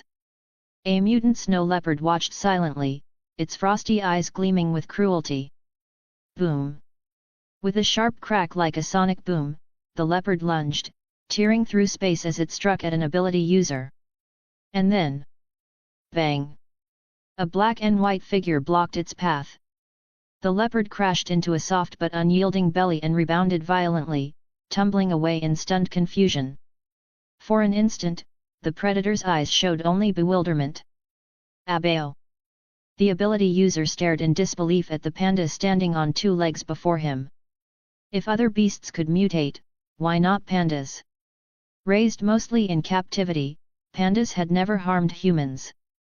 Even after global awakening, their mutations had gone largely unnoticed apart from their drastically increased appetites. Abeo, the largest eater of them all, had mutated too. Woo-woo. Though its body had changed and its intelligence sharpened, Abeo's attitude toward humans was unchanged. At the sound of its name, it lowered its massive head and affectionately nuzzled the man's neck. Then it looked up. Its gaze fixed on the horde of mutant beasts breaking free from their enclosures. Roar! A thunderous bellow shook the skies. At once, the other mutants hesitated. Wariness crept into their eyes. Clearly, Abeo's strength was on par with theirs, or perhaps greater. The revival of spiritual energy had awakened powers buried deep in bloodlines, tied to ancient myths. And pandas, once called iron eaters, were said to have been the mounts of Chi Yu himself. In raw strength, Abeo need fear no beast. Its vast body gleamed like tempered steel as it lunged forward. With one mighty claw, it seized the mutant boar by the throat. Ignoring its furious struggles, Abeo lifted it effortlessly and slammed it into the ground. Boom! Boom! Boom! The earth trembled as the boar was smashed again and again, like a rag doll in the panda's paws. Its eyes blazed with rage, but its fate could not be changed. At last, perhaps bored of the game or simply impatient, Abeo extended a claw and pierced straight through the boar's neck. Ruoar! A shriek of agony tore from the beast as its body convulsed, blood spilling across the floor. Moments later, the great carcass collapsed with a final thud. Roar! Abeo raised its head, its cry echoing like a war drum. The balance of the battlefield had shifted. End of chapter. Chapter 91. Chapter 91. The flame dragon armor chooses its master, a firelight that pierces heaven and earth. Ruoar! Over the skies of the imperial capital, a golden brilliance tore through the clouds. Skyla Quinn, transformed into a divine dragon, streaked across the firmament and arrived at the mutant beast observation center in mere moments. But the facility was no longer intact, it had become a battlefield. All the buildings lay in ruins. On the ground, corpses of humans and beasts alike littered the rubble. Even now, ability users fought desperately against mutant monsters. What shocked Skyla most, however, was the sight of a panda locked in fierce combat with a snow leopard. He had no time to ponder. Flames surged in his throat, condensing into a blazing orb of power. A scarlet beam split the skies, descending like divine judgment. Boom! The scorching torrent incinerated every mutant beast caught in its path, bodies pierced straight through. Skyla landed on the shattered earth, reverting to human form. His face betrayed no emotion. Raising his right hand, he summoned a long blade forged of thunder. Kill! Blue-violet lightning burst from him, enveloping his frame. With a surge of acceleration, he plunged into the horde. Boom! Boom! Boom! At the peak of speed, paired with lightning's brutal wrath, Skyla was like the sovereign of the battlefield, slaughtering beasts as though reaping wheat. A massive serpent lunged. Its hiss reverberated through the wreckage. Bang! Skyla spun, his leg whipping out like a storm-driven lash. His kick hurled the giant snake away. A heartbeat later, he hurled his thunder-forged blade after it. The weapon twisted into a lightning serpent mid-flight, skewering the mutant python's body. It's the Dragon Emperor. Dragon Emperor is here. Relief flooded the faces of the embattled ability users. Skyla Quinn was one of Huaxia's strongest. His power utterly eclipsed these beasts. Though even he could not wipe them all out alone, his presence gave the others newfound courage. Skyla frowned. His strikes never faltered, each arc of lightning carved down another beast. But it wasn't enough. The monsters weren't only those confined within the observation center. Mutant beasts from the surrounding areas were converging. At this pace, killing them all would take far too long. He needed greater power. Now, he had to choose a path. Thunder Dragon, Golden Dragon, Azure Dragon, Black Dragon. If he committed, he could no longer wield fragments of them all, but in return, his bloodline power would reach purer heights, unleashing the true strength of dragons. Then, I'll choose Thunder. Lightning was the element he knew best. Its speed and destructive might were unmatched. With it, he could cull the beasts faster. Yet just as he prepared to commit to the Thunder Dragon's path, time itself froze. Mutants, ability users, flying attacks, even the spray of blood hanging in the air, all of it stopped. Skyla could move, but his powers were sealed. Ruoar! A dragon's cry echoed in his ears. Before him appeared a crimson crystal edged with a dragon's head, along with a summoner bracer engraved with flame runes and clasped in a claw-like design. The Flame Dragon Summoner. Skylar's eyes widened. He was around Firewing's age, of course. As a child, he had watched Armor Hero. Of course he had fantasized about becoming one. But fantasies were fantasies. How could they ever be real? Was it him? A single figure rose in his mind, Brandon White. Skyla had no idea that Brandon possessed the power to manifest works of film and anime into reality. Only Firewing and Huaxia's highest authorities knew. But he knew one thing: if anyone could create the flame dragon armor, it could only be Brandon White. That man bore the power of a god. Skyla had once fought him and been utterly crushed. Even at his fullest, his blows had bounced harmlessly off Brandon's body. His vaunted physique, normally enough to dominate any battlefield, had been broken with casual ease. At the end, Brandon had simply summoned 5 elemental dragons and let them thrash Skyla at will. The gap had been absolute. Chris Frost had said Brandon could manipulate his powers directly.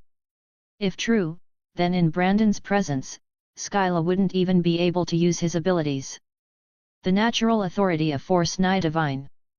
Yes, if it were him, then creating the flame dragon armor was only natural. You're giving this to me?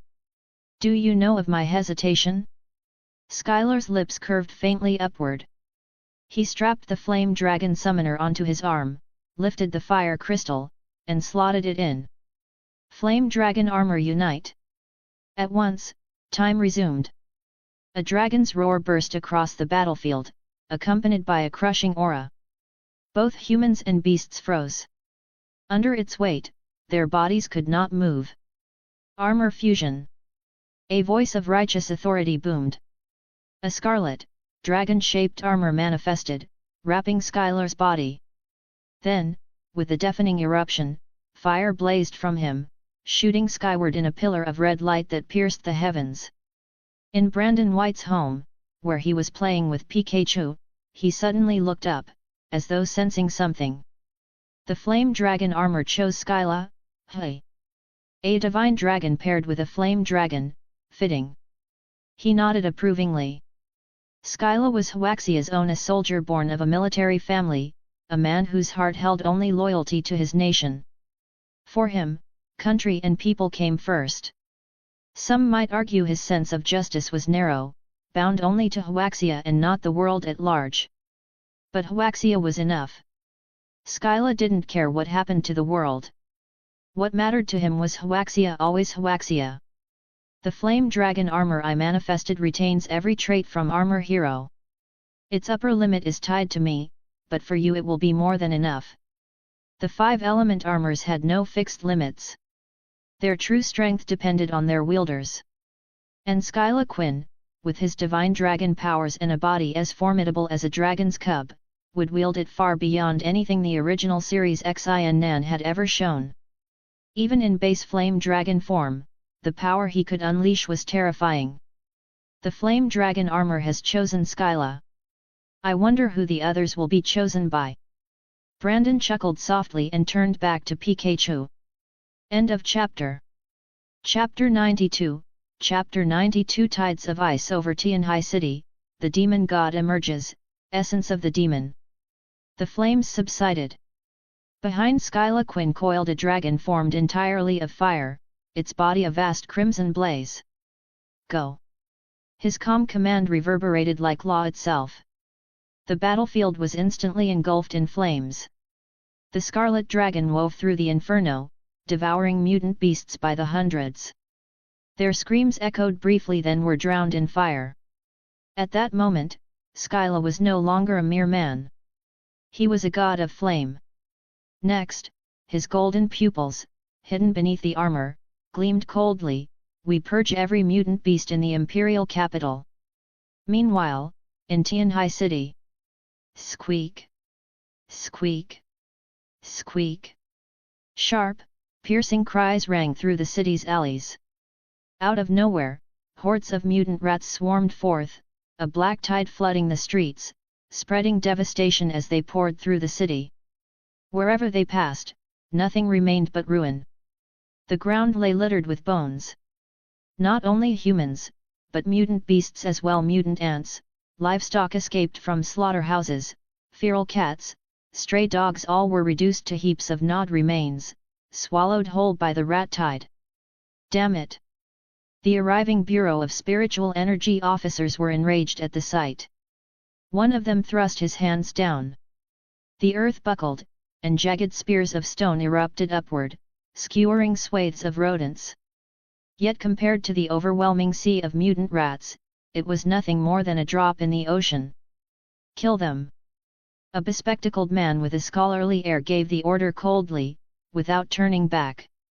Behind him, flocks of mutant birds rose into the air, his summons awaiting only his word. With his command, they dove like arrows into the rodent tide, tearing into the masses. These were only a fraction of the Bureau's members. Everywhere, ability users threw themselves into the fray, each employing their power in a desperate attempt to hold back the swarm. Yes, almost everyone had awakened an ability when the world transformed, but most were far too weak to matter here. And many lacked courage, their minds overcome by panic, their instincts screaming only to flee, not to resist. That was normal. Not everyone was born a warrior. Without training or tempering, how could ordinary people face a battle where life and death hung by a thread? Yet, in every era, there were always a few. Just ordinary men and women, until crisis came and then they picked up weapons, standing against the tide. Watching the Bureau's ability users fight desperately, countless bystanders wavered, then clenched their fists, stepping forward. Even weak powers could still add their sparks to the fire. But the truth was brutal. Even with their efforts, the battle's course barely shifted. Cities were not wilderness. They could not unleash bombardments freely. Firearms themselves were restricted by the close quarters and sheer density of civilians. If they could disregard casualties and unleash high-tech weaponry, then yes, this rat tide could be annihilated with ease. But could they? Could anyone really condemn millions of innocents just to kill a swarm? No. Impossible. Thus, they could only cling to the hope of the strongest. Ability users so powerful they could change the tide alone. Ice seal. The voice was cold as steel. At once, the temperature plummeted. Snowflakes drifted from the skies. Terrifying waves of ice surged across the ground, racing outward. Within seconds, the black tide of mutant rats was frozen in place, transformed into grotesque ice sculptures. From the heart of the battlefield stepped a figure. A young woman clad in naval garb, black cap shading her face, long hair of ice blue cascading behind her. Her aura was frigid, commanding. Chris Frost. Her eyes swept the sea of corpses strewn across the streets. They grew colder still. Had her second awakening not consumed so much time, she would never have allowed this slaughter to go so far. But now, it was finished. She had emerged, bearing new power. The farce would end here. Extreme Ice Phoenix. Shriek. A crystalline phoenix cry split the heavens. From Chris's body, frost erupted like a tidal wave, rolling across Tianhai City. It bypassed humans with precision, but every beast caught in its reach froze solid in an instant. In mere seconds, nearly half the city was locked beneath a prison of ice. Even for Chris, reborn through her second awakening, such a feat left her pale. But the heavens themselves rushed to fill her. Spiritual energy poured into her body like a river, replenishing what she had spent. Before, even with her awakening, she could never have unleashed such cataclysm. But now, demon god manifestation, essence of the demon. She remembered. During her awakening, a strange vial had appeared before her, containing a blood-like essence that radiated unbearable allure. Her powers had craved it. Hungered for it. Instinct guided her hand. She had touched the container, and knowledge filled her mind. Its name, Demon God Manifestation, Essence of the Demon. A terrifying icebound taigu, forged from the blood of a legendary super-dangerous species said to dwell in the far north. But Chris knew such creatures did not exist in this world. More importantly, she recognized this weapon. Firewing had once teased her about it. In one of Brandon White's anime creations, there was a character eerily similar to her appearance, power, even temperament. He had joked that Brandon must have used her as a model. That woman was the Ice Queeness Death. And this Taigu, the essence of the demon, was hers. Just as Skyla Quinn had guessed that the flame dragon armor must have been created by Brandon, Chris understood. This weapon too was his gift to her. She hadn't hesitated. She couldn't. The blood's call was irresistible. She had consumed it all. Agony. Agony beyond description. Her body screamed as if being devoured by frost. Even her soul was gnawed upon, consciousness slipping, on the verge of eternal slumber. Had her powers not transformed under the blood's baptism, she would have perished. She knew it. Her will was weaker than Asteth's. Once, she had thought of Asteth as nothing more than a fictional character. But now? With the essence of the demon in her hands, how could she dismiss Asteth as mere fiction? If the Taigu could appear in this world, why not the Ice Queen herself? She clenched her fists. So what if she was weaker now? That didn't mean she would always be weaker. Asteth had her power. But Chris had more things Asteth never had. If she couldn't surpass Asteth even with that, then she might as well die. Her gaze swept the frozen battlefield, her voice a blade of ice. In Tianhai City, not one mutant beast shall remain. End of chapter. Chapter 93. Chapter 93. The era of spiritual energy has truly arrived, all must face the new age. Vantora City, cleared. Firewing stood atop a massive tiger wreathed in roaring flames, countless fire-type summons prowling beneath him. The ground was littered with the corpses of mutant beasts. Ning Cheng, cleared. Nathaniel Gray toyed with a strangely shaped fruit in his hand, speaking in a calm, detached tone. Beijiang, cleared. William Meckham adjusted his glasses and resumed his research. Behind him lay heaps of dead mutant beasts, and if one looked closely, faint silver traces could be seen upon their hides. The battles had ended.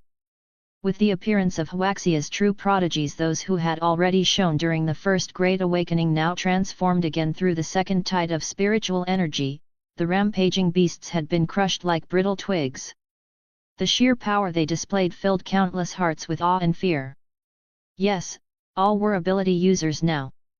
But compared to these chosen talents, their abilities seemed like candle flames against the sun. Of course, Huaxia had too many cities, and too few true prodigies capable of dominating a battlefield. In most places, once the citizens had been evacuated, the task of purging fell to modern weaponry. In many cities, one could see heavily armed soldiers, columns of armored tanks, and the relentless thunder of artillery. For now, this was still humanity's era. The cities were still human cities. No matter how vast or terrifying the beast tides, they could not overturn mankind. It was only a matter of time before they were exterminated. Far away in the remote mountains, a massive crimson tiger stood upon a cliff, its gaze fixed on the distant glow of human civilization. Its eyes burned with majesty, but also a hint of conflict. Once, it had been human. A man. Until a car accident had hurled his soul into the body of a wild tiger. He had thought he would live out his days as a beast. But then came the revival of spiritual energy. Fortune had smiled on him, granting him a formidable ability, Sacred Flame. It was said to be the power of the phoenix itself. Not only did it burn with searing heat, but it allowed him to preserve his consciousness through a cycle of rebirth. But unlike what he had imagined, this phoenix rebirth did not repair injuries and restore his body. Instead, it preserved his mind and transplanted it into the body of another tiger, like a forced reincarnation. It wasn't what he expected, but it meant he would not die. As for the tiger whose body he had claimed, that wasn't his concern. Yet the sacred flame was too mighty for his vessel. Unable to withstand its full power, his body had sealed most of it away, releasing it only gradually to temper his strength. Upon his brow now burned a lotus-shaped brand of flame. He had lived peacefully in a nature reserve until he encountered a man and a woman. At first, he had meant to flee. But the instant he saw the man, bloodlust and rage boiled up, and he had nearly tried to devour him. His vision went black. When it cleared again, he was in a new body. And the second tide of spiritual energy had already arrived. There was no doubt he had died. Somehow. He didn't know how, but the truth was plain. He sighed inwardly. Luck had favored him, but he knew he wasn't alone. If he could awaken sacred flame, others could awaken powers even greater. For now, he would have to keep his head down. Once a man, he knew the terrifying force of human technology. His new power was strong, but against humanity's weapons? Still far too weak.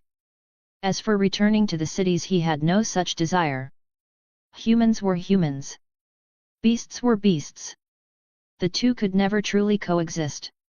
Even if someone could understand him, even if they believed his claim to have once been human, what then? He would be locked up. Watched.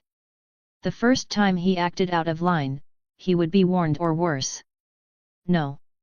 His future was not in the cities. It was here, in the mountains. The mountains were where he belonged. And he was not alone. Across Huaxia, countless figures lurked at the edges of civilization, gazes sharp and unyielding. Every one of them radiated terrifying power, and in their eyes gleamed unmistakable intelligence. They had already set their sights on human cities. One day, they would strike. But not yet. Nor was this limited to Huaxia. All over the world, nations fought their own beast tides. They had fewer prodigies than Huaxia, but they had some.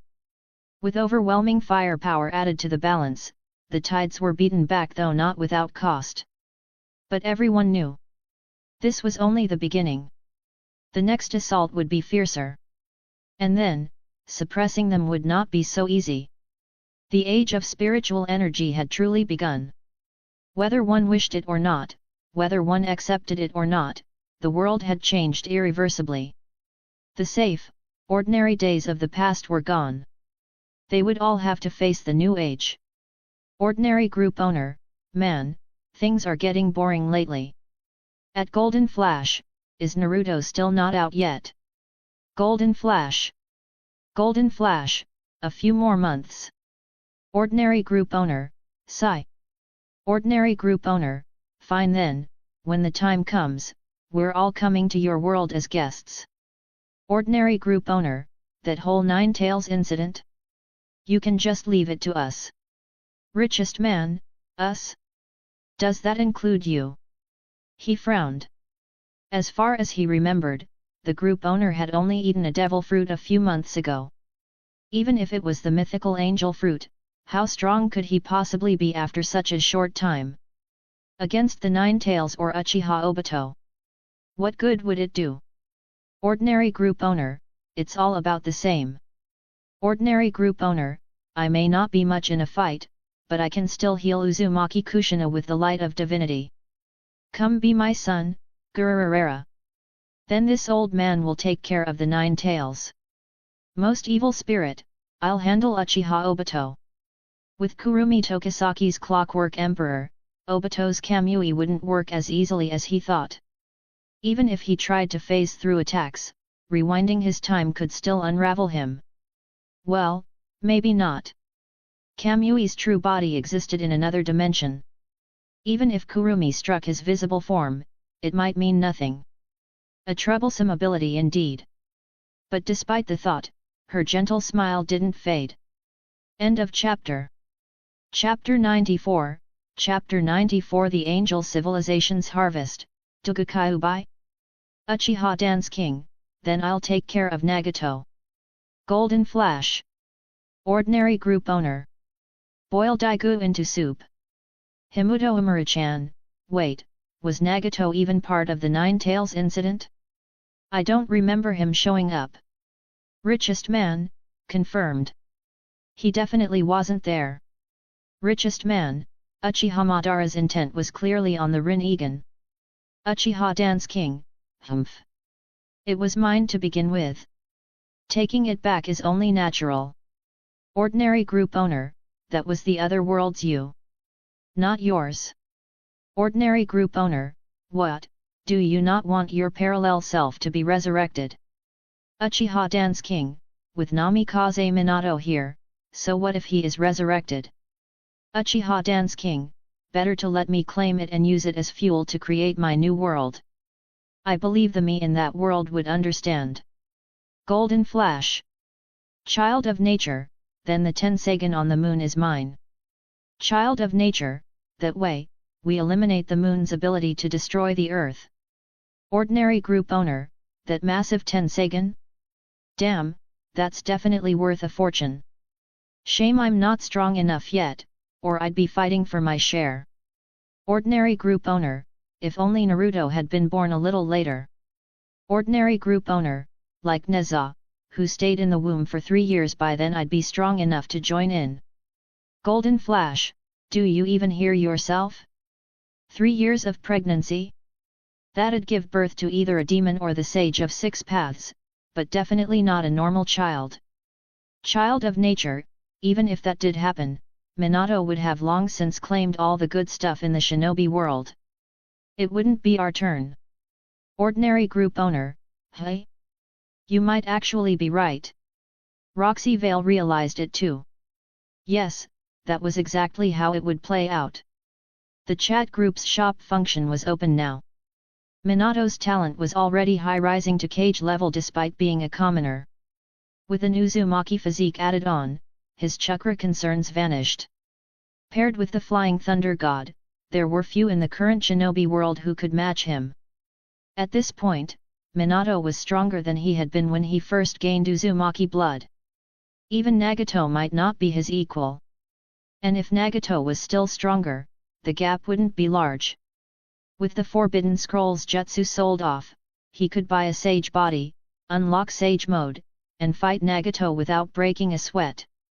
The shinobi world would be his for the taking. Holy Guardian Left Wing, you all haven't even crossed over yet, and you're already scheming to loot everything. On the surface, it was helping Minato with the Nine Tails incident. In truth, it was about plundering the shinobi world. She had to admit it was so very them. And honestly, the thought of seizing shinobi relics for research tempted even her. How had the Otsutsuki bloodline splintered into so many abilities? Of course, it was just a joke. After all, they were the most advanced angel civilization in the universe. Their resources were vast. To them, a planet was nothing more than a trivial resource. They could forge god bodies themselves. Yet in the chat group, even an ordinary planet fetched a hefty price. Which was why she now possessed more points than anyone. And with surplus points came large-scale purchases. From the shinobi world, Sharingan, Rinnegan, Tensagan, Byakugan, Shikatsumayaku every bloodline limit. From the pirate world, devil fruits of every type. From the Shendo world, the 12 talismans. Even from the Tiga world, giant statues. The research had yet to yield much, but the angel civilization's combat strength had risen by an entire tier. Her own body had ascended into the 4th generation divine form, like Queen Keisha herself. She now possessed not only Keisha's holy body, but also Morgana's temporal body. A fusion of 2 divine physiques. The price was steep, but compared to the resources needed for natural ascension, the chat group's offerings were cheap. They had purchased from nearly every world, with the exception of everyday ones like Umaru's. But there was one oddity. Brandon White's world had many powers listed in the shop, but not his natural authority, not even anything similar. Ordinary group owner, how can you call it looting when it's for group members? It's payment for services rendered. Ordinary group owner, the canon endings were tragic anyway. Better that we take the treasures. Ordinary group owner, totally serious. JPG. Invincible East, I spoke with my master recently. His strength is overwhelming. Invincible East, even after eating the glint glint fruit, I was defeated. She had believed that with the glint glint fruit mastered, she could face her master with ease. At worst, she thought it would be a stalemate. Yet she had been utterly crushed. Ordinary group owner. Roxy Vale was dumbstruck. In smiling proud wanderer, Invincible East was already among the strongest. Even Feng Qingyang might not defeat her. With the glint fruit's speed and intangibility added, who in that world could possibly win? Come be my son, are you sure? Even Whitebeard was doubtful. He knew the smiling proud wanderer setting well it was just an ordinary martial world. The glint fruit was among the greatest Logia fruits. Even half-developed, it could make someone a powerhouse in the pirate world. And yet Invincible East had been beaten soundly? Child of nature, it's possible. Child of nature, if that was really Dugukyubai from the Divine Condor era, defeating you would be nothing. In fact, it'd be effortless. Longevity itself was terrifying. With sword talent like Dugukyubai's who by 40 had transcended the sword entirely, wielding grass, wood, and stone as blades, what heights would he have reached by the time of smiling proud wanderer? His inner strength alone would be monstrous. Even if it was a low martial world, his level of mastery could rival cultivators of higher realms. As for harming an intangible body? Sword momentum. Sword intent. Sword domains. Inner force. None of them knew how such forces were structured. How could they be sure they couldn't strike a body of light? End of chapter. Chapter 95, Chapter 95 Tony Stark, I think we need to have a serious talk. The power of elementalization was formidable, but it was by no means invincible. Ordinary group owner, that's true enough. Ordinary group owner, but it still feels a little exaggerated. How has he lived for so long? If Dugukyubai really dated back to before the Divine Condor era, then nothing more needed to be said. But in a martial arts world, how had he survived for centuries? Child of nature, who can say? It's not as though martial arts worlds lack methods of longevity. Child of nature, or maybe Dugukyubai found a breakthrough in the way of the sword, something that extended his lifespan. Invincible East, perhaps so. Invincible East, I only know that Master's power exceeded anything I could imagine. For Invincible East, it didn't matter when her master had lived. What mattered was simple, a master was a master, and that was enough. Longevity had never been her concern, and with the chat group, it mattered even less. Anyone could buy an extra year of life for 10,000 points. With luck, even the daily sign-in function could earn that much in a year. And she had amassed countless martial manuals besides. Himuto Imura-chan, hey, isn't Tsuji Tendu's world part of a series? Himuto Imura-chan, the memory copy was called Kamen Rider. Aren't there other series with different writers as protagonists? Ordinary group owner, there are.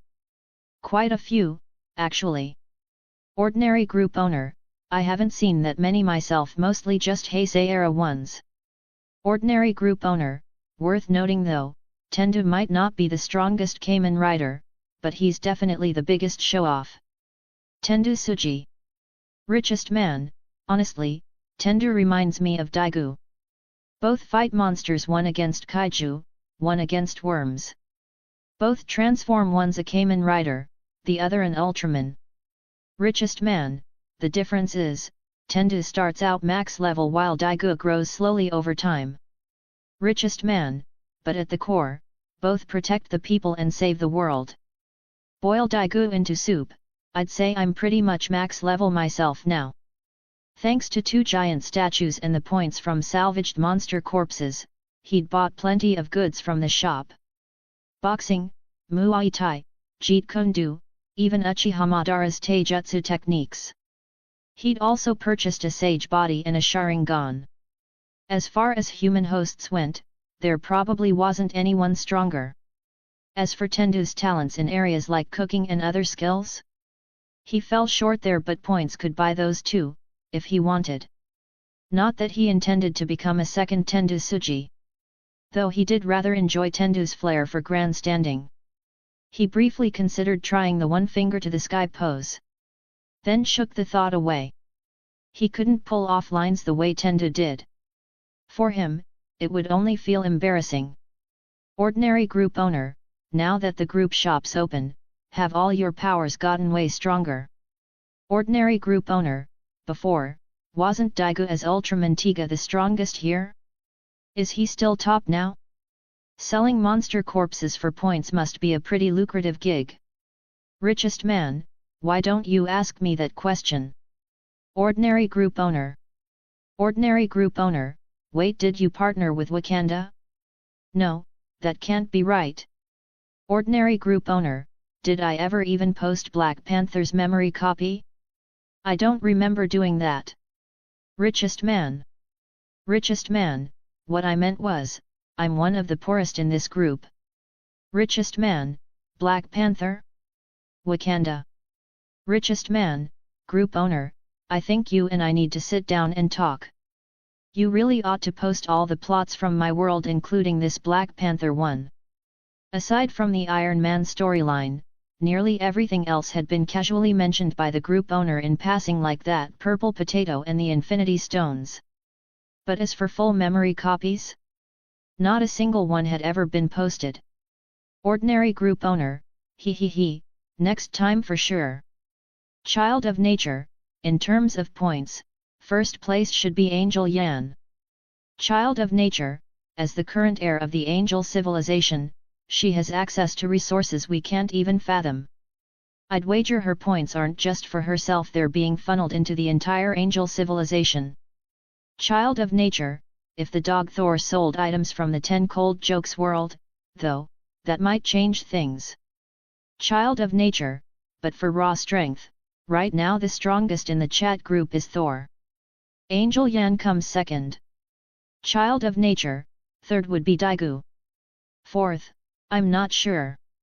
Child of nature, it's hard to rank Uchiha Madara, Whitebeard, and Kurumi right now. Child of nature, if lifespan could be traded, Kurumi would be far stronger. But it can't. Otherwise, she could have abused the dog talisman for an endless loop. The chat group would never allow such a loophole. Richest man, with the whole cosmic tier civilization backing her, if her growth were slow it would be too unbelievable. Richest man, as for the dog, well, it's a comedy series. Glory of the Northern God, smirking dog face.jpg. Glory of the Northern God, you're not even as good as a dog. Richest man, damn it. Richest man, I swear, I'm going to beat you up one of these days. Richest man, you mangy mutt, just you wait. Tony Stark had been irritated with this dog Thor from the moment he joined. From that very first disruption, he'd been nothing but an eyesore. If not for the fact that the mutt really did have some bite, Tony would already have shown up in his Iron Man armor to give him a lesson. Humph. Maybe he couldn't beat this Thor, but could he really not handle the Thor of his world? Someday, he'd deliver a proper thrashing. Meanwhile, in Asgard, Thor had no idea that simply sharing a name had earned him Tony Stark's ire, and that one day his own actions would indeed land him a beating. Ordinary group owner, anyway, with the chat group here, all our powers are only going to keep growing stronger. Ordinary group owner, the only difference is the speed. High martial world. Roxy Vale rested her chin on her hand, troubled. Her strength was far too low. Here in this little backwater, she was considered outstanding among her generation. But compared to the geniuses of the great cities, the gap was vast. Forget suppressing them, she struggled just to stand as their equal. Still, with the chat group, she had faith she could catch up soon. Even surpass them. But they were never meant to be her true target. Her sights were set on the people of the chat group themselves. End of chapter. Chapter 96, Chapter 96, The exchange between Holy Keisha and Holy Hexie. Angel Yan, Uchiha Madara, Whitebeard, Brandon White, Kurumi Tokisaki, their strength now had long since surpassed what the original works had depicted.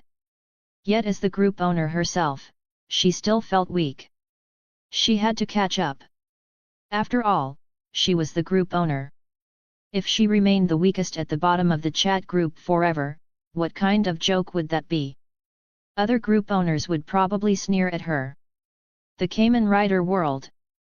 Tendu Suji's eyes were calm as he glanced over the latest group messages. Grandmother once said, "My evolution is faster than the speed of light. Nowhere in the universe can match my pace of growth. Points. High perform. It's about time I moved forward. I will not lag behind anyone." The Super God Universe Angel Nebula. On one of the planets belonging to the Angel Nebula lay the domain of Hexi, the king of heavenly base. Having withdrawn from conflict, she had lived in seclusion here. But today, this planet welcomed a guest, or perhaps more accurately, another kind of mistress. "Well, if it isn't Queen Keisha. What brings you here today with such leisure?" Hexi glanced at Holy Keisha with a teasing smile, her watery eyes carrying their usual charm. "What's this? Not happy to see me?" Keisha chuckled lightly, her gaze resting on Hexi's busy figure in the laboratory, tinged with a subtle complexity. "It's been so long. You never thought of venturing out into the universe? Always staying shut up in your lab, don't you find that exhausting?" Hexi shot her a glare. Why did Keisha even need to ask? Did she not know why Hexi kept experimenting, even after retirement? Seeing her reaction, Keisha couldn't help but smile faintly. Hexi remained here for one reason: she couldn't stop worrying about the angel civilization. The stronger the civilization grew, the greater the dangers it faced. Carlin. Liang Bing. Keisha sighed, setting those thoughts aside. "This time, I came because that girl Yan joined a rather remarkable place." "Oh." Hexi's interest piqued immediately. She knew Keisha's pride better than anyone. Very few things in the known universe could catch her eye. For her to actually call something remarkable, that was rare indeed. It's a presence beyond the universe itself. Think of it as a kind of platform, but its members are all beings from different worlds. In their worlds, the path they walk isn't limited to technology. In fact, technology is often only a tool. Magic, chakra, psychic abilities, spiritual energy, Pokemon. In some sense, even the existence of the void has been confirmed. Hexi's eyes gleamed with curiosity. She understood perfectly, Keisha wasn't talking about the outer reaches of this universe, but entirely different worlds. "Here. See for yourself." Keisha reached into the sacred knowledge treasury and withdrew a peculiar-looking fruit. It resembled a pineapple, but with prominent ridges etched in strange runes, and its surface shimmered with a distinct luster. Intrigued, Hexi took the fruit into her hands. A stream of data flickered in her eyes, then quickly vanished. Unanalyzable.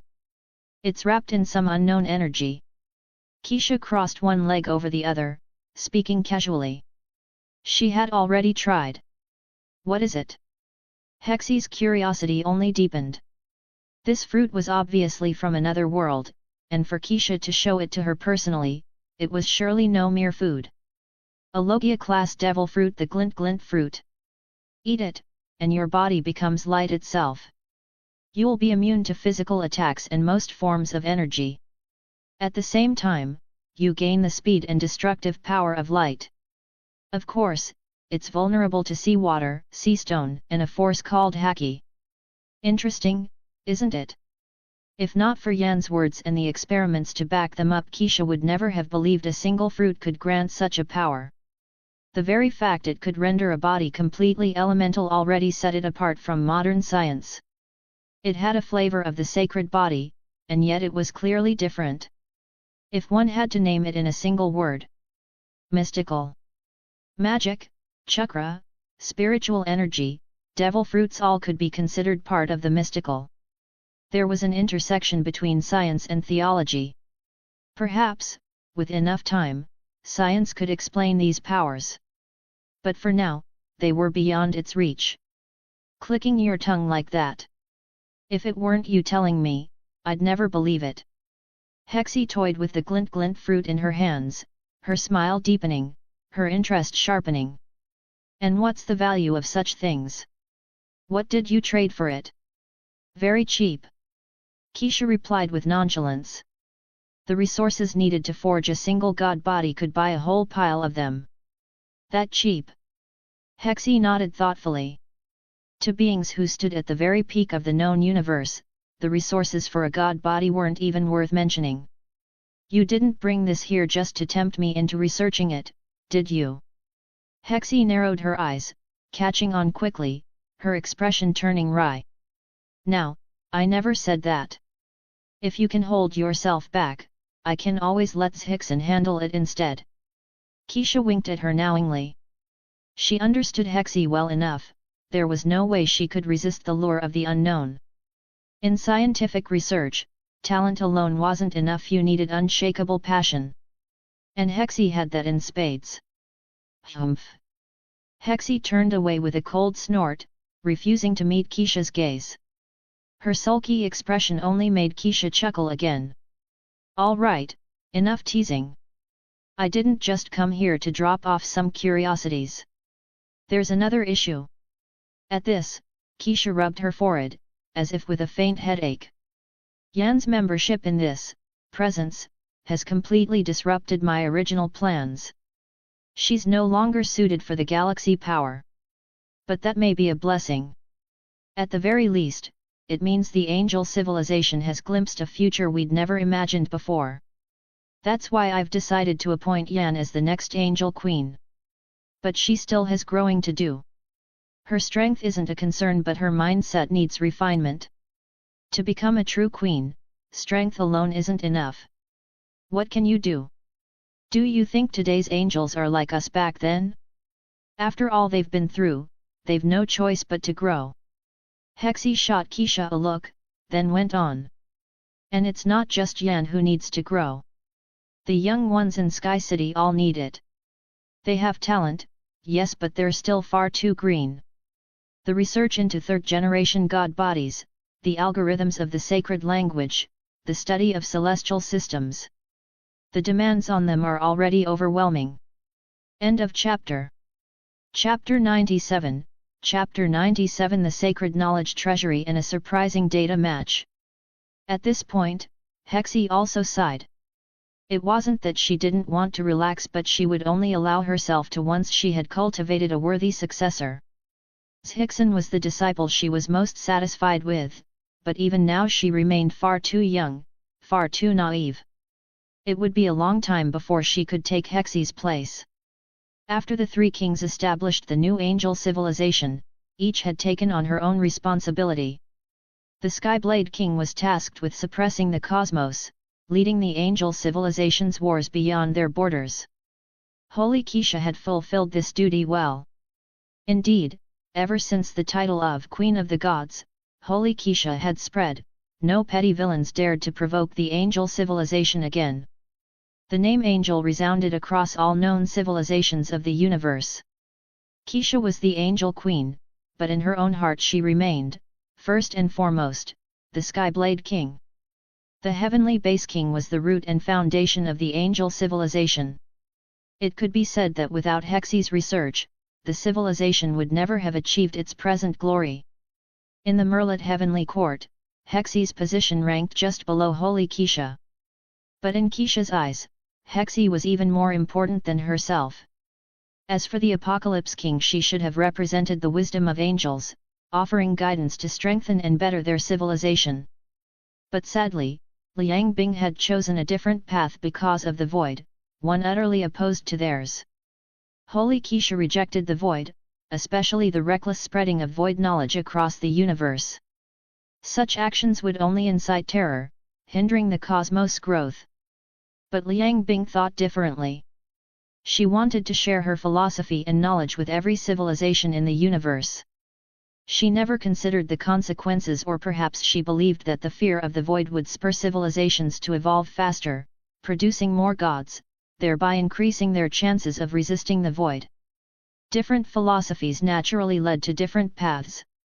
Even if given another chance, Holy Keisha would make the same choice. Speaking of which, Keisha said, Yan mentioned an interesting person to me. A man favored by Earth itself, destined one day to become a god. As Keisha spoke, she recalled what Yan had told her about Brandon White. She wondered how Yan's guidance of him was progressing. Great power, without the mindset to master it, would only enslave its wielder. Moreover, his being was bound to his planet. The stronger Earth's beings became, the stronger he would be. If one excluded the angel civilization, his potential far surpassed Yan's. Oh! Hexie's eyes lit up. With a playful smile, she teased, "What's this, have you taken a liking to him? He sounds like he'd pair well with Yan. You let her interact with him, don't tell me you're trying to marry her off to some otherworldly male god." "I've considered it." Keisha nodded. Compared to the galaxy power, it was clear that the people within that platform were far more suitable for Yan. But the data we've gathered is too incomplete. Without running a match through the knowledge treasury, I can't be certain. "You're at it again." Hexie gave her an exasperated look. "That stupid thing isn't reliable." It was the same with Aeneid, the same with Yan and the galaxy power. You thought it would work then too. Forget it. Do what you want, but leaves Hickson out of this. I won't allow it. Keisha didn't argue back, but neither did she agree. The knowledge treasury represented the pinnacle of the angel civilization's computing power, second only to the great clock across the known universe. With its capacity, its results were surely more reliable than leaving things to chance, to meeting and courting freely. In mystical terms, computational power was like the time stone. It could foresee the future, though it required staggering amounts of data and energy. The knowledge treasury possessed that ability. On a whim, Keisha suddenly grew curious. She input the partial data she had on Brandon White alongside Angel Yan's, and let it calculate. 96%. Keisha's eyes widened slightly. Even Yan's match with the galaxy power had only scored 87%. Was it because the data was incomplete? Or was there something truly unique about Brandon White? If so, Yan might really end up bringing back an otherworldly male god. "Hey, seriously?" Hexie looked at Keisha speechlessly. "It's one thing to mess around, but you're doing it right in front of me? Do you think I, the heavenly base king, don't have any dignity?" Still, 96%? That had to be the highest match so far. If Yan matched 96% with him, what about Little's Hickson? Curious now, Hexie swapped Yan's data for Hickson's and ran the match. 98%. Is this thing broken? The two women stared at each other. The highest result before had barely exceeded 80%. And now, suddenly, they had two matches above 90, and not just barely, but overwhelmingly high. Like children with a new toy, they began swapping in the data of every other angel one by one, running match after match. They lost count of how many angels they tested. But the lowest result they got was 89% using Angel Leng's data. "I'm starting to think it is broken." Keisha rubbed her temples. For so many angels to yield such high matches, it meant that within Brandon White's data lay some kind of force profoundly attractive to angels. It was hard to believe an otherworldly man could exist with such compatibility to their entire race. As for the knowledge treasury being faulty, neither Keisha nor Hexie seriously considered it. At most, they used the suggestion as a way of expressing their astonishment. Right now, Hickson holds the highest match. "Hey, old hag, what are you doing? Don't you dare!" Keisha tried to stop her, but Hexie was quicker. She swapped out Hickson's data for Keisha's own and hit confirm. The knowledge treasury delivered its verdict. 99%. Both women fell silent. "I don't think this is about Angel Yan anymore," Hexie finally said. Her eyes flicked between the display and Keisha. "I think the entire angel race has stumbled onto something extraordinary." She smirked, clicking her tongue. "Tisk, tisk. 30,000 years, Keisha. Looks like your male god has finally appeared. Sure, he's from another world. And sure, he's 30,000 years your junior. But what does it matter? In another 100,000 years, you'll only be older by a fraction of a fraction. Ha ha ha. Even Hexy couldn't contain her laughter. They had tested so many angels, all with sky-high compatibility, so of course Keisha wouldn't score low. But who would have thought she'd surpass Evans Hickson? 99%. Forget Yan. Forgets Hickson. This wasn't their romance. This was Keisha's. Keisha's expression stayed carefully neutral as she looked at Hexy. But truthfully, she felt a little shaken inside. 99%? It was almost too unbelievable. Across the entire known universe, there likely wasn't another pair with such compatibility. End of chapter. Please give me Power Stones. Support me on Patreon at patreon.com/Soren Eclipse. Read 15 chapters ahead on Patreon. Chapter 98, Chapter 98 Hexy's Silence, and the World After the War. What was it in the data she had entered about Brandon White that made the Knowledge Treasury conclude he was so compatible with her? 99%. Tisk, tisk. Keisha, weren't you always the one who believed in this data? Now that the numbers are right in front of you, what more can you say? A male god indeed, but not Angel Yan's. He belongs to you, holy Keisha. Hexy rarely got the chance to tease Keisha like this, and she couldn't resist pushing it further. But her fun ended quickly, as the flustered Keisha grabbed her cheeks and kneaded them mercilessly, squishing her soft face back and forth. Even if it's nonsense, I still won't admit it. Her voice came out garbled through Keisha's grip. You old witch, always quick to pounce the moment you get an opening, aren't you? I'd like to see just how much you and he really share. With a cold huff, Keisha released her and fed Hexy's own data into the treasury. Free at last, Hexy rubbed her sore face, muttering in complaint. Anyway, it won't be higher than you, hey. 99%. Hexy stared blankly at the new result, then quickly covered her surprise with a cough. I think, this matter should be left for Yan to decide herself. If she's unwilling, well, Hickson isn't bad either. Keisha watched Hexy's obvious attempt to change the subject. The corner of her lips curved upward, her chuckle soft. What's this? No more teasing me. 99% compatibility, not lower than Yan or Hickson. Such a match, and you're really willing to hand him over? Yan said he's quite handsome too. By angelic standards, that makes him flawless. Are you sure you don't want such an extraordinary male god for yourself? At Keisha's words, a faint blush spread across Hexy's face. Even Keisha couldn't help but note privately that the old witch looked rather tempting like this. Don't you start with me. You're the one at 99% too. I'll let you have this male god, Keisha. Maybe he'll cure that temper of yours. Hexy shot back without missing a beat. What's wrong with my temper? You're saying I have a bad temper? Keisha couldn't help herself, her hands darted out once again, pinching Hexy's cheeks.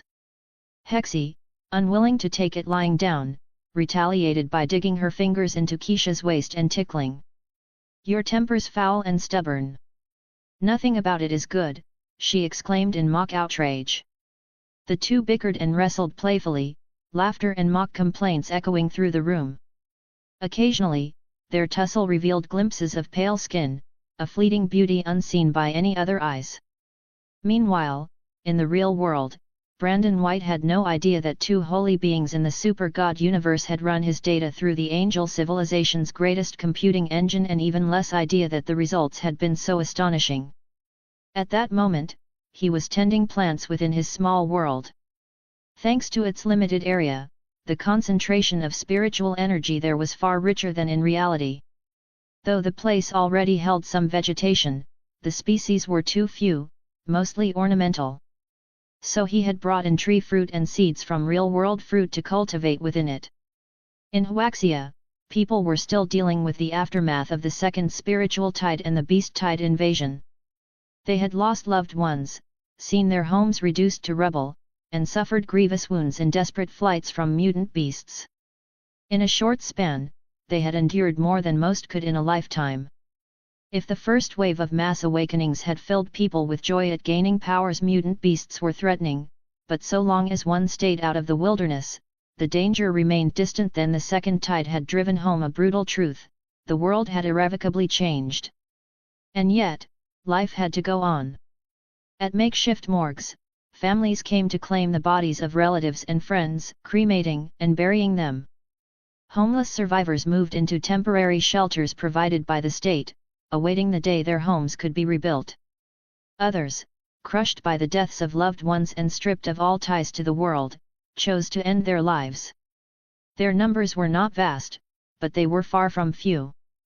Many more surely shared such despair but, for one reason or another, clung to life anyway. Huaxia's casualties were heavy this time, yet compared to other nations, they were fortunate.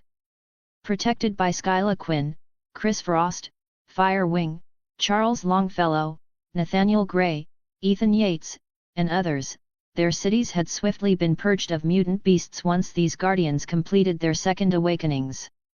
Order was restored in short time. Other countries, even major powers like the Lighthouse Nation, fared far worse. Though they possessed powerful ability users, they were too few, sometimes none at all. Perhaps their populations lacked talent. Or perhaps their gifted ones had perished in laboratories before they ever saw the second tide. It was far from impossible. Not everyone could stomach the idea of ordinary citizens gaining power beyond their control. And there was another problem: without strong ability users to suppress the beasts, those nations had relied entirely on high-tech weaponry and overwhelming firepower. Inevitably, civilians were caught in the crossfire. Some governments had unleashed bombardments before evacuations were even complete. Fewer sacrifices to save more lives — was that justice? Perhaps not. But in the absence of perfect solutions, it was the best option they had.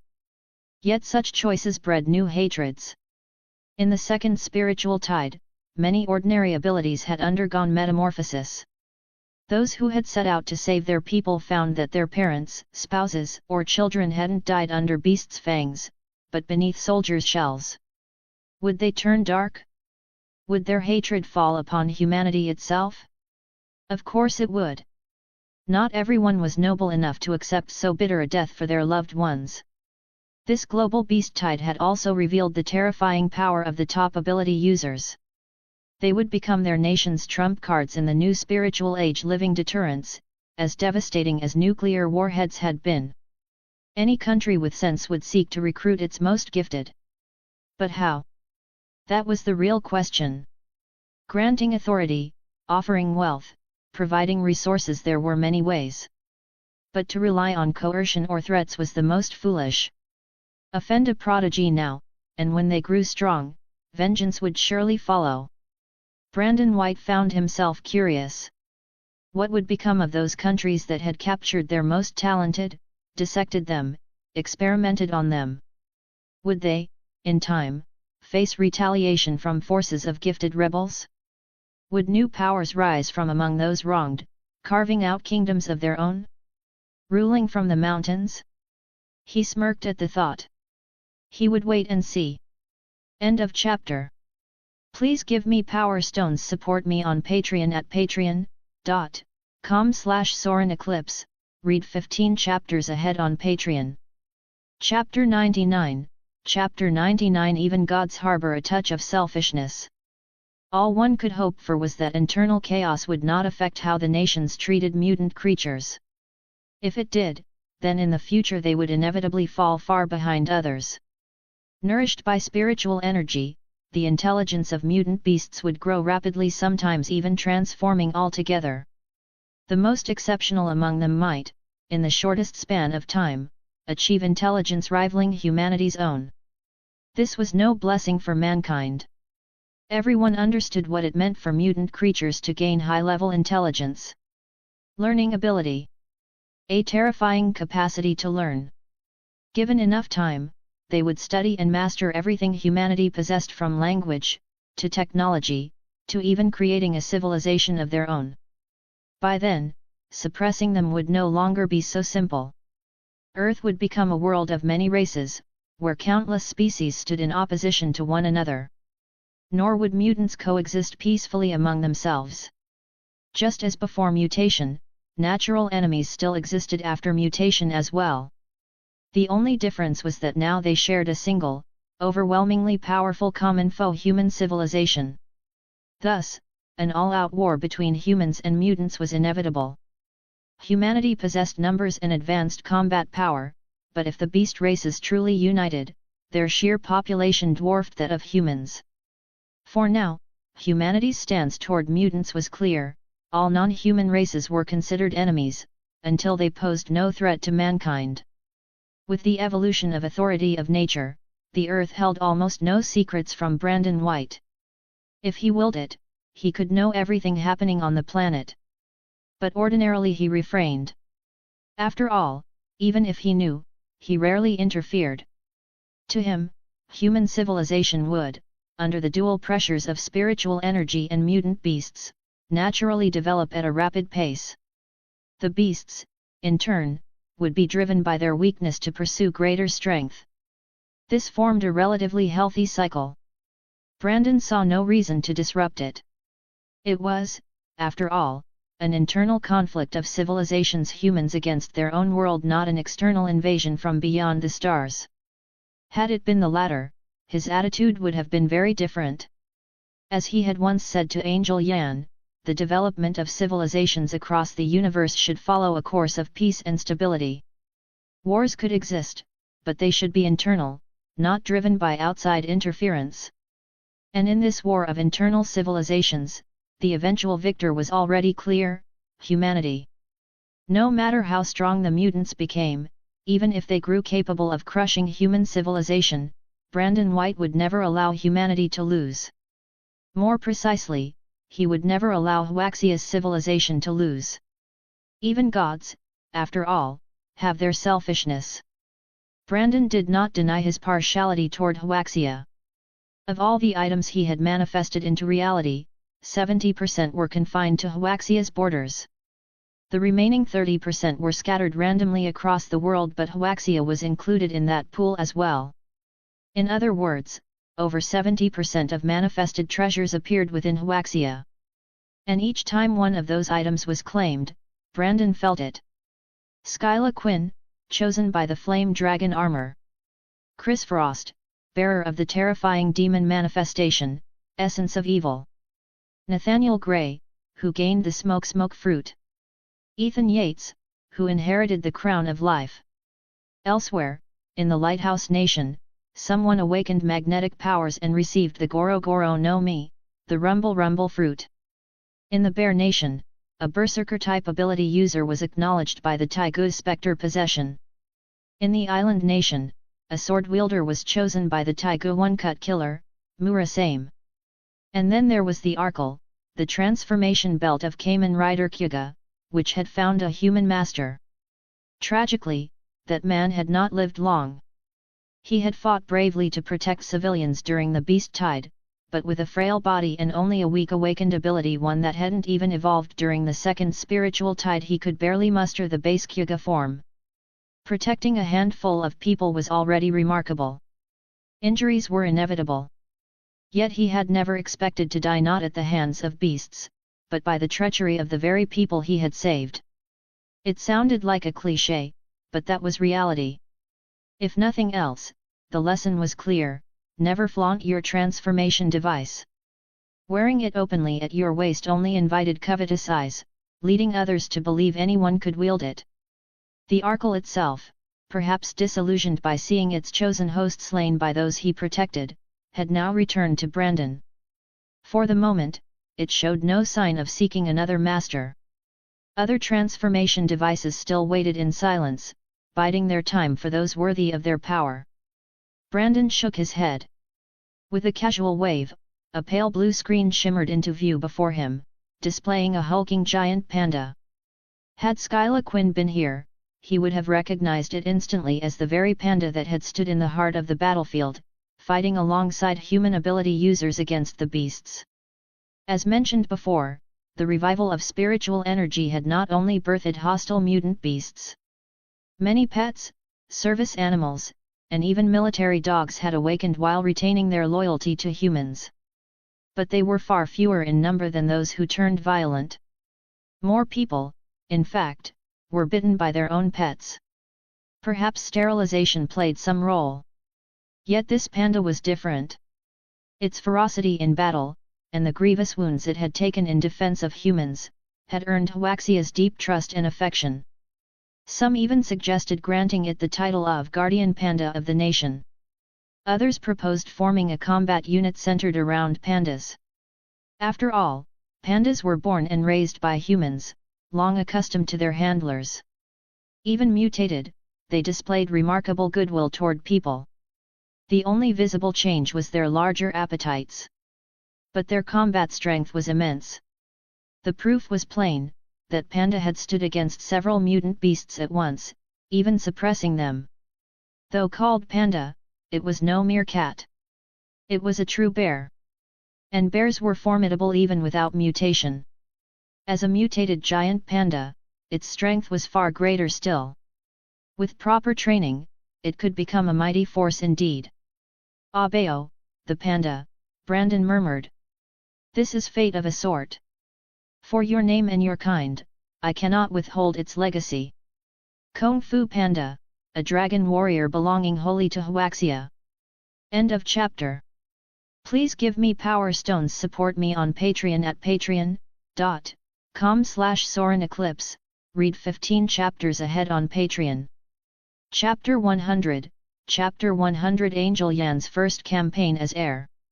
As he spoke, a new object appeared in Brandon White's hand, a large panda figurine wearing a bamboo hat. In this world, there had never been a Kung Fu Panda movie. At first, he hadn't even considered releasing such a thing online.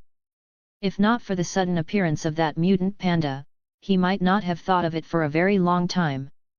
A gentle radiance spread from Brandon's hand, enveloping the figurine. The Kung Fu Panda statuette disintegrated into dust, vanishing into the air. In its place remained a perfectly clear, transparent pearl. Within the orb, a shadow identical to Ah Bao's figure curled peacefully. A flash of black light flickered, and the pearl disappeared from Brandon's hand. At the same time, inside a treatment ward, a pitch-black spatial rift quietly rippled open. From it, a clear pearl fell and landed softly atop the head of the sleeping Ah Bao. Faint golden light shimmered across the panda's battered frame.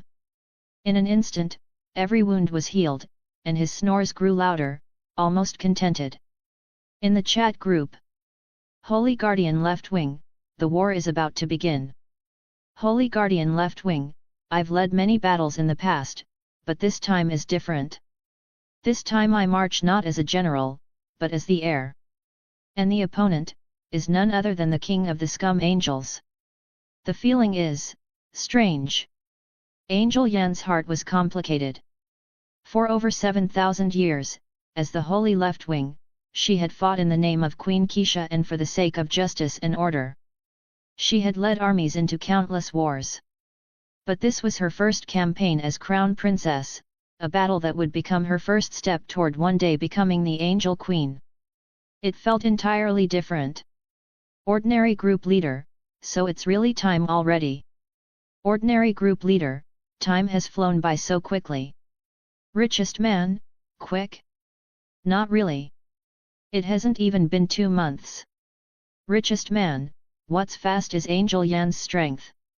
For Queen Keisha to entrust her with command proves that she believes Yan is now powerful enough to carry out this mission. Ordinary group leader, is that so? Somehow, I feel like with Keisha's personality, if Yan fails she'll just mock her instead. Child of nature, that might have been true before, when Yan fought as a soldier. But this time she fights as the heir. Child of nature, and more importantly the enemy is Huayat. Child of nature, failure is something neither Yan herself, nor the angel warriors under her, would ever accept. Holy Guardian Left Wing, exactly.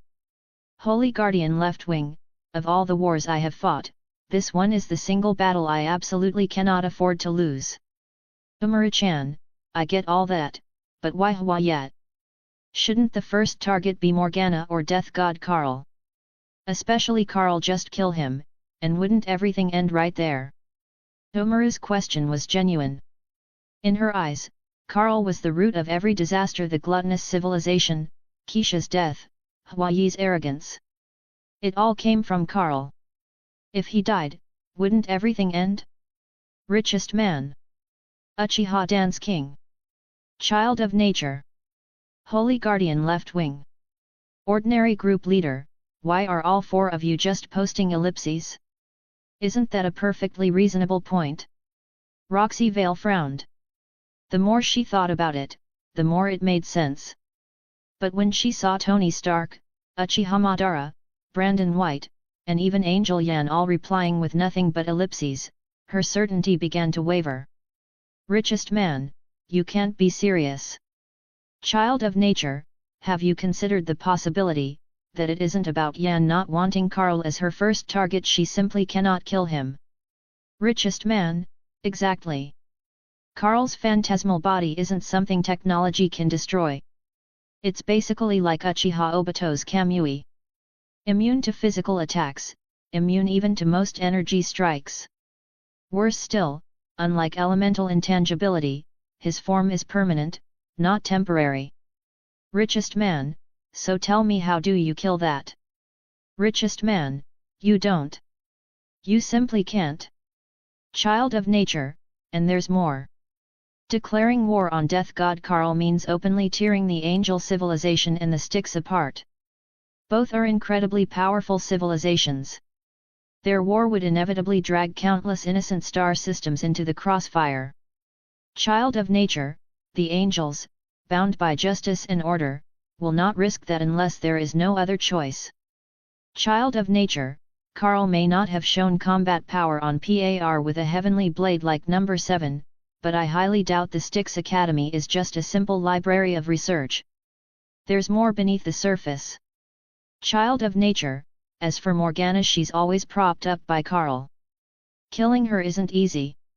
Slip once, and she'll flee. And don't forget, she's still Keisha's sister. Once the angel civilization's apocalypse king. Even if she must die, it's fitting only that Queen Keisha herself end her life. Child of nature, so, when you add it all up, the real choice is obvious. Umaru-chan, so you're saying Hawaiian is weak, easy to kill, and has no way to run. Richest man, that's about the size of it. Holy guardian left wing, fine. Yes. That's the truth. Brandon's analysis left Yan with no excuse to argue. Everything he said was correct. Karl was impossible to kill. His phantasmal body, his lack of visible crimes Keisha could use as justification, and the collateral damage his war would bring to innocent civilizations made it untenable. Morgana was slippery, protected by Karl, and her death carried political weight only Keisha could settle. Which left Hawaii no Karl, no black hole engine, no fourth-generation god body, still clinging to outdated male angel genes. If not him, then who? Invincible East, 3,000 years ago, Keisha defeated the male angels but didn't annihilate them. Wasn't that just because of strength at the time? Invincible East, but later, when the angel civilization grew vastly stronger, even the sheer numbers of those scum angels should have been irrelevant, right? Invincible East, so why wasn't Hawaii and his lot eradicated then? This was what baffled Dongfang Bai. In the angel war 3 millennia ago, female angels had won, but male angels had not been completely broken. Killing Hawaii outright would have provoked mutual destruction, leading to terrible losses that would hinder civilization's future. As king, Keisha would never have taken such a risk. But once angel technology advanced, Hawaii's followers should have posed no threat. Yet Keisha seemed to lose all interest in wiping them out, as if Hawaii had been forgotten entirely. Or perhaps Queen Keisha had simply been faithfully upholding her own words? End of chapter. Please give me power stones. Support me on Patreon at patreon.com/SorenEclipse, read 15 chapters ahead on Patreon. Chapter 101, Chapter 101 Holy Keisha and Hwayat, Founding a New Order. Child of Nature, just as you said, in the battle 30,000 years ago, although the three angel kings Keisha, Hexi, and Morgana defeated Hwayat, that didn't mean the male angels had lost the ability to continue fighting. They were simply cowed by the battle power the female angels displayed. Child of Nature, had they chosen to kill Hwayat, the male angels would certainly have risen in full revolt, leading to further casualties down the line. So Queen Keisha chose a relatively moderate approach. She expelled Hwayat from Merlit Heaven. Child of Nature, later, under their leadership, the angel civilization developed rapidly and rose to its peak. As things stand now, the angels possess overwhelming strength against the male angels. If Holy Keisha had the inclination, neither Hwayat nor any of the male angels would be able to resist. Child of Nature, but she did not do so. There are three possible reasons. Child of Nature, first, with Morgana leading the demon civilization to spread evil across the known universe, Holy Keisha's attention was on Morgana. A defeated underling like Hwayat wasn't worth her time. Child of Nature, it's also possible that, by then, Holy Keisha no longer had Hwayat or the male angels in her mind at all. Her gaze was fixed on the entire cosmos, on justice and order. Child of Nature, under justice and order, as long as Hwayat cowered on some desolate planet, not even daring to show himself, Keisha had no grounds to trouble him. Child of Nature, second, not killing Hwayat was in fact the harsher punishment. Child of Nature, to fall from Angel King, exalted above all, to a wretched sovereign wandering the universe, his status, his life, every treatment vastly inferior. For him, that may well have been a fate worse than death. Child of Nature, lastly, they were a set of achievements Holy Keisha left behind for the next Angel Queen to claim. Child of Nature, but the most likely reason is that Hero's company needed a villain. The gluttonous civilization was turned into free experience for the squad. Morgana started getting a wash of sympathy. Death God Karl was never going to show up in person, so Hwayat got pushed out as the scapegoat. Child of Nature, Angel Civilization, Demon Civilization, and Hero's Company, three forces neatly provided with a common enemy. Ordinary plot. Ordinary group leader, you sounded all serious and scholarly up front, but the moment you got to that last point, I knew that was the real truth. Given Hwayat's everywhere provoking, grievance-farming personality, picking fights here, taunting there, drawing aggro across the map, his hate meter is permanently maxed. Fans don't even need to fight over which character to hate now, because they've got a shared target, Hwayat. Wait, would someone like Hwayat even have fans? Can those be called fans? That's just a bunch of thirsty degener. Still, credit where it's due, Hwayat really is envy and do know, infuriating. Especially that part with Keisha. That cannot be real, right?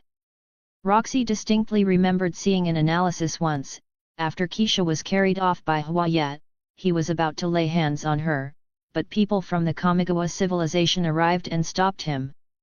That has to be it. Yes, that's definitely it. Otherwise, with Holy Keisha's personality, there's no way she would have let that dog of a man go. Richest man, from a realistic standpoint, the second half of your first reason is probably the most likely. Richest man, at the time, Holy Keisha's heart encompassed all civilizations of the known universe. She truly had the breadth and bearing of a king of gods. Someone as petty as Hwayat naturally wasn't worth a glance. Richest man, justice and order is also a factor. Even though justice and order was the system established by Holy Keisha, whether to follow it still depended on her. But as the king of gods, if she herself did not abide by her own order, how could she demand that other civilizations obey it? Umarachan, but if justice and order bound Queen Keisha, then why did she agree to let Angel Yan lead troops to eliminate Hwayat? Child of Nature, because the next Angel Queen is Angel Yan. Child of Nature, each Angel Queen establishes the order of her era, Hwayat with the Heavenly Palace order, Holy Keisha with justice and order. Child of Nature, Angel Yan is likewise destined to found the order under her reign. Uchiha Dan's king, order is set by the strong.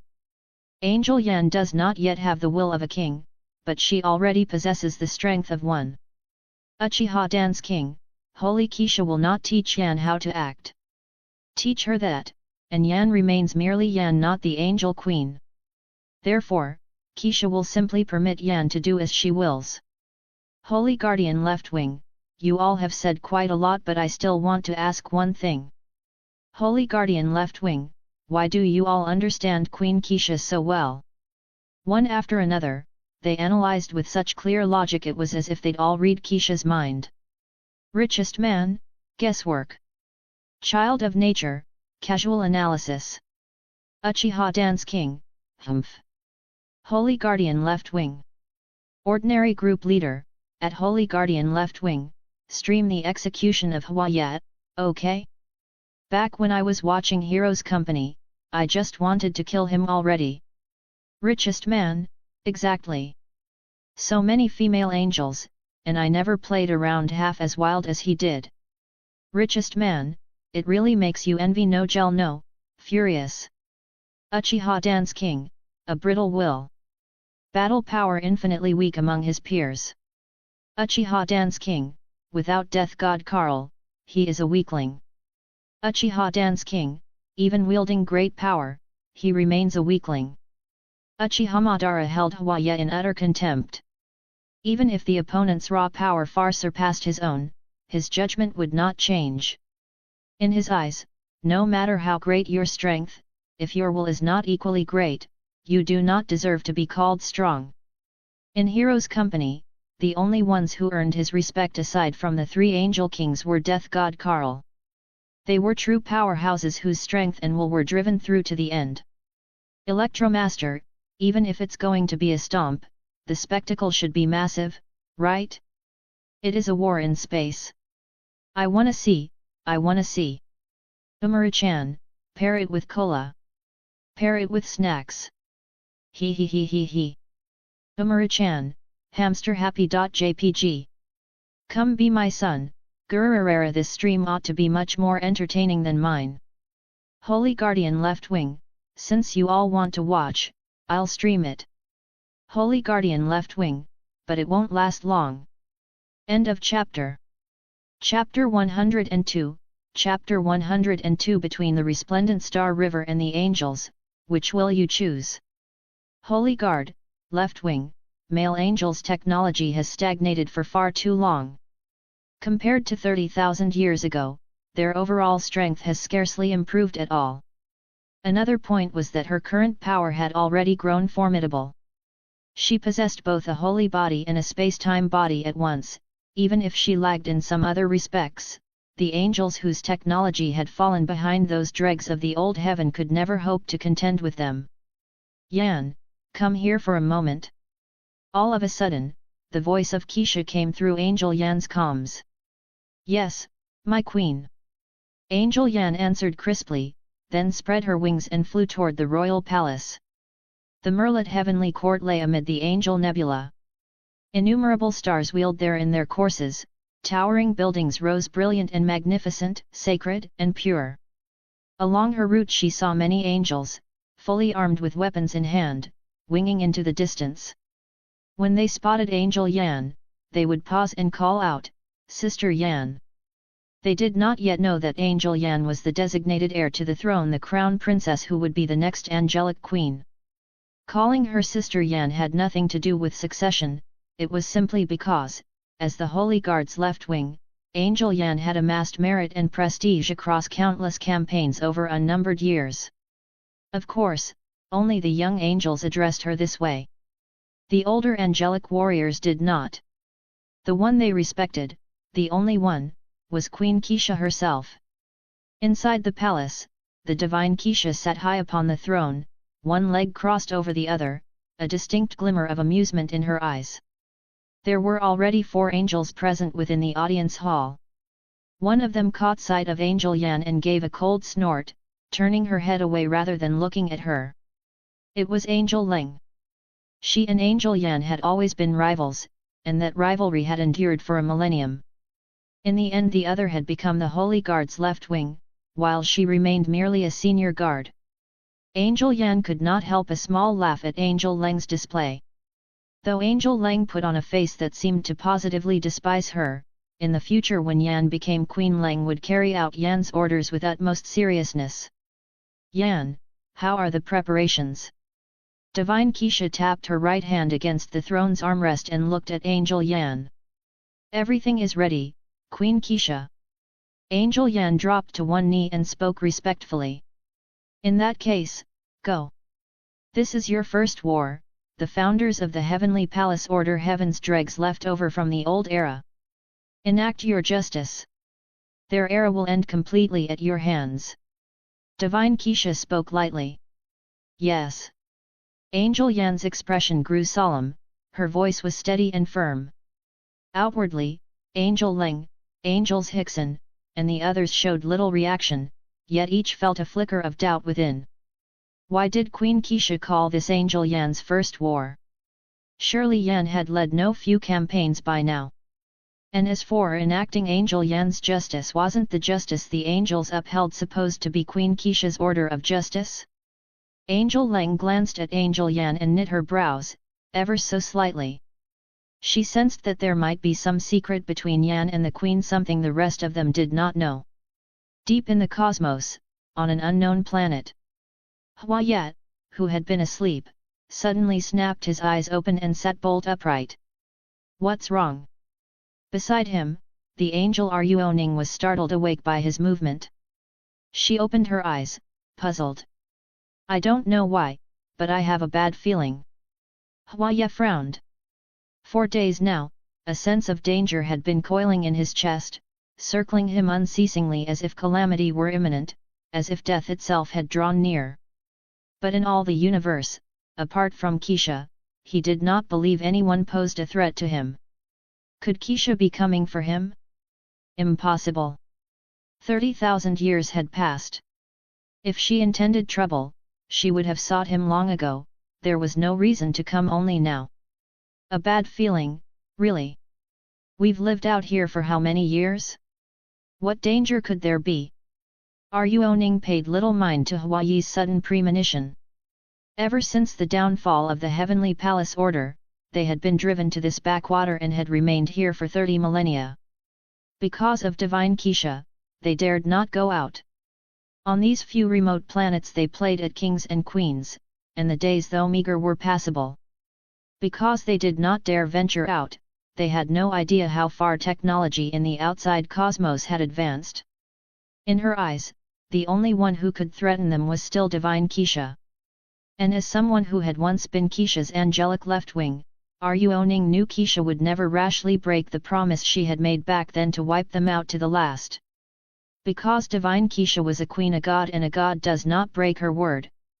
So she took no stock in Huayi's apprehensions. This was hardly the first time, either. More than once Huaya had convinced himself that Divine Keisha was coming to kill him, and each time, nothing had come of it. She shut her eyes again and went back to sleep.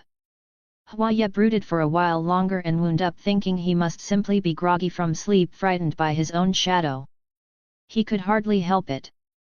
30,000 years ago, that little vixen Keisha had left a shadow in his heart far too deep, had driven him clean off the throne. A pity the one chance to get Keisha had been ruined by those people from the Shenhe civilization. Otherwise, even dying would have been worth it. Thinking of Keisha's figure and face, Huaya licked his lips. But then he sighed. That was nothing but a fantasy now. Though he had hidden here for tens of millennia, Keisha's fame was known to him. Queen of the Gods, Divine Keisha. Even his father had never borne such a title.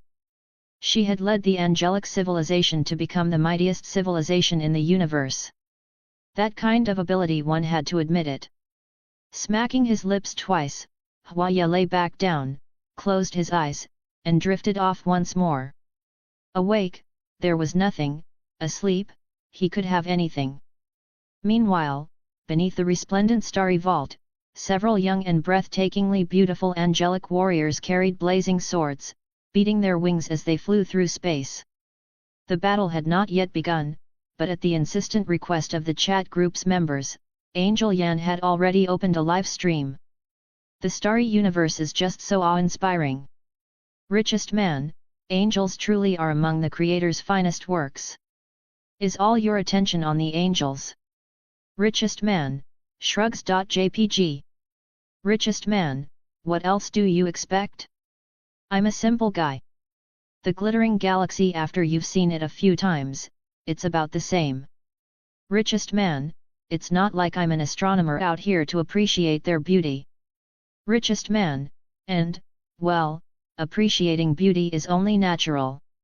Richest man, right, Lord Madara? I have no interest in women. Richest man. Richest man, forgot you're into Senju Hashirama. And my old man? He's of the giant clan, odds are his taste doesn't match mine either. Richest man, at you're the same as me, yet. My heart belongs to Kushina. I have no interest in anyone else. Richest man, hypocrite. End of this chapter. Please give me power stones. Support me on Patreon at patreon.com/SorenEclipse, read 15 chapters ahead on Patreon. Chapter 103, Chapter 103 Angel Yan's Cold Austerity, this is my order. Richest man, at a time like this, I really do have to pin my hopes on the second man in this chat group besides me. Richest man, at Child of Nature, Brandon White, tell me your choice. Richest man, is it the ever-observable star-strewn universe, or the peerless beauty of an angel?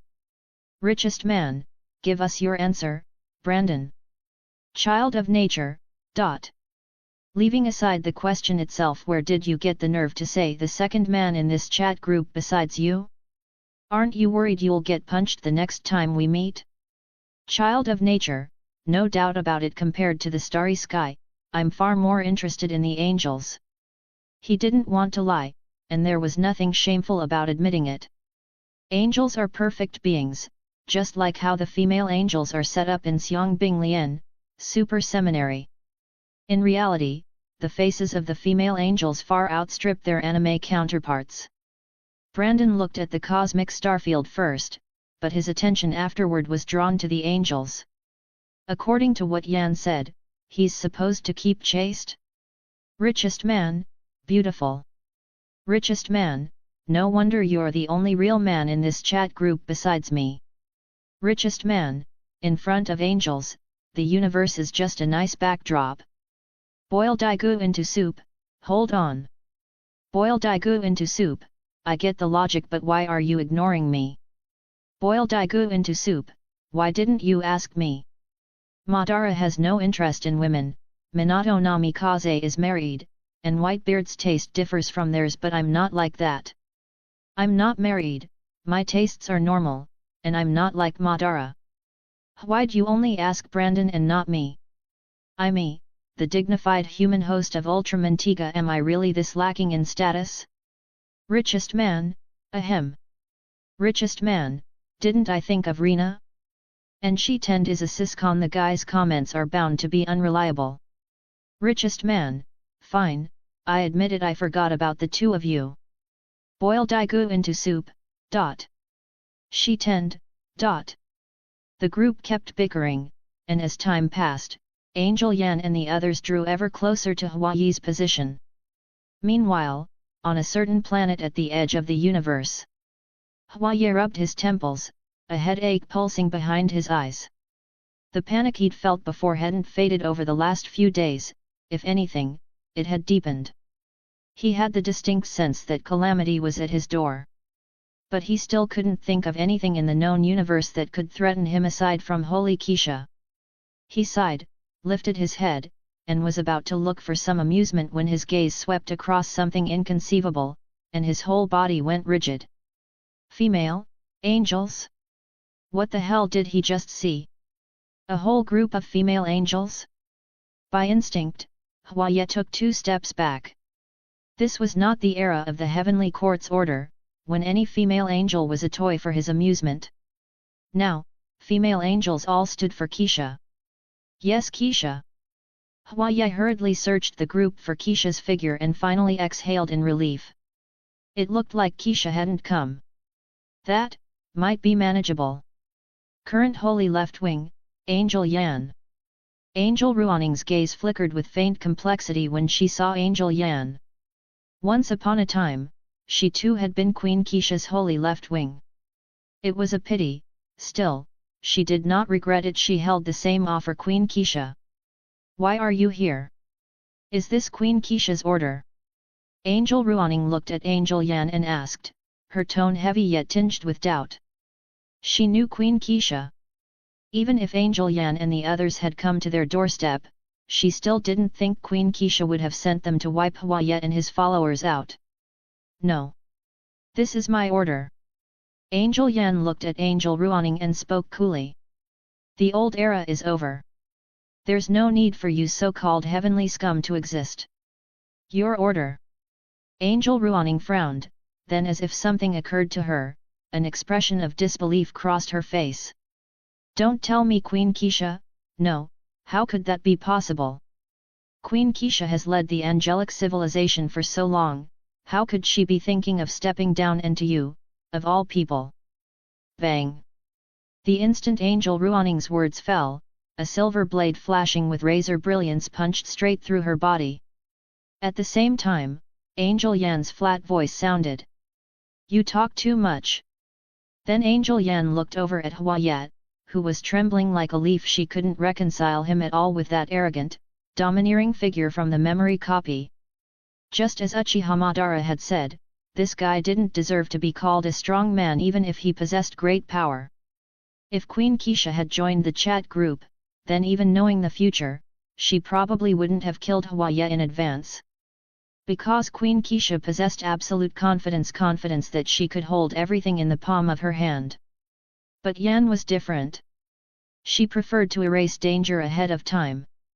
In the original plot, after Queen Keisha went offline, Hua crawled out from the fringes and even received help from Death Carl, upgrading to a 4th-generation divine body and installing a void engine. Countless angel warriors, so many of them, and even TNG King Hexi, had all gone offline because of him. She couldn't tolerate that. Even with her joining the chat group, with knowledge of the future, and with treasures from other worlds sufficient to push the angelic civilization's power to even greater heights, she still refused to let that possibility exist. Hua had to die. With the tap of her index finger, the divine domain draped over the space, several silver streaks rent the void. There were no twists, no reversals. Under the divine domain, even Death Carl could not carry Hua away. Leng, Azui, prepare the heavenly blade judgment. Hua might be dead, but plenty of heavenly scum remained here. They could join their king. Yes. Angel Leng gave Angel Ruanning's corpse a complicated look. She'd had feelings for Ruanning, but that ended the moment Ruanning chose to betray Queen Keisha. In the live room, as Angel Ruanning and Hua went down, the comment stream began to roll. Richest man, now that's decisive. She wouldn't even spare him a single extra sentence. Richest man, at come be my son, Pops, you really need to learn from this. Remember how you dragged things out with Teach? Come be my son, and that's the same situation. Boil Daigou into soup, by the way, how's Teach now? In that live broadcast, he hadn't completely died yet. Pops, don't tell me you saved him. Come be my son, Teach is dead. I won't allow accidents. Uchiha Dance King, long overdue. Lazy little sister Umaru, now that Hawaii's dead, those heavenly scum are going to die too. Even if there are others still scattered through the universe, they wouldn't dare do anything, right? Just an ordinary admin, no kidding. They're not idiots who dare go up against the angelic civilization. End of chapter.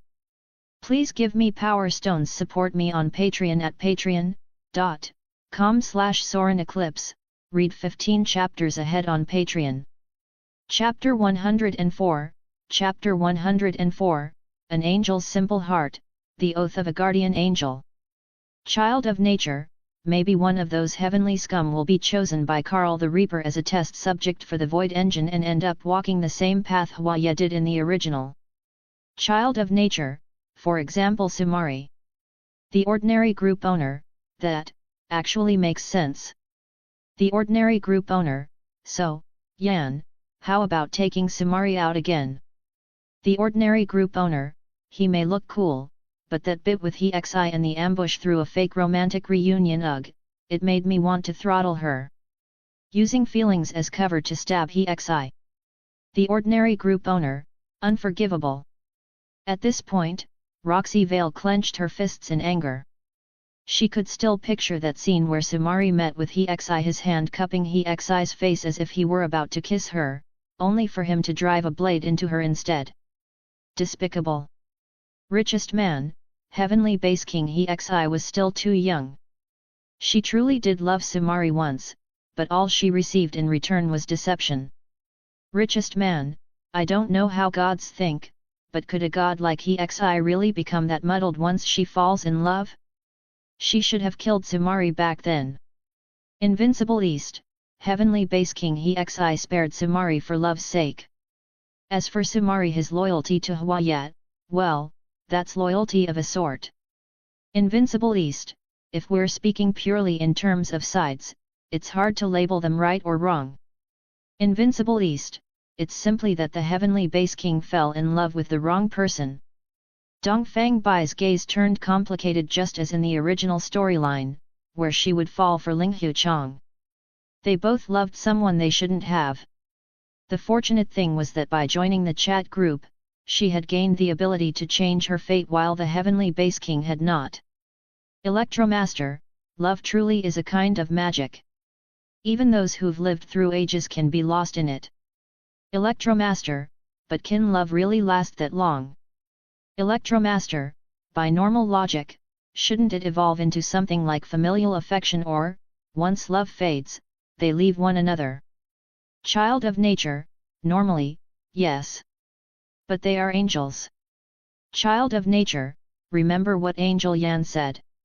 Child of nature, an angel's heart is not complicated, nor is it exacting.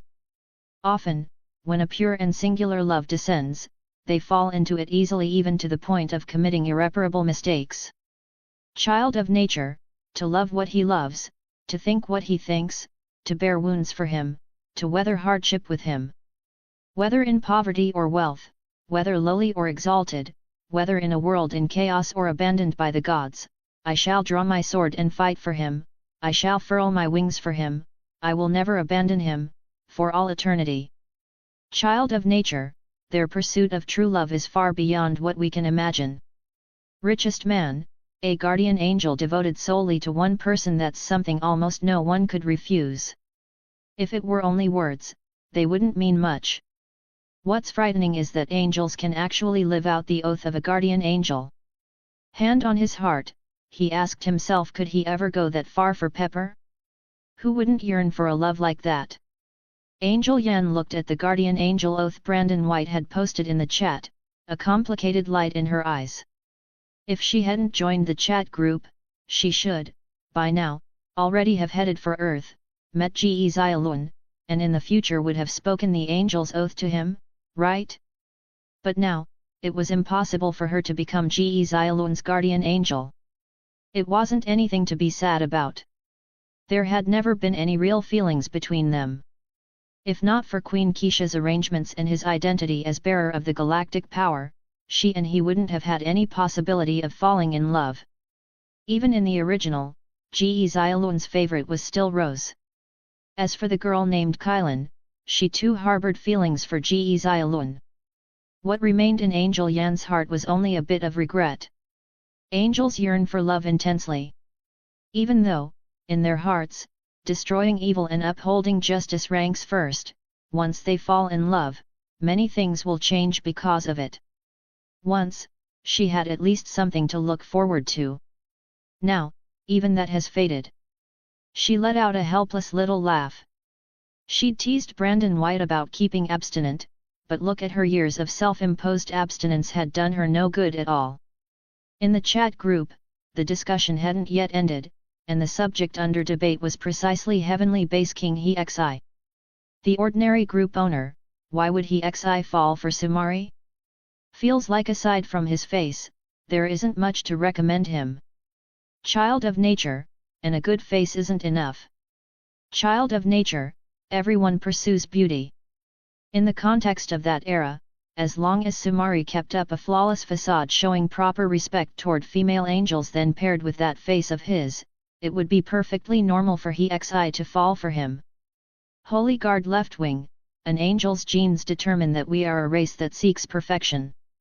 Holy Guard Left Wing, Queen Keisha once told me that the Heavenly Base King is the angel who strives for perfection more than any other. Holy Guard Left Wing, back then, it was precisely by relying on that face that Sumari stirred first love in the Heavenly Base King's heart, leading to this unfortunate, mistaken love. The ordinary group owner, listening to you two, I suddenly feel like the Heavenly Base King is a bit looks obsessed and kind of a naive sweetheart. The ordinary group owner, forget it, forget it. I'm not exactly any better in that department. Because of the era she'd lived through before she transmigrated, she didn't believe she'd ever encounter love herself, but she still liked to admire handsome guys and pretty girls. She believed in love, she just didn't think it would ever happen to her. Uchiha Dance King, Skyblade Judgment Begin. With Uchiha Madara's message, everyone's gaze lifted to the heavens, to Angel Leng and Angel Zui, each gripping a sword of blazing flame. Across the planet, countless heaven scum panicked. They tried to flee, but their bodies were already pinned in place. All they could do was scatter madly along the ground, but under Skyblade Judgment, it was all meaningless. Boom! Angel Leng and Angel Zui swung down their blades. Terrifying, orange-red lances of light, laden with dreadful energy, fell from the cosmos and pierced the surface, inscribing power meant to annihilate all things. The whole planet was swallowed in a blinding radiance. And then, everything returned to silence. The live broadcast ended there. The ordinary group owner, that Skyblade Judgment is nuts way stronger than what I saw in the anime. The ordinary group owner, the sheer impact isn't even in the same league. She remembered an episode where Angel Yan unleashed a king-level Skyblade Judgment, charging it forever, with the Skyblade battle group assisting, and the result didn't even trash the entire arena. After minutes of output, the most they got was a crater a few hundred meters across. That level of spectacle was just underwhelming. Richest man, that's normal. Skyblade Judgment draws energy most efficiently from a planet or a star. Angels just refrain from extracting too much because of planetary safety concerns. Richest man, Earth, for instance. GE Xiaolun was only permitted to use Skyblade Judgment once, because taking too much energy would destabilize the Sunday. Richest man, honestly, I think the angelic civilization could just buy an infinity stone. Infinite energy isn't bragging. End of chapter. Chapter 105, Chapter 105. The Snow Mastiff Summoner stirs a new chosen one. If the Infinity Stone's infinite energy were paired with an angel's Skyblade Judgment, the power unleashed would be off the charts. Blowing up stars would be child's play. Left wing of the Holy Guard, the strength of a civilization has never been measured by its destructive capability. Left wing of the Holy Guard, otherwise, the strongest known civilization in the universe ought to be Liang, not the angels. In terms of raw destructive force, no civilization in the known universe can surpass Liang. But for angels, killing Rena from several light years away is easy. Left wing of the Holy Guard, as for the Infinity Stones, how do you know we haven't bought one? 100 million points. Even for the angel civilization, they could only purchase a single stone for now. It wasn't that they lacked the ability to keep buying, it was that the resources required were too vast for the angels to put forward all at once. Besides, for angels, a single infinity stone is already enough. Compared to the infinite energy contained within an infinity stone, what they value more are the stone's structure and the knowledge inherent within it. Whether on the mystic path or the scientific path, when a civilization reaches a certain level, there is a crucible it must pass through. Study, analyze, and understand the technologies or systems of another civilization. Convert the other side's knowledge into one's own. This holds true for both the mystic and scientific sides. In fact, those on the science side delve even more deeply into such mystic artifacts, devil fruits, the god tree fruit, spiritual energy, and the like, seeking to break them down into elements they can comprehend, to deconstruct them into knowledge that science can explain. Armed with this knowledge, whether it's an infinity stone, a god tree fruit, or a devil fruit, they can reproduce it. Richest man, you really bought one? That's 100 million points. Richest man, guess that's what it means to be the top civilization in the universe, hey. 100 million points is an astronomical sum, but the universe holds resources beyond counting. As the strongest civilization in an alternate universe cosmos, it's perfectly normal for angels to have a bit more to draw upon. And come on, even a tiny planet like Earth managed to cough up so many infinity stones. So what if the angels are a little loaded? Anyway, once he got his hands on those few infinity stones, he fully intended to sell them off. Not just to deal with that purple potato head, he wanted to pilot a reinforced iron armor and stomp that purple potato head into the ground. Ordinary group owner, rich lady, food, hungry. Ordinary group owner, ugh, if only I were a guy. Then maybe I could, hug a wealthy angel's thigh. Left wing of the Holy Guard. If the group owner were a male god, Queen Keisha might really consult the group owner's data and see whether any angelic warrior's metrics could synchronize with hers. Speaking of which, ever since Queen Keisha returned from visiting the TNG King, the way she looked at the group owner had been off. Her gaze at Zhixin was the same. Could it be that Queen Keisha had identified some male deity whose data synchronized with both herself and Zhixin? That seemed unlikely. Otherwise, after all these years, there wouldn't have been only a single power of the galaxy. Logging off from the chat group, Brandon White sensed his strength increasing rapidly every moment, and gave a helpless smile. Ever since the second aura tide, his authority of nature had undergone a metamorphosis, and the living beings on Earth had grown stronger as well. Unfortunately, his world had no cultivation realms to index such things, so he had no way to gauge his own level. His power was rising so quickly that he scarcely had time to familiarize himself with it. Thankfully, after the authority of nature evolved, his command over his body had reached an entirely new tier. Even without training, he could control his body with flawless precision. Otherwise, this really would have been a problem. Just as he was thinking this, Brandon suddenly lifted his head and looked off in a particular direction. He felt a ripple of aura flash by and vanish. It wasn't the aura belonging to an ability wielder, but the cold, feral presence of a mutant beast. Since the second aura tide, it had just completed its metamorphosis. Its innate talent was middling, but precisely for that reason, it hadn't died under Firewing's talons. Boom! With a sudden disturbance, a gold and silver summoning device floated up before Brandon, accompanied by a crystal engraved with the figure of a snow mastiff. The snow mastiff summoner. So that's how it is. Looks like I really do need to go. As the creator of the snow mastiff summoner, Brandon naturally understood what it meant. He just hadn't expected the timing to be this neat. He picked up the snow mastiff summoner. A streak of black light flashed and Brandon's figure vanished into the air. At the same time, in Vantora City's Zyza Lake. Hiss! A vast, elongated shape glided through the depths of the lake. Ice blue, glacial light flickered along its snow-white scales, and the chill seemed to leach into the entire lake. And yet, no one noticed. Zyza Lake used to be one of Vantora City's most famous scenic spots. But with the second aura tide, countless people had died to the onslaught of beast tides. Those who survived no longer had the leisure for tourism beyond the demands of work. So even a place that once teemed with visitors, Zyza Lake now had very few passers-by. Only the occasional nearby resident would come to clear their head. At this moment, the aura beneath Zyza Lake roiled and churned.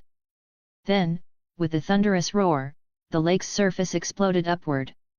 Even people who'd been paying no attention were drawn by the sudden upheaval.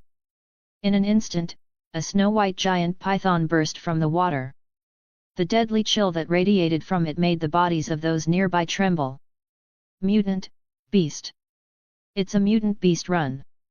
No one could later say who reacted first and shouted the warning, but the very next moment, everyone fled in all directions at top speed.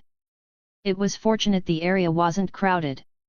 If it had been packed with people, many would likely have been trampled to death before the mutant python even made a move. Hiss! The white python paid no attention to the random pedestrians. Its icy eyes fixed instead on a couple sprinting along the road. Behind them ran two children, a boy and a girl. As if it had discovered something that drew it, those frigid serpent pupils took on a greedy light, the hunger that came with seeing food. The mutant beast's appearance sent residents living near Ziza Lake into a panic. Some hid at home and called the Aura Bureau, others bolted out their doors, jumped into cars, and fled for some place farther away. Given the offensive power of a mutant beast, what good would hiding at home do anyway? Why the hell is there a mutant white python under Ziza Lake? This isn't the legend of the white snake. How did no one notice before? I didn't see it during the last beast tide either. If a white python showed up at Ziza Lake, does that mean a monk Fahey is going to pop out of the pagoda? Where is he? Is this really the time to joke around? Call the Aura Bureau already. I called ages ago. And why do you think we're joking? Because my hands won't stop shaking if I don't. End of chapter. Please give me power stones. Support me on Patreon at patreon.com/SorenEclipse. Read 15 chapters ahead on Patreon. Chapter 106. Chapter 106. The child beneath those icy snake eyes. You may not harm my sister. The mutant white python paid no attention to their shouts. Its icy serpent eyes were locked hard on those two children. The massive body wanted to slither over, but the surrounding buildings annoyed it to no end. Hiss! With a sibilant roar, a sky-piercing column of water surged up from the surface of Ziza Lake and lanced toward the houses all around. Boom! Boom! Rumble! Buildings that had seemed solid a moment ago proved as flimsy as thin paper before those water pillars, shattering all at once with thunderous crashes. Just then, members of the Spiritual Energy Bureau on assignment near Ziza Lake spotted the mutant white python. They hurried to counter with their abilities, while others raced to report the situation back to headquarters. A mutant white python has appeared at Ziza Lake. Requesting backup. A mutant white python has appeared at Ziza Lake. Requesting backup. Requesting support. After filing their reports, they each moved to their tasks, evacuating civilians, resisting the mutant white python, and rescuing the people trapped beneath the houses struck just now. At this moment, the Spiritual Energy Bureau was already getting a headache over the news of the mutant white python. One after another, members who were off shift were dispatched again to provide support. With the second spiritual energy tide, the number of mutant beasts in the city had surged. Although the previous beast tide had been largely wiped out by Firewing, there were still many of them spread throughout every district of the city.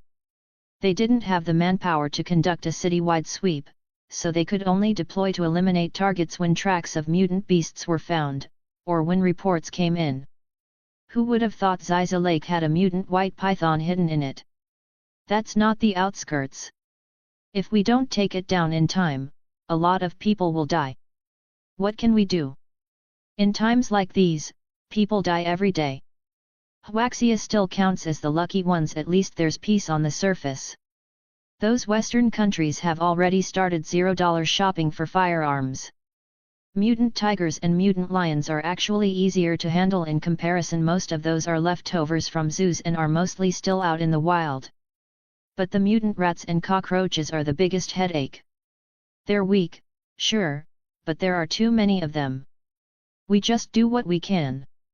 Once techniques for using spiritual energy and cultivation methods are developed, life will get a lot better.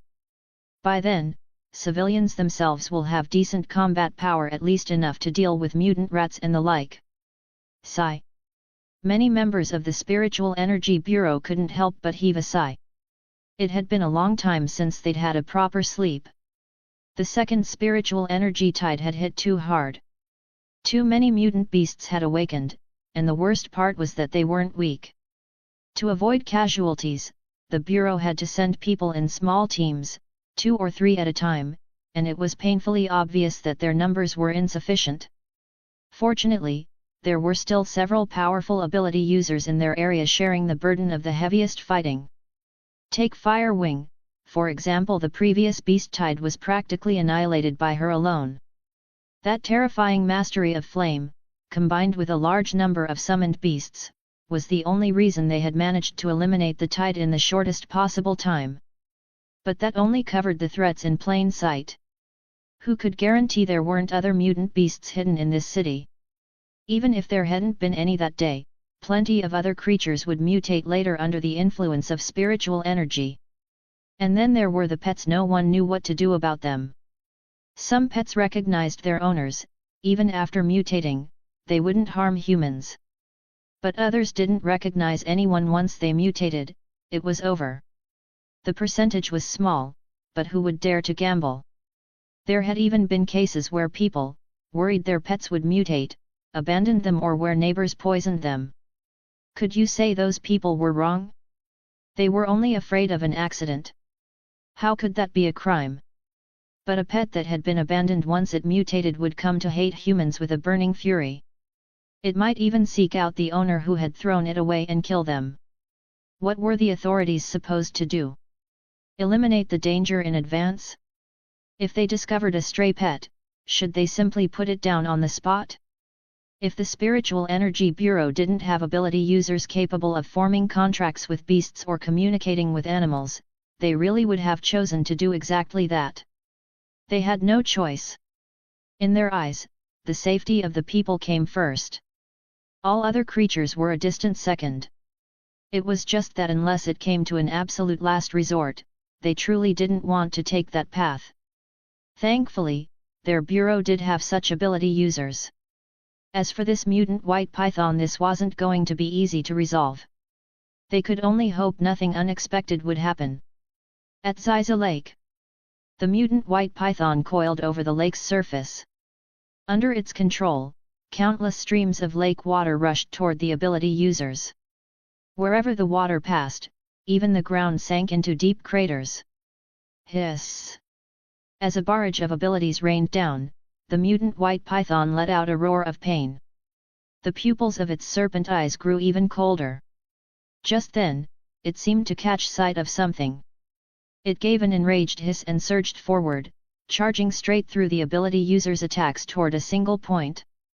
The mutant white python is coming. Run! I don't want to die. No, I don't want to die. I don't want to die. Damn beast!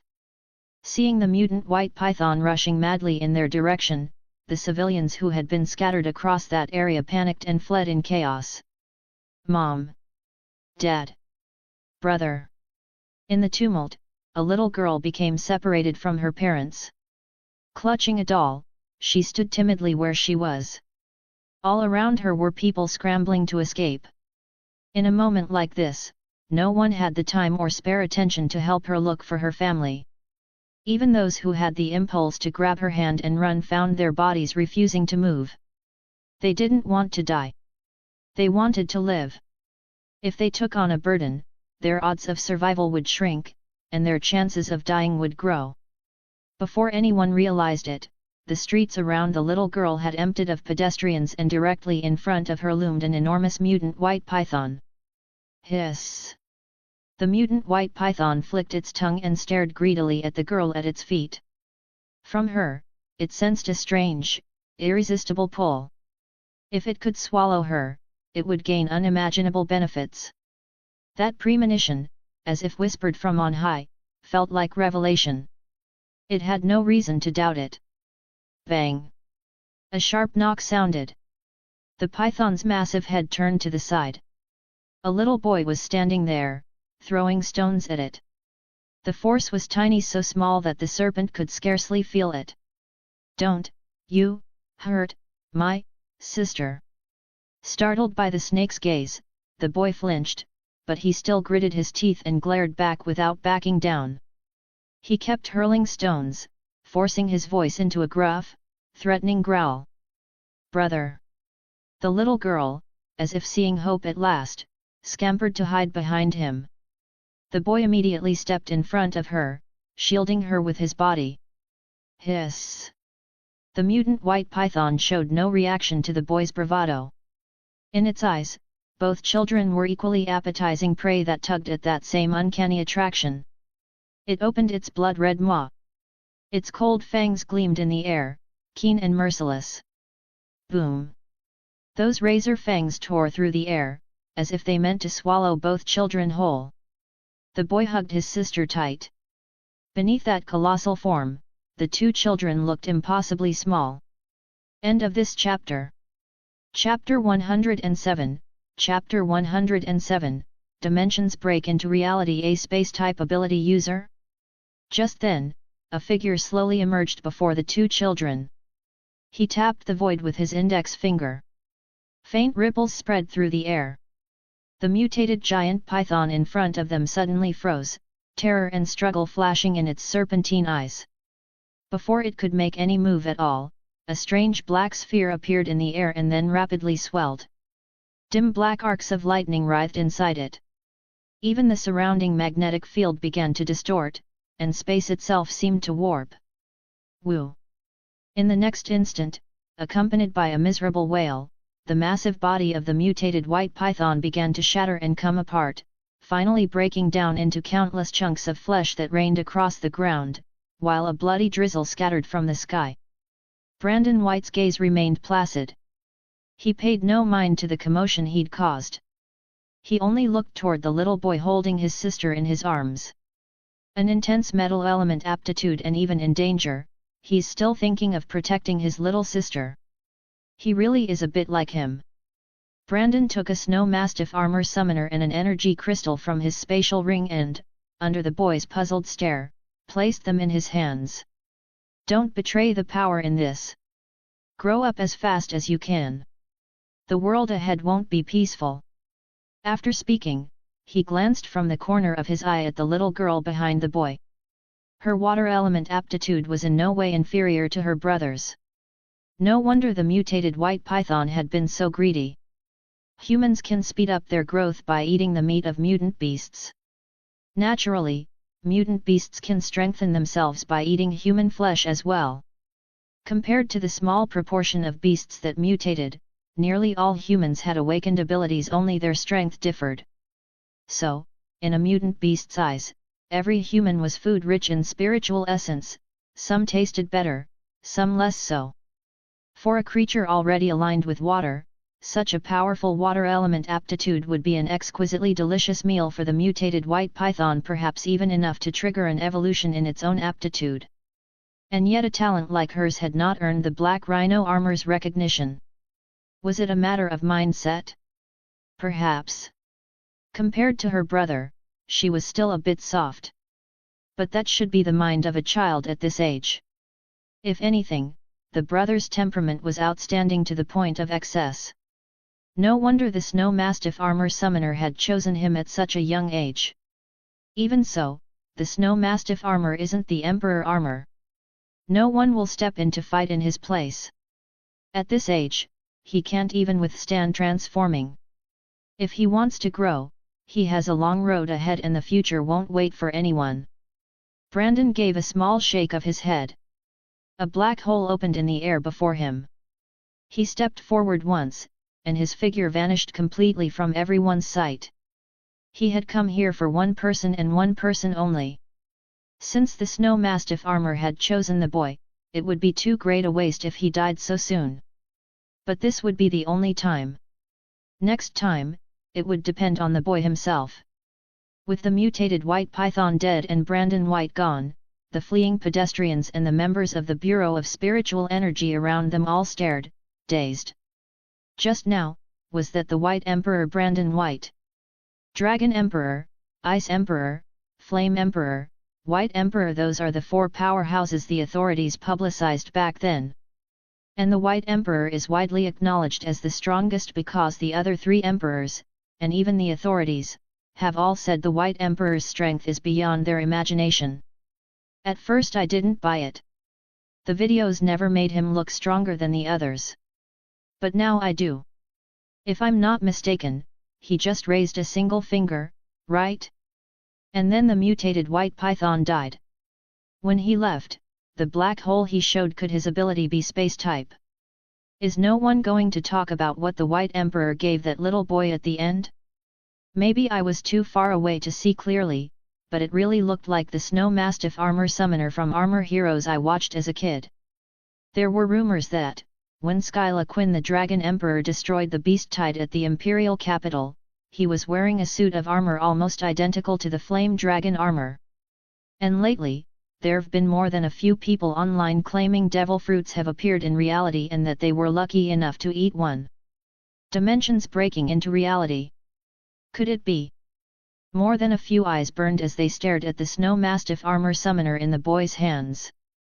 But by now the members of the Bureau of Spiritual Energy had already placed the 2 children under protection. No matter how covetous anyone might be, no one dared make a move. Xiao Zhao. Bing bing. Woo woo woo. From the crowd, a middle-aged couple, a man and a woman, rushed forward. After the Bureau confirmed their identities, they swept the children into their arms. Tears streamed from their eyes. Relief showed on the man's face as well. The crowd had been too packed, they'd gotten separated from the kids. Thank heavens the 2 of them were unharmed, otherwise, he had no idea how he'd go on living. Mama. Xiao Zhao patted his mother's shoulder, as if to comfort her, but his eyes were fixed on the spot where Brandon White had disappeared. Then he looked down at the Snow Mastiff armor summoner in his hands. That big brother from just now felt so familiar. The Vantora City Bureau of Spiritual Energy hadn't just let the civilians watch. The moment Brandon made his move, they patched the footage straight through to the Bureau's headquarters in the Imperial capital. That was weird. The white python got one shot just like that. What's weird is if it didn't get one shot. Don't forget what his ability is. That mutated white python was only so-so. Comrade Skyla Quinn or Comrade Firewing could have dealt with it easily. A one-shot wouldn't be difficult for them either. In truth, what we should be concerned about isn't his strength, but why he moved at all. A man in military uniform with a stern face addressed the people below him, his tone grave. Brandon White is a god, or, rather, after awakening the authority of nature, he's already begun the shift from human to god. His thinking, his strength, his very state are leaping toward a higher plane. A great platform that can communicate with the myriad worlds. An unknown existence that can meet, converse with, and even trade with anime characters. And an unbelievable power that can materialize items from anime worlds into reality. Comrade Skyla Quinn's Flame Dragon Armor. Comrade Firewing's Flame Fruit. Comrade Chris Frost's Demonic Manifestation Essence of the Devil. Comrade William Mecham's Hand of God. And, as shown in that video, the Snow Mastiff armor summoner Brandon White gave that little boy. And then there's that creature called a Pokemon, a simple temperament, powerful electric type abilities, and even an art style different from ours. I don't think anyone will continue doubting the accuracy of the information Brandon White has revealed to us. He swept his gaze across the room and spoke solemnly. The myriad worlds hold far too many impossibilities. The anime our world creates may themselves be worlds, but that doesn't mean those worlds exist only as anime. End of chapter. Please give me power stones. Support me on Patreon at patreon.com/SorenEclipse. Read 15 chapters ahead on Patreon.